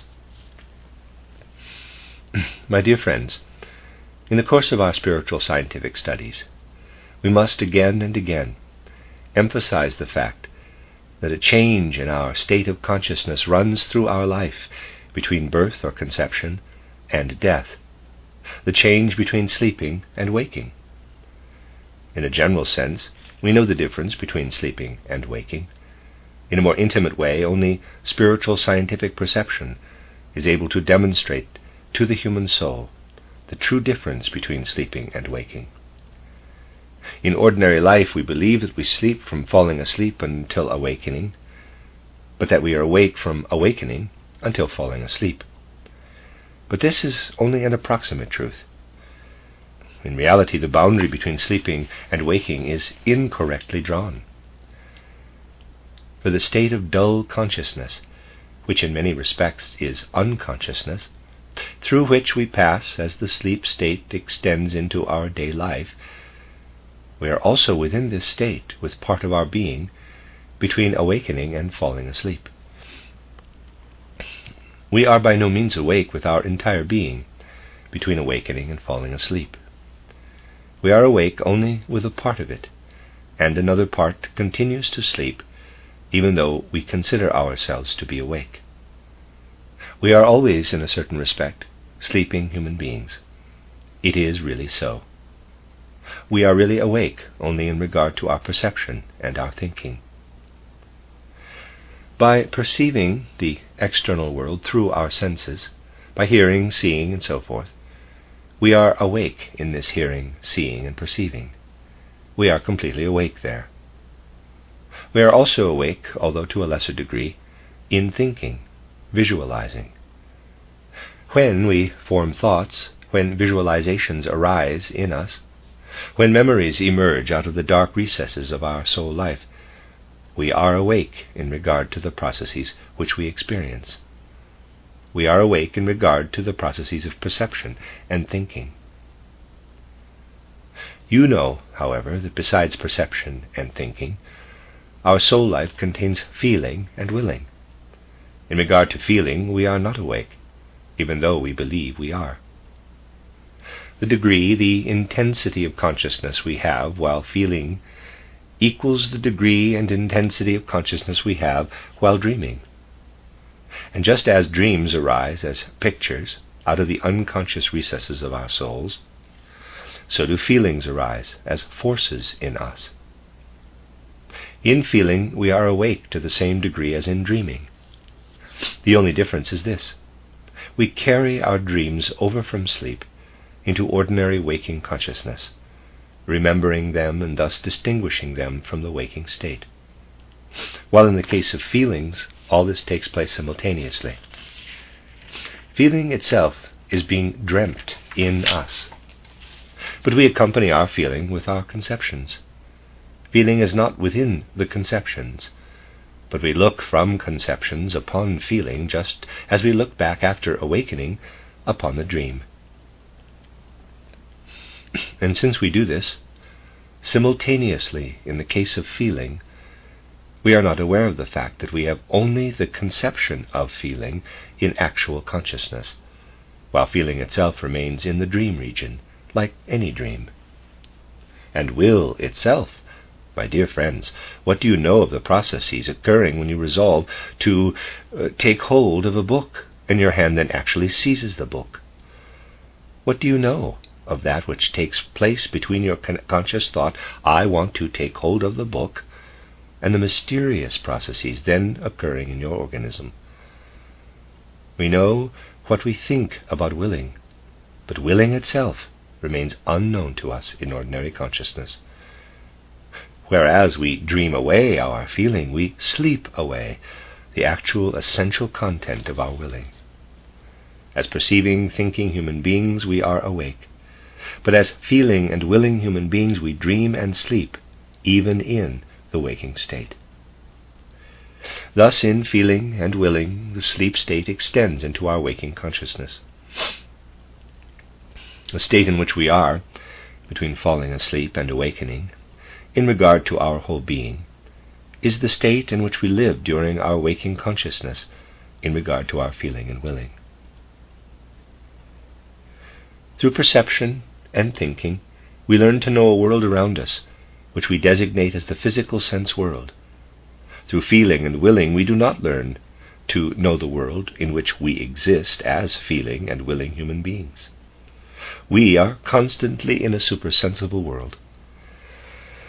The forces of our feeling and willing originate in this supersensible world, just as our perception and thinking originate in the physical world. We have no bodily organs for feeling and willing. We do have bodily organs for perception and thinking. Many physiologists believe that organs for feeling and willing exist. This shows that they do not know what they are talking about. Physiologists who really think do not believe this. What I have described above is the ordered state in which we live between birth and death, a state in which we are awake in regard to perception and thinking, but asleep in regard to feeling and willing. The condition is different between death and a new birth. It is reversed in a certain sense. We begin then to be awake in regard to our feeling and willing, and we sleep away our perception, our thinking, although sleep is a different state in the world in which we then dwell with our souls. From what I have just stated, you will see that the so-called dead are different from the so-called living, in that the so-called living sleep away what the so-called dead actually experience. The so-called living sleep away feeling and willing, which constantly stream through their being. The dead stand within this feeling and willing. It will not be difficult for you to understand that the dead dwell in the same world in which we dwell as the so-called living. We are separated from the dead merely because we do not perceive the world in which they live and weave. The dead are always around us. We are surrounded also by those beings who live without having physically incarnated. We only fail to perceive them.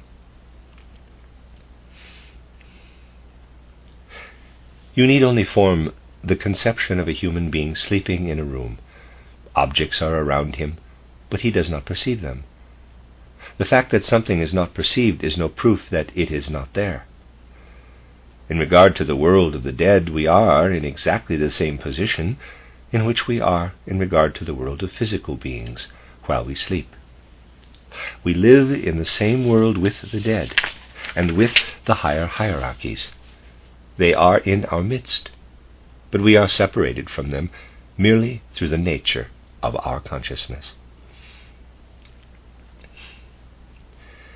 My dear friends, from this it follows that the human being perceives and understands only a part of that reality within which he actually exists. If the human being were to grasp full reality, his knowledge would be quite different from what it is today. This knowledge, then, would be comprised not only of the forces that come from the kingdoms of nature known to us, but also of the forces of the higher spiritual beings, and the forces that come from the realm of the so-called dead. Today these facts are considered extremely grotesque by the great majority of people. Yet for ever wider circles of mankind, and especially for those whose concern it is to be interested in the evolution and progress of human life, these ideas should become a matter that must be penetrated by cognition. for right up to our time, more or less, the human being was guided by dark unknown forces in regard to all that he cannot perceive in his surroundings. Guidance by these obscure unknown forces has more or less ceased in our age. We shall have to speak about this in our next lecture.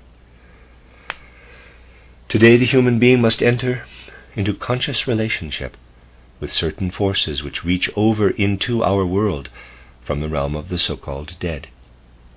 It will not be easy to make human beings conscious of these things to the degree that is necessary in order to put the real, the true, in the place of the fantastic inadequateness which pervades our age and which has brought about such great catastrophes. In regard to this, I should like to draw your attention to only one point, one fact. Among the many so-called scientific courses, there are historical studies. History is taught and studied in schools. But what is this history? Any well-informed person who is acquainted with the literature of earlier times knows that what today is called the science of history is not much more than 100 years old. I do not want to say more about this.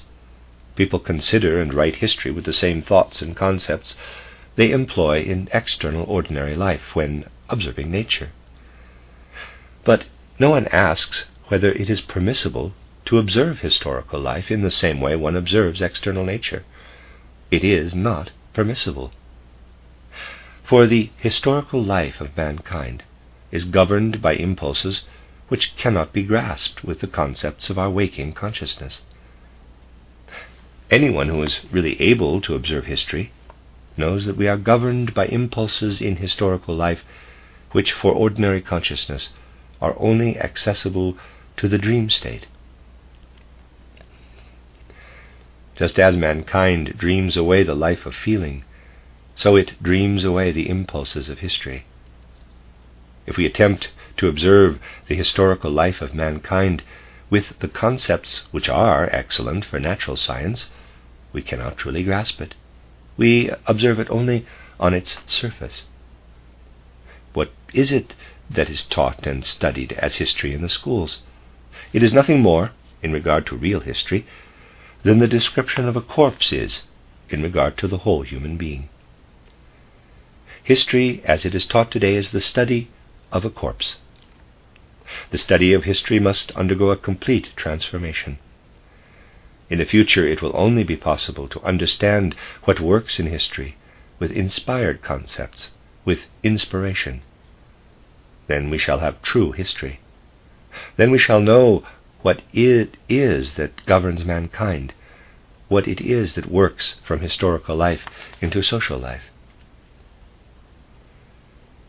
My dear friends, what I am stating here has a deep significance. People think they understand social historical life.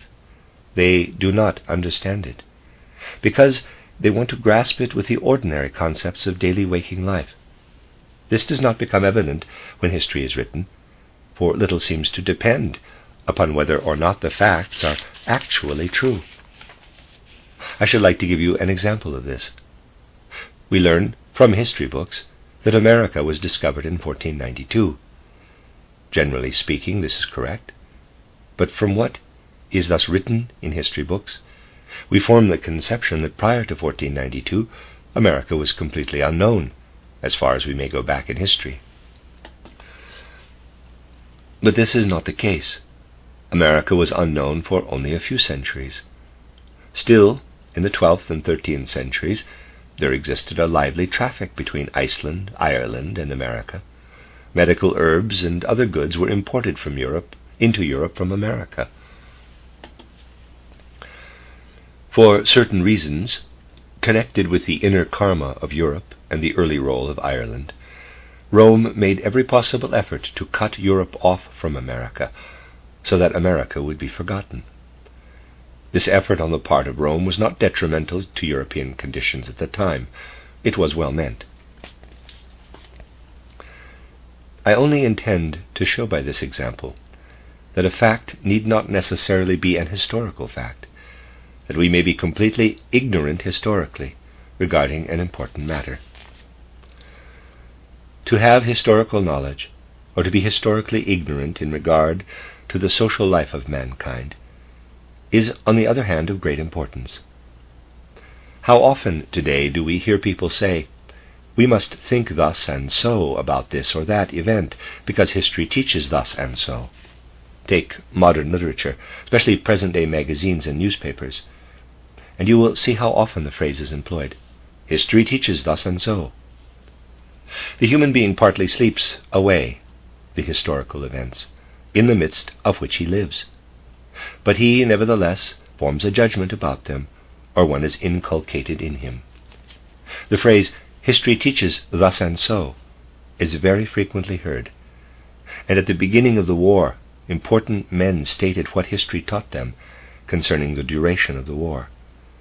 It was the honest conviction of the so-called clever people that according to the general social and economic conditions of the earth, the war could not last longer than from 4 to 6 months.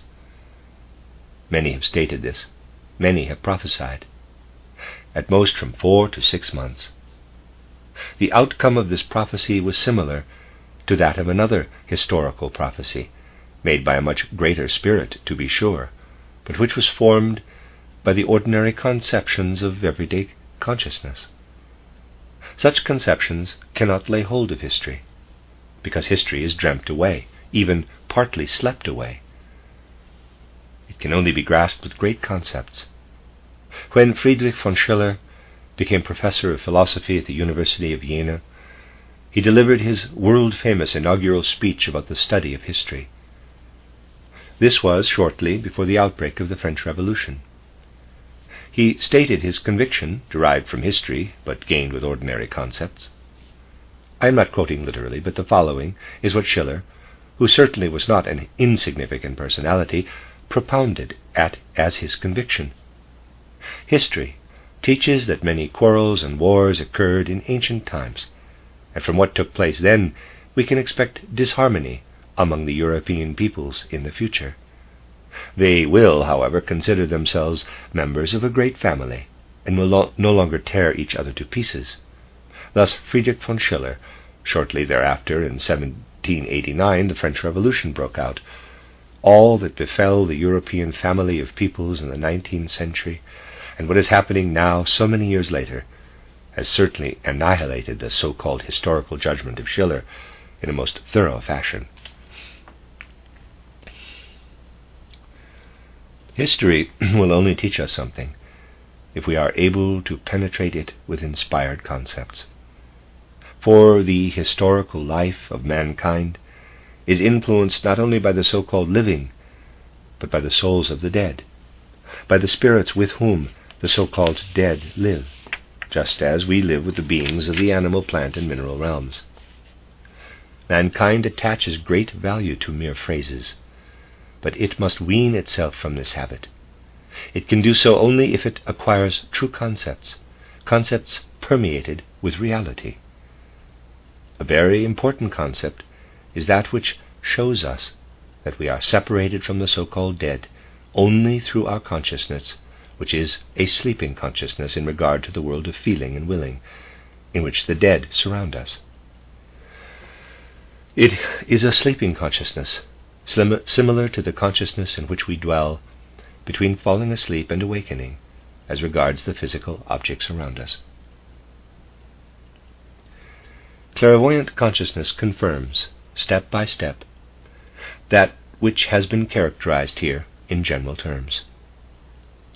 The question, however, may arise: how is it that the human being knows nothing about the world in which he lives, through which he passes with every step of his life?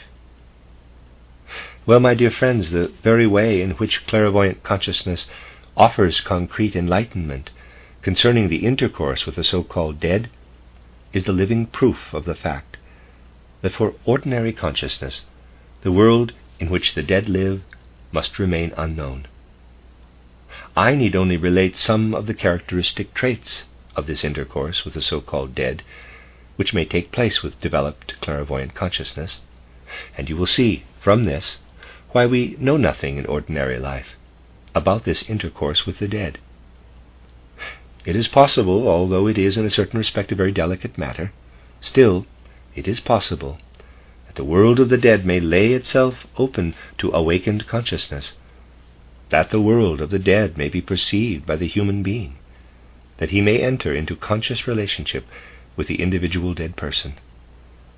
The human being must, however, acquire completely different consciousness if he wishes to enter into an actual and secure relation with the dead person. He must acquire a consciousness which is completely different from the one employed in the physical world. Let me describe here a few characteristic traits. In the physical world, we have certain habits in our relationship to another human being. If I speak to someone here on the physical plane, ask him something, communicate something to him, I am conscious of the fact that the speech proceeds from my soul through my speech organs and passes over to him. I am conscious of the fact that I speak. I am conscious of this fact also in regard to external perception. And if this other human being here on the physical plane answers me or communicates something to me, then I hear his words. His words sound out to me. This is not the case in fully conscious intercourse with the dead. Parenthesis, in half-conscious intercourse the matter is somewhat different, but I am speaking here of fully conscious intercourse. Close parenthesis. In fully conscious intercourse with the dead, matters are reversed. They are quite different from what we expect. When I confront the dead person, he speaks in his soul what I intend to ask him or what I wish to communicate to him. This sounds out to me from him. And what he intends to say to me sounds out of my own soul. We have to become accustomed to this, my dear friends. We must accustom ourselves to hearing what the other person says as sounding out of our own soul, and to hearing what we say as sounding out of the spiritual outer world. This is so different from everything we are accustomed to experience in the physical world that it does not occur to us at all to take any stand in regard to it. But just consider the following. At one time or another in life, something speaks within your soul. You certainly will ascribe it to yourself. The human being is in certain respects egotistical, and if something arises within his soul, he is inclined to ascribe it to his own inspiration, to his own genius.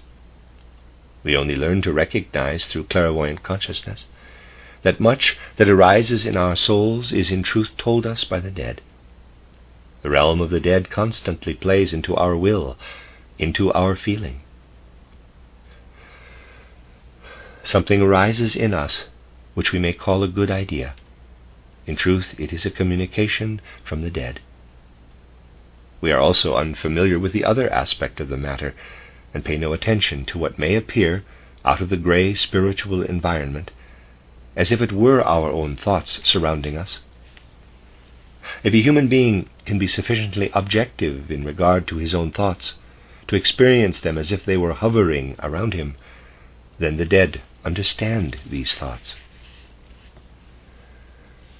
It is true that the human being, even in ordinary consciousness, is in connection with the dead, but he does not become aware of it, because he is not able to interpret the facts which I have just described. For we must realize that besides sleeping, waking, and dreaming, we have two other states of consciousness. We have two other extraordinarily important states of consciousness, but we pay no attention to them in ordinary life. We fail to pay attention to them for a certain reason, which you will appreciate at once when I name these two states of consciousness. We have the state of falling asleep and the state of waking up. They are of short duration and pass so quickly that we pay no attention to their content. But the most important things occur at the moment of falling asleep and the moment of waking up. If we learn to know the real nature of these two moments, we shall, in a certain respect, acquire the right concepts concerning the relationship of the human being to the world in which the dead coexist with us. Man is constantly in connection with the world of the dead, and this connection is especially vivid at the moment of falling asleep and the moment of waking up. Clairvoyant consciousness shows that at the moment of falling asleep, the human being is especially fitted to ask questions of the dead, give information to the dead, in general to turn to the dead. At the moment of waking up, the human being is especially fitted to receive communications, messages from the dead. He receives them rapidly, and since he wakes up directly afterward, they pass him by quickly, and the tumult of waking life drowns them out. Not so long ago, more primitive people, in their atavistic state, knew these facts, and they hinted at them. But under the influence of our materialistic culture, such things perish, even in remote regions. Anyone who grew up among the old peasants in rural districts knows that one of their fundamental rules was that on awaking in the morning one should remain quiet for a moment and refrain from looking out of the windows into the light. These people tried to protect what worked upon the soul at the moment of waking from the rush and turmoil of waking life. They tried to remain quiet for a moment in their darkened room and not look out of the window immediately on awaking. It is not too difficult to observe that the moments of waking up and of falling asleep are of a quite special character. But in order to become aware of such things, we need a certain wakefulness of thinking. Wakefulness of thinking is a faculty which has never been lacking to such an extent as it is today. I could give you grotesque examples of this. Let me quote one of the banal examples that permeate everyday life and can be met at every turn, as it were. A few days ago I noticed an advertisement in a newspaper which filled about 1/8 of the page. It advertised the widespread memory course of a man called Pullman.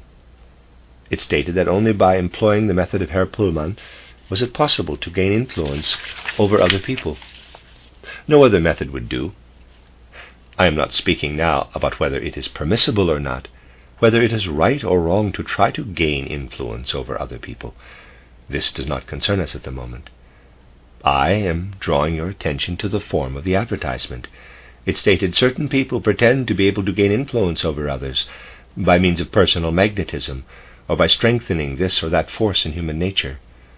It can easily be proved that these people do not speak the truth, for not one will be able to say that he succeeded through his personal influence in making Mr. Rothschild or any other rich man give him $1 million.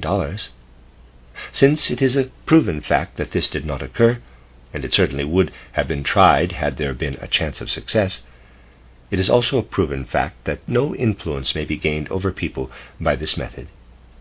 Influence may only be gained on the path of science and education, and then the method of Pullman is described.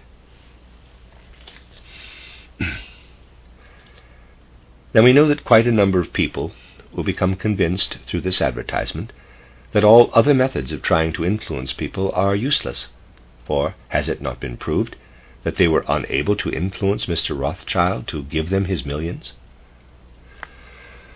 But how many people are there, you may ask yourselves, who read this advertisement and at once raise the objection? Does this Pullman have students who succeeded in gaining Rothschild's millions? You need only ask yourselves to how many people this obvious thought will occur. This is a trivial example, but an example which shows you how thinking fails to wake up in regard to what we read. I have chosen this example first because of its everyday character, and secondly because it goes without saying that among those present there is nobody who would fail to observe that even this Pullman did not succeed in getting the millions. It is a foregone conclusion that all those who would be taken in by such an advertisement are not present here, and out of politeness I do not mention an example which could appeal to any of my present hearers. But what I want to say is that from morning to night people read these things. It occurs in countless instances. They say, we pay no attention to them. Is that really so? The other day I read a speech in which the following sentence occurred. Quote, "Our relationship with a certain country is the core which must give the direction to our politics in the future." Close quote. Just imagine the construction of this thought A relationship is a core which becomes a direction. People who think like this are in a position to do all kinds of things in life. But we do not notice the connections that exist between such crippled thinking and the public life.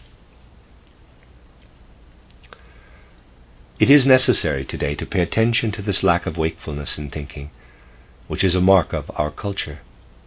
To have thoughts that can be carried out. This is the first demand if we wish to become aware of the revelations of the moments of going to sleep and of awakening. I once listened to an address by a very famous professor of literature and history. It was his inaugural address, and he tried his best. He formulated all kinds of literary historical questions, and at the conclusion he said, "You see, gentlemen, I have led you into a forest of question marks." I pictured it to myself, a forest of question marks? Just think, a forest of question marks. Only he who is accustomed to carrying through the concepts which arise in him, that is, he who develops wakefulness in his thinking, is prepared to pay attention to such things as the moments of waking up and falling asleep. However, even though something is not perceived, it nevertheless exists. And the intercourse between the human being and the dead exists, and is especially strong at the moment of falling asleep and at the moment of waking up. In reality, every human being poses countless questions and gives information to his beloved dead at the moment of falling asleep, and receives messages and answers from them at the moment of waking up. This intercourse with the dead, however, may be cultivated in a certain way. We have previously described several ways of cultivating it. Today we shall add the following. There is a certain difference in regard to the thoughts which will lead us to a relation with a dead person at the moment of falling asleep. Not every thought is equally suitable. Anyone who does not merely lead a sensual, egotistical life will, out of a healthy feeling, have the longing not to interrupt the relation which karma has brought him with certain personalities who have now passed through the portal of death. He certainly will frequently connect his thoughts with these personalities. And the thoughts which we connect with our conception of the departed personalities may produce an actual intercourse with the dead, even though we are unable to pay attention to what happens at the moment of falling asleep. Certain thoughts, however, are more favorable than others for such an intercourse. Abstract thoughts, thoughts which we form with a certain indifference, even perhaps only from a sense of duty, are little suited to pass over to the dead at the moment of falling asleep. But thoughts, concepts which arise from the experience of a special interest which united us in life are well suited to pass over to the dead. If we remember the dead person in such a way that we do not merely think of him with abstract thoughts and cold concepts, but recall a moment when we grew warm at his side, when he told us something dear to our heart.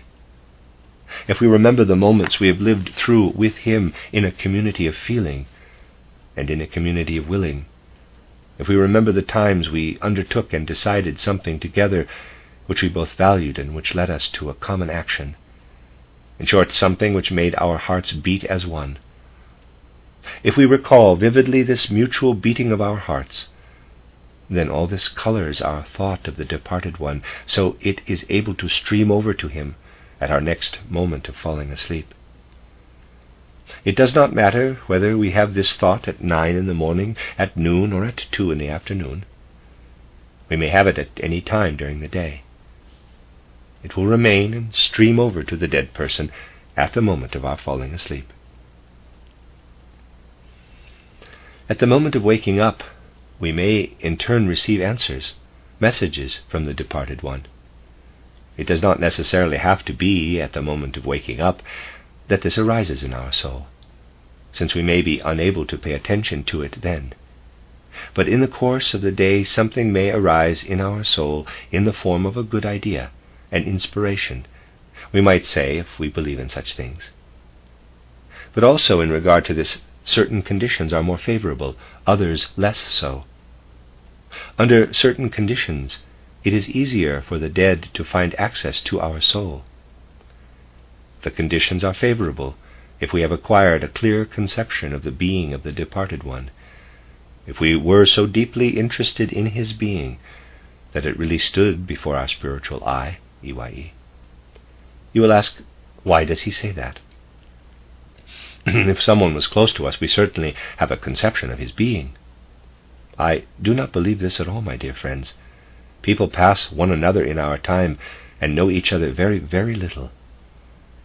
This may not alienate us from the other being here in the physical world, but it alienates us from the being who dwells in the world of the dead. Here in the physical world, there are numerous unconscious and subconscious forces and impulses which bring people close to one another, even though they do not want to learn to know each other. It is supposed to happen in life, as some of you probably have read, that people may be married for decades and yet have very little knowledge of one another. In such cases, the impulses which bring these people together do not rest upon mutual knowledge. Life is permeated everywhere by subconscious or unconscious impulses. These subconscious impulses bind us together here on earth, but they do not bind us to the being who has passed through death before us. In order to effect such a connection, it is necessary that we have received into our soul something through which the being of the departed one lives vividly in us. And the more vividly it lives in us, the easier it is for that being to have access to our soul. The easier it is for him to communicate with us. This is what I wanted to tell you about the intercourse constantly occurring between the so-called living and the so-called dead. Every one of us is in constant intercourse with the so-called dead. But the reason we do not know it is that we are unable to observe sufficiently the moment of falling asleep, the moment of waking up. I have told you all this in order to give a more concrete form to your connection with the supersensible world in which the dead dwell. This connection will take on a still more definite shape if we consider the following relationships. The young die and the old die. The death of younger people is different from the death of older people in its relation to the living human beings they leave behind. Such things can only be discussed if it is possible to focus one's attention upon definite individual conditions in this field. I describe this not out of a general knowledge, but as a summary of what has actually occurred in definite individual cases. If clairvoyant consciousness observes what happens when children die, when young people leave their parents and family and pass through the portal of death, and if one learns to know how these souls live on, the knowledge which thus arises may be summarized in the following words. The consciousness of these young people that have passed through the gate of death may be characterized by saying that they are not lost to the living. They remain here. They remain in the neighborhood, in the being of those they have left behind. For a long time these young people do not separate from those they have left behind. They remain within their sphere. The matter is different in the case of older people that have died. It is easiest to express these things epigrammatically. The souls of these human beings who have died in the later years of their lives do not lose on their part the souls of those who have stayed behind. Thus, while those who have remained behind do not lose the younger souls, the older people, after having passed through death's door, do not lose the souls of the living, in spite of the latter's being here on earth. They take along with them, as it were, what they wish to have from us. It is easy for them to do so, while the souls of younger people can have what they need from us only if they remain more or less within the sphere of the survivors. And this is just what they do. It is possible to study these relationships in a way that will ascertain the facts as I have just described. The study will, of course, have to be carried out with clairvoyant consciousness. If clairvoyant consciousness studies grief and the pain of separation, it will find that these are two completely different states. Human beings do not know this. But if one observes the grief, the sorrow in the soul of a person over a deceased child, one will find it is something quite different from the grief and sorrow which may be observed if an older person has died. Although human beings do not know it, these inner soul states are fundamentally different. It is a strange fact. If parents mourn a child that has died at an early age, this mourning, as to its actual content and deeper impulse, is only a reflection in the soul of the parents of what the child experiences.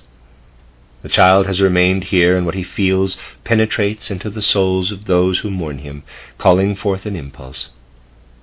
It is a pain of compassion. It is in reality the pain or sorrow of the child himself, which the parents experience. Of course, they ascribe it to themselves, but it is a compassionate grief. Do not misunderstand me, my dear friends. We must take the expression I am going to use in a reasonable sense, without attaching to it any secondary meaning. We might say, if a young person dies, we are possessed by the pain from the departed one's soul life. We are possessed in a normal fashion, which is not detrimental. He lives on in us, and what expresses itself as pain is his life in us. It is different when we mourn an older person who has left us. There a pain appears which is not the reflection of what lives in the departed one, for he is really able to receive what lives in our soul. He himself does not lose us. It is impossible for us to be possessed by his pain, by his feelings, for he has no longing to penetrate us with his feelings, because he draws us after him. He does not lose us. Therefore this pain, this mourning, is an egotistical pain, an egotistical mourning. This is not meant as a reproof, for such pain and mourning are justified, but it is necessary to differentiate between the two kinds of mourning. After having thus spoken about mourning our departed ones and the way we continue to live with them, let us now proceed in our considerations to the dead themselves. Since the relation to a person that had died in youth is so different from the relation to a person that departed later in life, you will readily understand that there must be a difference in the way of commemorating them. In regard to a child, we shall choose the right ritual, the right commemoration. We shall bear him in our memory in the right way, if we take into consideration that the child has remained with us, that he lives with us, and that he loves to become familiar with that which we would have been able to impart to him had he lived. Experience shows that children after their death long to find in the commemoration which we offer them general human relationships. They long to find in the funeral service that which is of general interest and has little to do with special interests. Therefore, the Roman Catholic funeral service is most suitable for children. It is a general ritual, valid for everyone in the same way. A child that has died would like to have a funeral service that is of a general human character, valid for everyone, and not for him alone.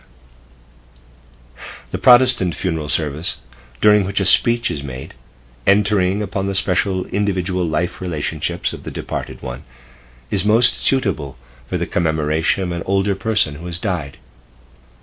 And if we wish to foster the memory of an older departed person, it is best to cling to details of his life which were characteristic of him, and to look in his special individual life for the thought with which we celebrate his memory. From this you see, my dear friends, that properly considered, spiritual science cannot remain mere theory. It shows us something of the relationships which exist in the world, from which we are separated merely through the fact that we dream away our feelings and sleep away our will impulses. It speaks of the worlds within which we exist with feeling and will. If we take hold of spiritual scientific thoughts with sufficient intensity, with proper energy, they will not remain thoughts, but will act upon feeling and will. Just imagine the fruitful effect of these ideas upon life. Clergymen who do not adhere to mere abstract theology will be helped by these ideas in conducting funeral services in the proper way, and with the proper tact. This is not surprising, for the world of which spiritual science speaks is the real world in which our feelings and our will impulses live. Thus what spiritual science is able to give works in turn upon feeling and will. It works upon feeling if we develop our feelings in regard to the dead, but it must also work upon the will impulses. We should pay special attention to this in our time. For, my dear friends, if we were to trace the will impulses of the human beings of the present day, we would not come upon very deep regions of the human soul. It is imperative today that men look for spiritual impulses for their willing. And it is tragic that up to the present day they are not resolved to do so. The troubles of our time will only find a solution if human beings are willing to search for spiritual impulses for their external life. As I have already said, people still reject this, but they will have to learn it, for this age will become the great taskmaster for the generation that must live through it, the taskmaster to a much greater degree than has been the case so far. We shall link our next lecture to the concepts I offered to you today, which were concerned with the individual personal element, and shall then speak about the conditions of our present age from a truly spiritual scientific viewpoint. The end of Lecture 7. This is a reading of a collection of lectures by Rudolf Steiner entitled The Mission of the Archangel Michael. The last lecture, Lecture 8, which is the second part of two lectures entitled Signs of the Times, Michael's Battle and Its Reflection on Earth, given in Munich on February 17, 1918. It will be my task today to proceed in our spiritual observations from the foundations which we laid here the last time to such spiritual processes which lie immediately behind the events of our age that speak so seriously to our souls. If we live, in the sense of our spiritual science, with the forces that stream from the so-called dead into the realm in which we dwell during our incarnation, it is possible to observe with great vividness what it is spiritually that underlies such a difficult time. To be sure, people of the present age have little longing to know the spiritual background of existence. Such lack of interest is closely connected with the fact that this great catastrophe has befallen mankind in the present age. I have drawn your attention to the fact that in the last third of the 19th century, in contrast to earlier periods of time, great changes took place in human evolution. I have repeatedly pointed to the end of the 70s of the last century, and have shown that the end of the 70s was an incisive moment in the evolution of mankind. Very few people of the present time are aware of the fundamental difference in the spiritual life since the end of the 70s, as compared to the spiritual life that preceded it. Human beings lack the perspective to see this, for such a thing only becomes apparent if one is able to observe the differences from a certain distance. If mankind is not to expect still greater misery, this perspective must be gained as soon as possible. For, my dear friends, our present age is governed by a strange and very vivid contradiction. I shall describe this contradiction to you, and you will find it very grotesque. There is no time within historical human evolution that is so spiritual as the time in which we live, the time since the end of the 70s. From an historical point of view, we live in the most spiritual of times. Still, it is an undeniable fact that people who consider themselves spiritually developed believe that our time is completely materialistic. As far as life is concerned, our time is not materialistic, but as far as the belief of many people and its results are concerned, our time is certainly materialistic. What do we really mean if we say, quote, Ours is a spiritual time, close quote. Well, my dear friends, consider the natural scientific world conception of the present day. Compared to it, the natural scientific world conception of the past is materialistic. Today, we have a natural scientific world conception which rises to the most subtle, the most spiritualized concepts. We see this if we observe existence beyond the immediate physical present. Most spiritual conceptions today, although well meant, mean very little to the so-called dead. But the natural scientific conceptions of the present age, if reflected upon without prejudice, mean extraordinarily much to them. It is an interesting fact that so-called materialistic Darwinism is conceived of and employed in a completely spiritual fashion in the realm of the dead. In full life, things appear quite different from the way they appear in the frequently erroneous belief produced by what people experience in the body. What do I really mean by pointing to the natural scientifically spiritual?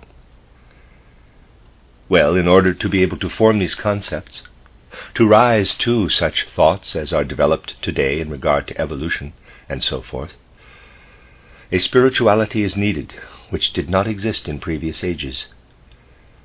It is much easier to see ghosts and to take them for something spiritual than to form sharply defined concepts for that which seems to be only material.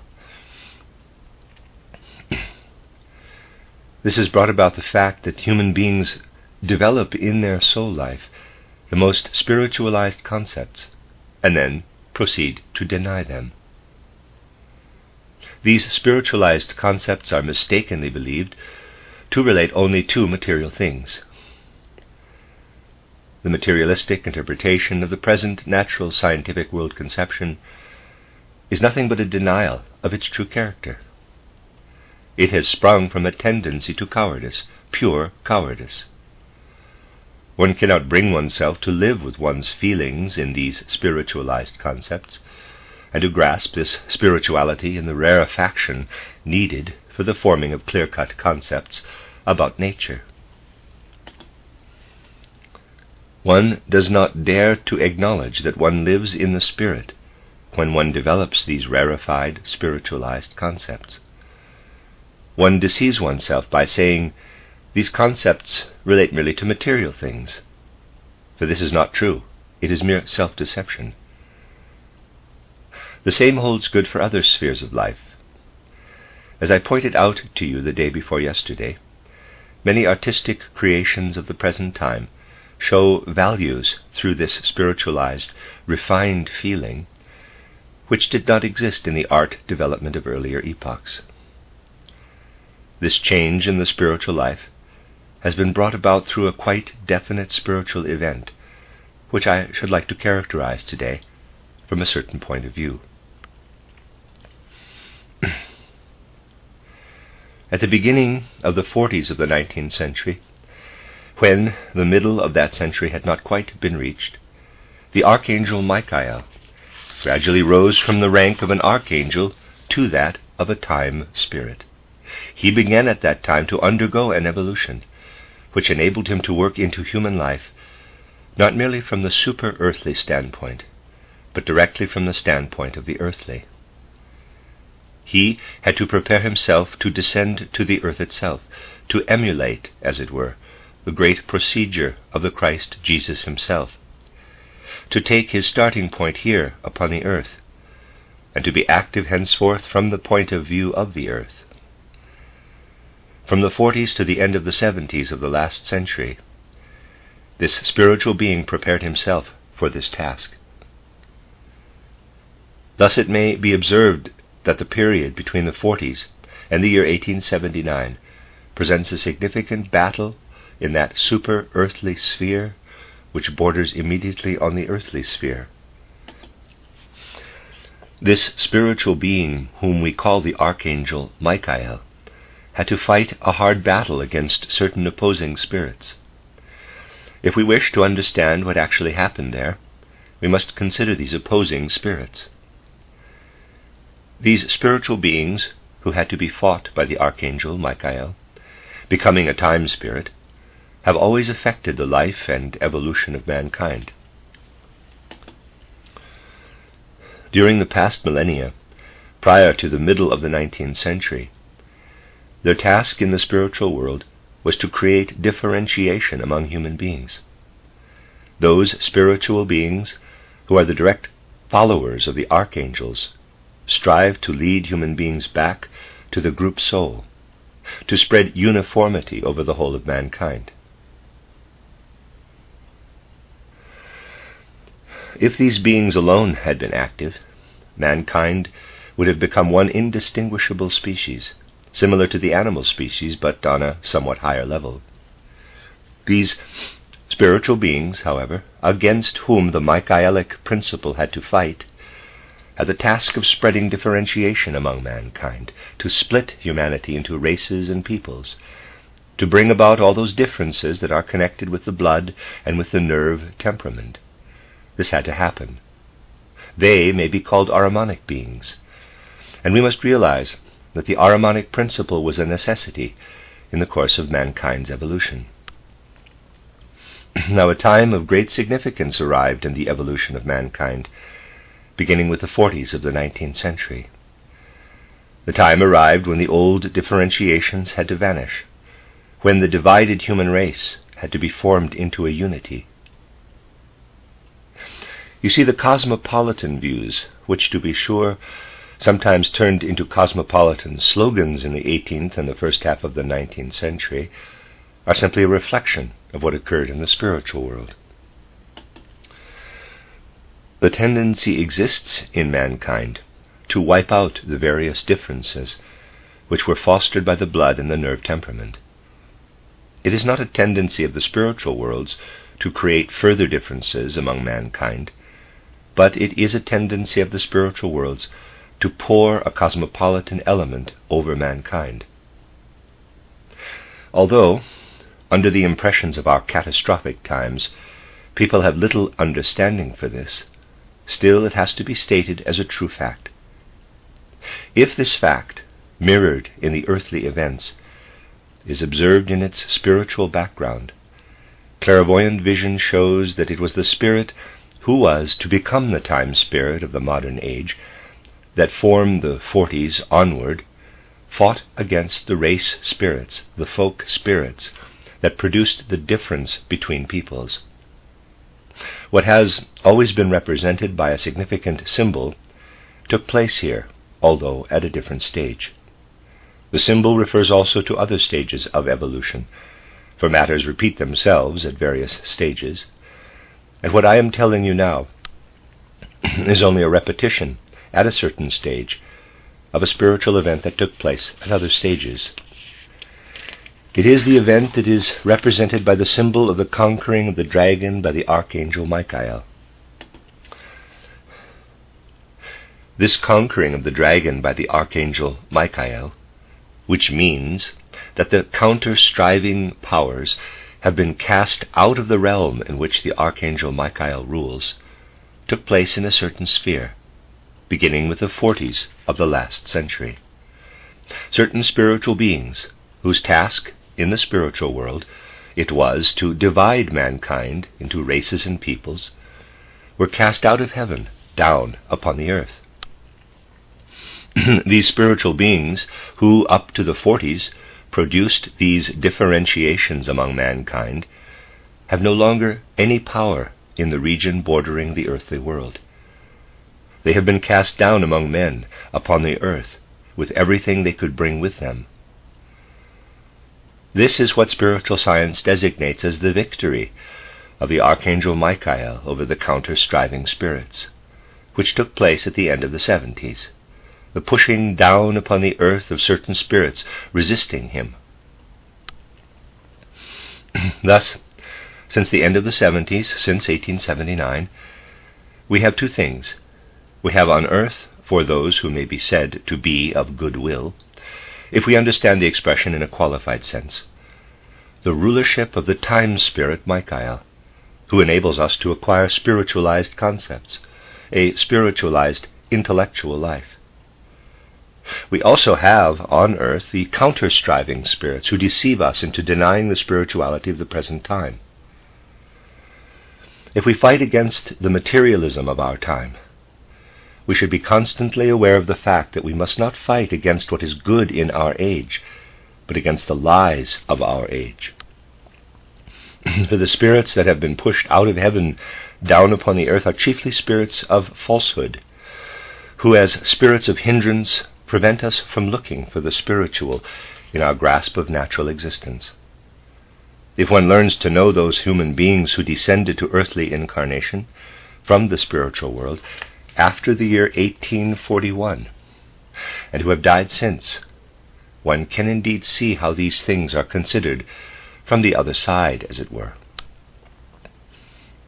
One is then in a position to correct much of that which, here in the physical world, is very difficult to see through.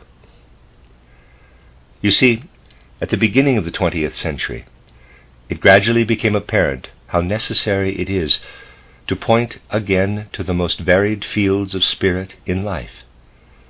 And those who drew attention to this fact were the human beings who, after the year 1848, more precisely after 1840, had participated in the hard battle which was carried on by the Archangel Michael in the spiritual world, and which ended in 1879 with the casting down of the counter-striving spirits into the life of the earth, where they now are among human beings. One participates in the battle of the Archangel Michael if one rises against these spirits and tries to drive them from the field. Now, there exists a certain law which states that from every point in world history, evolution may be traced in two directions, backward as well as forward. If we focus our attention on any point in the historical development of mankind, we may say, at this point of time, this or that happened. Now, as time goes on, the events may be observed. But time may also be observed retrospectively. We may go back from 1879 to 1878, 77, 60, 50, and so on, and may then observe the spiritual world in retrospect. The following then presents itself. In the deeper structure of events as they proceed, we may discover a repetition of what preceded them. If one expresses something great in a simple way, it may easily sound trivial, but I shall speak simply. If we consider the year 1879, we can proceed to 1880, or we can go back to 1878. If we proceed to 1880, we shall observe in the deeper spiritual structure of that year that what has happened in 1878 is still active within it.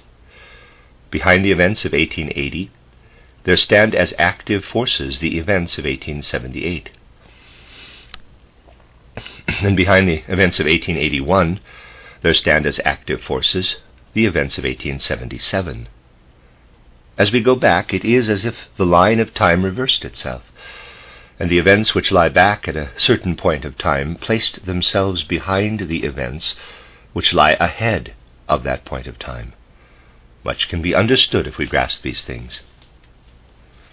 Now, I beg you to remember that I have for many years spoken about the year 1879, and not only since 1914, which would be cheap. This is important, my dear friends, and I ask you now to make a simple calculation with me.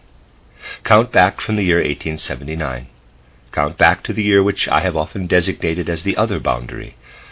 I have always stated that the battle of which I am now speaking started at the beginning of the 40s, around 1840, 1841. Count back 1879, 1870, 69, 1859, 1849, and 8 or 9 years more. This is 38 or 39 years. Now count forward 1879, 89, 99, 1909, 1914, and right up into our days, 1918. And you also have 38 or 39 years. If you observe the year 1917, you will find a surprising result. you will realize the deep significance of the occultist's statement that, in starting from an incisive historical event, you will find the preceding spiritual event repeated in the subsequent one. Behind the earthly events of our days, there stand the spiritual events that began in the 40s and which we designate as the Archangel Michael's battle against the counter-striving spirits. These events stand behind present-day events. We have a repetition today of what took place at the beginning of the 40s. You can imagine how differently one looks at the events of our time if one pays attention to this law. One will develop a deeper understanding of events that now pass unnoticed, that do not penetrate into one's soul.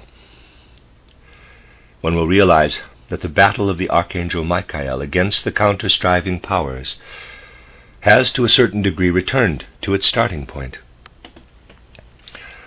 It is in general very difficult to speak to human beings of the present day about these deeper relationships, because they violently reject that which would help them to understand the present time and enable them to act in the proper manner. It is necessary today to rid ourselves of old prejudices and consciously to understand the facts. For things happen here on the physical plane which are of a much more spiritual nature than events in general. This is connected with the descent of the Archangel Michael into our earth region.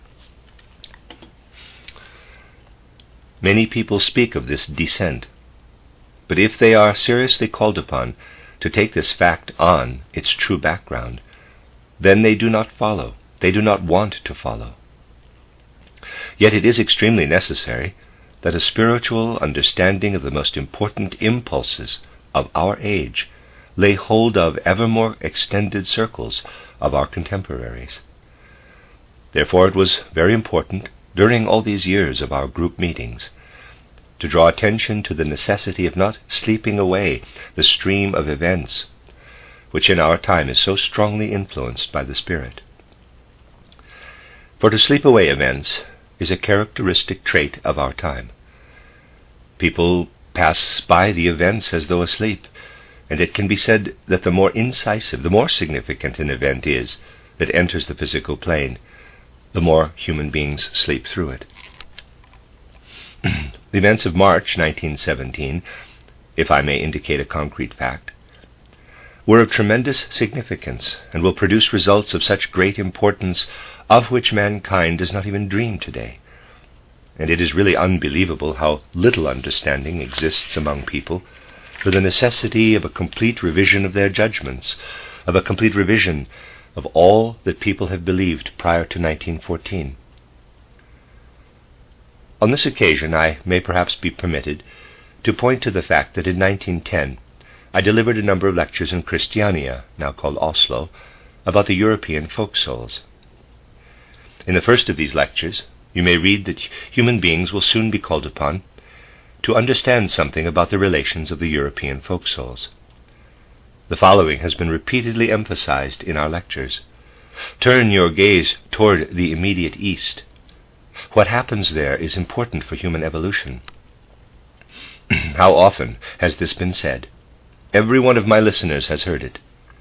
And in the spring of 1914, in my Vienna lecture cycle about the life between death and a new birth, I dared to make the emphatic statement that the social life of our time may be compared with a special form of disease, namely with a carcinoma. I stated that a creeping cancerous disease permeates social life. Naturally, my dear friends, under our present conditions these things cannot be stated in another form, but they must be understood. We must not think of world events following one another in continuous progression, as historians imagine. They believe that the later event develops out of the preceding one, which has in turn developed out of the one preceding it, and so forth. The prejudice which maintains that the later must develop in the most tranquil fashion out of what preceded it, we may leave to those who do not have the sense for reality which is expected of the anthroposophist. We may leave this prejudice to the politicians.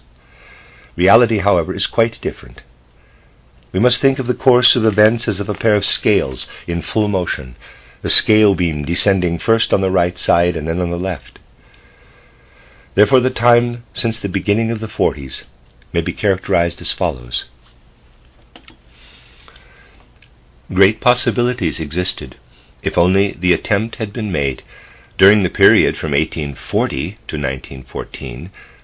The year 1879 divides this period into two parts, to prepare in an adequate manner the spiritualization of mankind which is striven for by the Archangel Michael. If the attempt had been made on a larger scale to imbue mankind with spiritual concepts, spiritual ideas. Mankind, however, must depend in our age on its own free will. And if out of its own free volition mankind fails to grasp such possibilities, then the scale beam sinks to the other side. What could have been reached on the spiritual path is now discharged through the blood. What we experience in our catastrophic times is an equalizing of the scales. Mankind who has rejected spiritualization must be forced to accept it. This can happen through a physical catastrophe. This idea may be verified if we place ourselves upon the following firm foundation. We live here in this physical world, but we are awake in this physical world only through our perceptions and our concepts, as I described the day before yesterday. We dream with our feelings and sleep with our will impulses. This is a matter of course for man. But if we familiarize ourselves through imagination, inspiration, and intuition with the spiritual world, which is always around us like the air, and in which the so-called dead exist, together with us, in which their impulses are active, then we perceive how life, here in the physical world, is connected with the life of the so-called dead. The dead are able to receive from human hearts only spiritual thoughts. Recall what I told you the day before yesterday.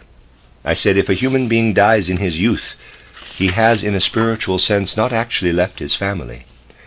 He has in reality remained here. Something of great importance to the dead is connected with this, and I beg you to take this very seriously. For the departed one it is not merely a question of being here. For him it is a question of being able to bear this existence. If the dead person is present in a materialistically inclined family, which does not cultivate spiritual thoughts, he is constantly oppressed and distressed. The family constitutes a nightmare for him, comparable to the nightmare we experience when we inhale too great an amount of air. Only spiritual thoughts among those with whom he has remained can rid him of this nightmare and make life among them bearable for the departed one. And again I told you, if an older person is torn from his family, he takes their souls with him in a certain respect. He draws them after him. But if they are not permeated by spiritual thoughts, they likewise constitute a nightmare for him. Now let us consider the following. We can learn a great deal if we observe the sudden death of a human being caused by outer or abnormal inner conditions. Let us say a human being is slain or shot. In such an instance, death is brought about in a way which is very different from gradual death through illness. Imagine the following case. A human being is shot in his 35th year. His life is destroyed through outer circumstances. If the bullet had not struck him, certainly there are karmic connections, but what I am going to say nevertheless holds good. This human being's constitution might have enabled him to live another 35 years. He bears within him the constitution for another 35 years. This now produces a quite definite effect.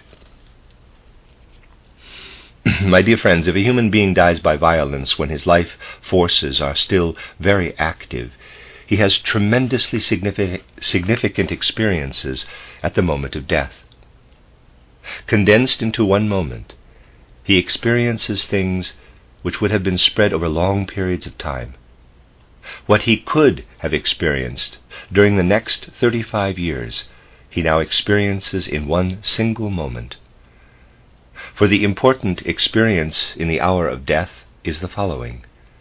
The human being sees in truth his body from outside. He sees the transition it passes through. He sees that it relinquishes the control of the forces it possessed when the soul dwelt in the body, and that it now becomes a nature being, given over to the nature forces, to the external physical forces. The tremendously significant experience at the moment of death is that the human being then beholds the relinquishing of his organism to the physical nature forces. If a human being suffers a violent death, he is suddenly delivered not only to the normal nature forces, but his organism is treated by the bullet shot as if it were an inorganic, lifeless body. It is completely relegated to the inorganic world. There is a great difference between a slow death through illness and a sudden death through the interference of the external world with the human organism, be it in the form of a bullet or in any other form. In this moment there is a sudden flaring up, a sudden flashing forth of a tremendous amount of spirituality. The flaming up of a spiritual aura takes place, and the one who has passed through the portal of death looks back upon this flaming up. This flaming up greatly resembles the event that takes place only when human beings devote themselves to spiritual concepts. These are values, my dear friends, which are interchangeable. It is extremely interesting to see the following similarity. The departed one perceives from the other side the sentient thought which arises in a person when he enjoys or creates an image, a painting that is born out of spiritual life. The departed one then sees how similar this sentient thought seen from the beyond is to the sensation a person has, who is of course unconscious of this, when he suffers an external injury, let us say, to his arm, and pain arises from it. There is a great relationship between the two events. One may take the place of the other. Now you will grasp the karmic connection between the two events. Naturally, quite a number of people knew the, quote, aspect of the stars, close quote, when the 40s of the last century approached. If occultists wish to designate such an event as the battle of the Archangel Michael with the dragon, they do so by using the technical expression, quote, this is the aspect of the stars, close quote. There existed, at that time, quite a number of people who knew that such a significant event was taking place. There were some who wanted to take precaution, but one of the scales of the balance was too heavily weighted. The materialistic inclination was too strong. Thus the worst measures possible were resorted to. People who understand the signs of the times were fully aware of the fact that spiritual life must enter mankind. If this spiritual life had entered mankind from the beginning of the 40s onward, mankind would have been spared many catastrophes. For what took place would have been spared many catastrophes. For what took place would have taken place, but in another form. What is karmically necessary happens, but it may occur in various forms. This must always be kept in mind. I shall express myself more explicitly. There are two ways of thinking about what ought to happen in the social sphere or any other field.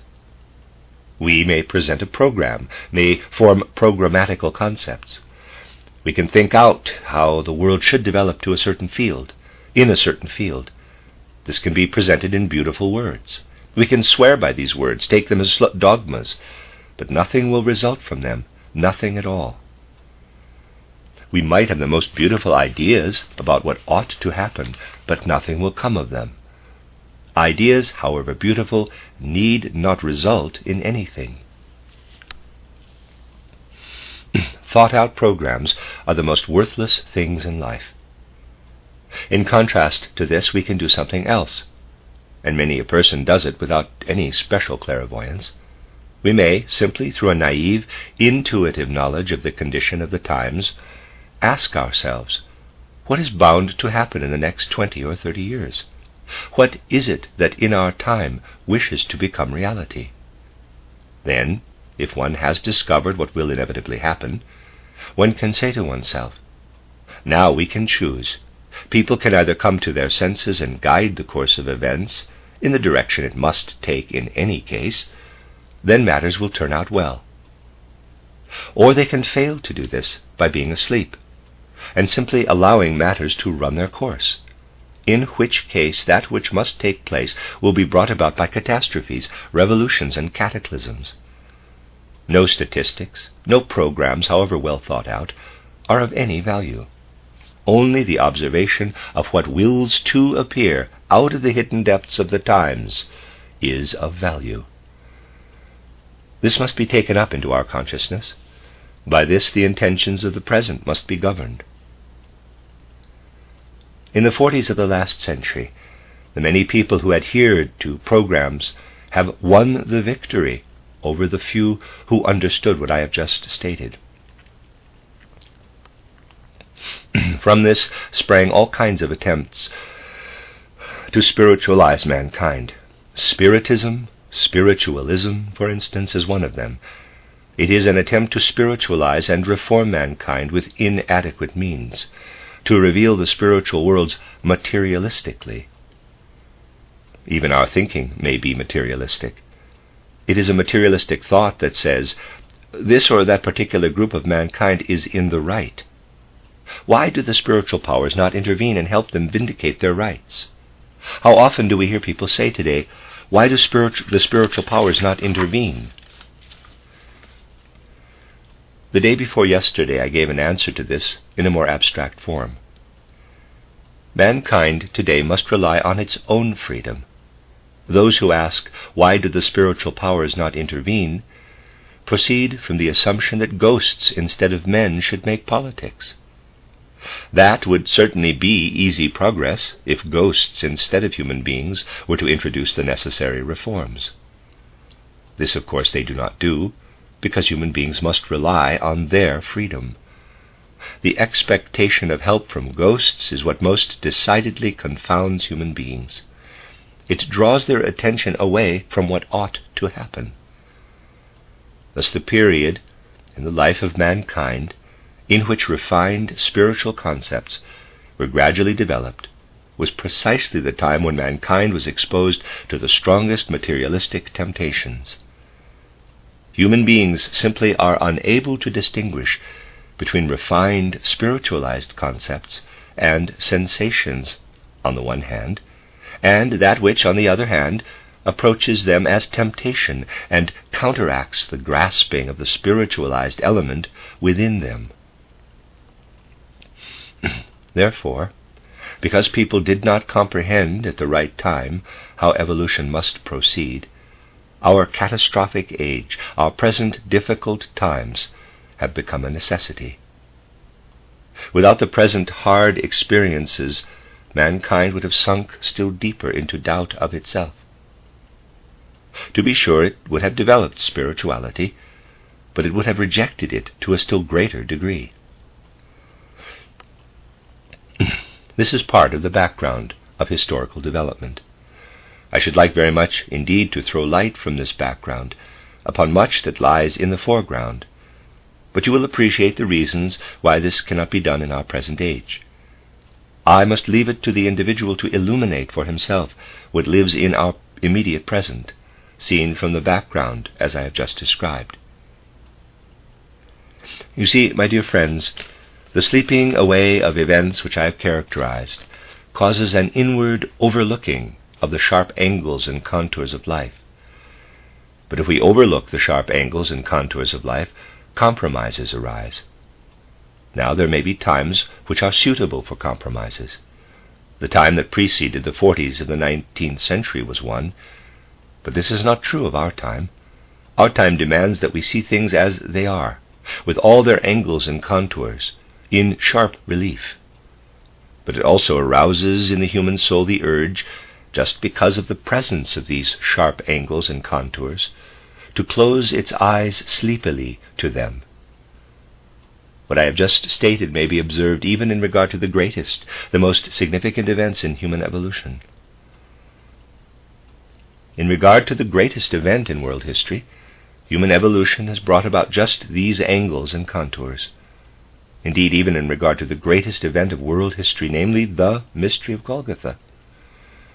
We know all the observations made in the course of the theological development of the 19th century concerning the mystery of Golgotha.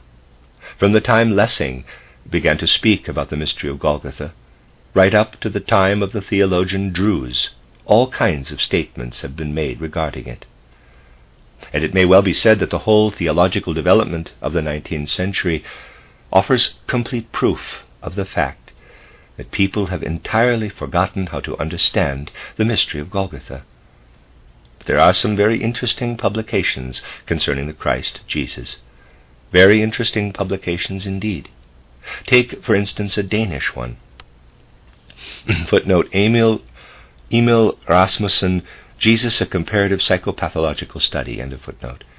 This Danish publication is written entirely from the standpoint of the modern natural scientific thinker. The author states, I am a psychologist, a physiologist, and a psychiatrist. I observe the Gospels from this standpoint. And at what conclusion does he arrive? Quite factually, in the sense of modern psychiatric judgment, he arrives at the following one. The picture which the Gospels sketch of the Christ Jesus is a pathological one.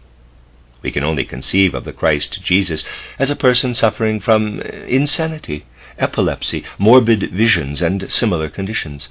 He possesses all the symptoms of a serious mental illness. If one reads the most important passage of this book to people, as I have recently done, they are shocked.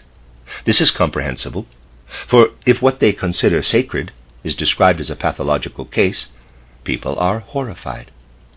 But what are the real facts in the matter? My dear friends, the facts are as follows. Among the great number of dishonest compromisers, one arose who takes his stand completely upon the natural scientific viewpoint. He makes no compromises whatsoever, but states, I am a scientist, therefore I must speak as I do. For these are the facts. If people would place themselves honestly upon the standpoint of natural science, they would have to hold such views. There are these sharp angles and contours from which they cannot escape. They cannot escape unless they forsake the natural scientific standpoint and go over to the spiritual scientific standpoint. Then they are obliged to observe matters without compromising, in the way of such a scientist, who, although entirely honest in his field, is thoroughly limited in his views, and does not try to conceal his limitations. He is thoroughly limited, but consistent. This has to be understood. If people would see today what must of necessity result if certain things are consistently carried through, they would see life without compromise. Someone recently handed me an interesting slip of paper, mentioning a book that is already known to me, but since I do not have it with me here, I can only read you what is written on this slip of paper.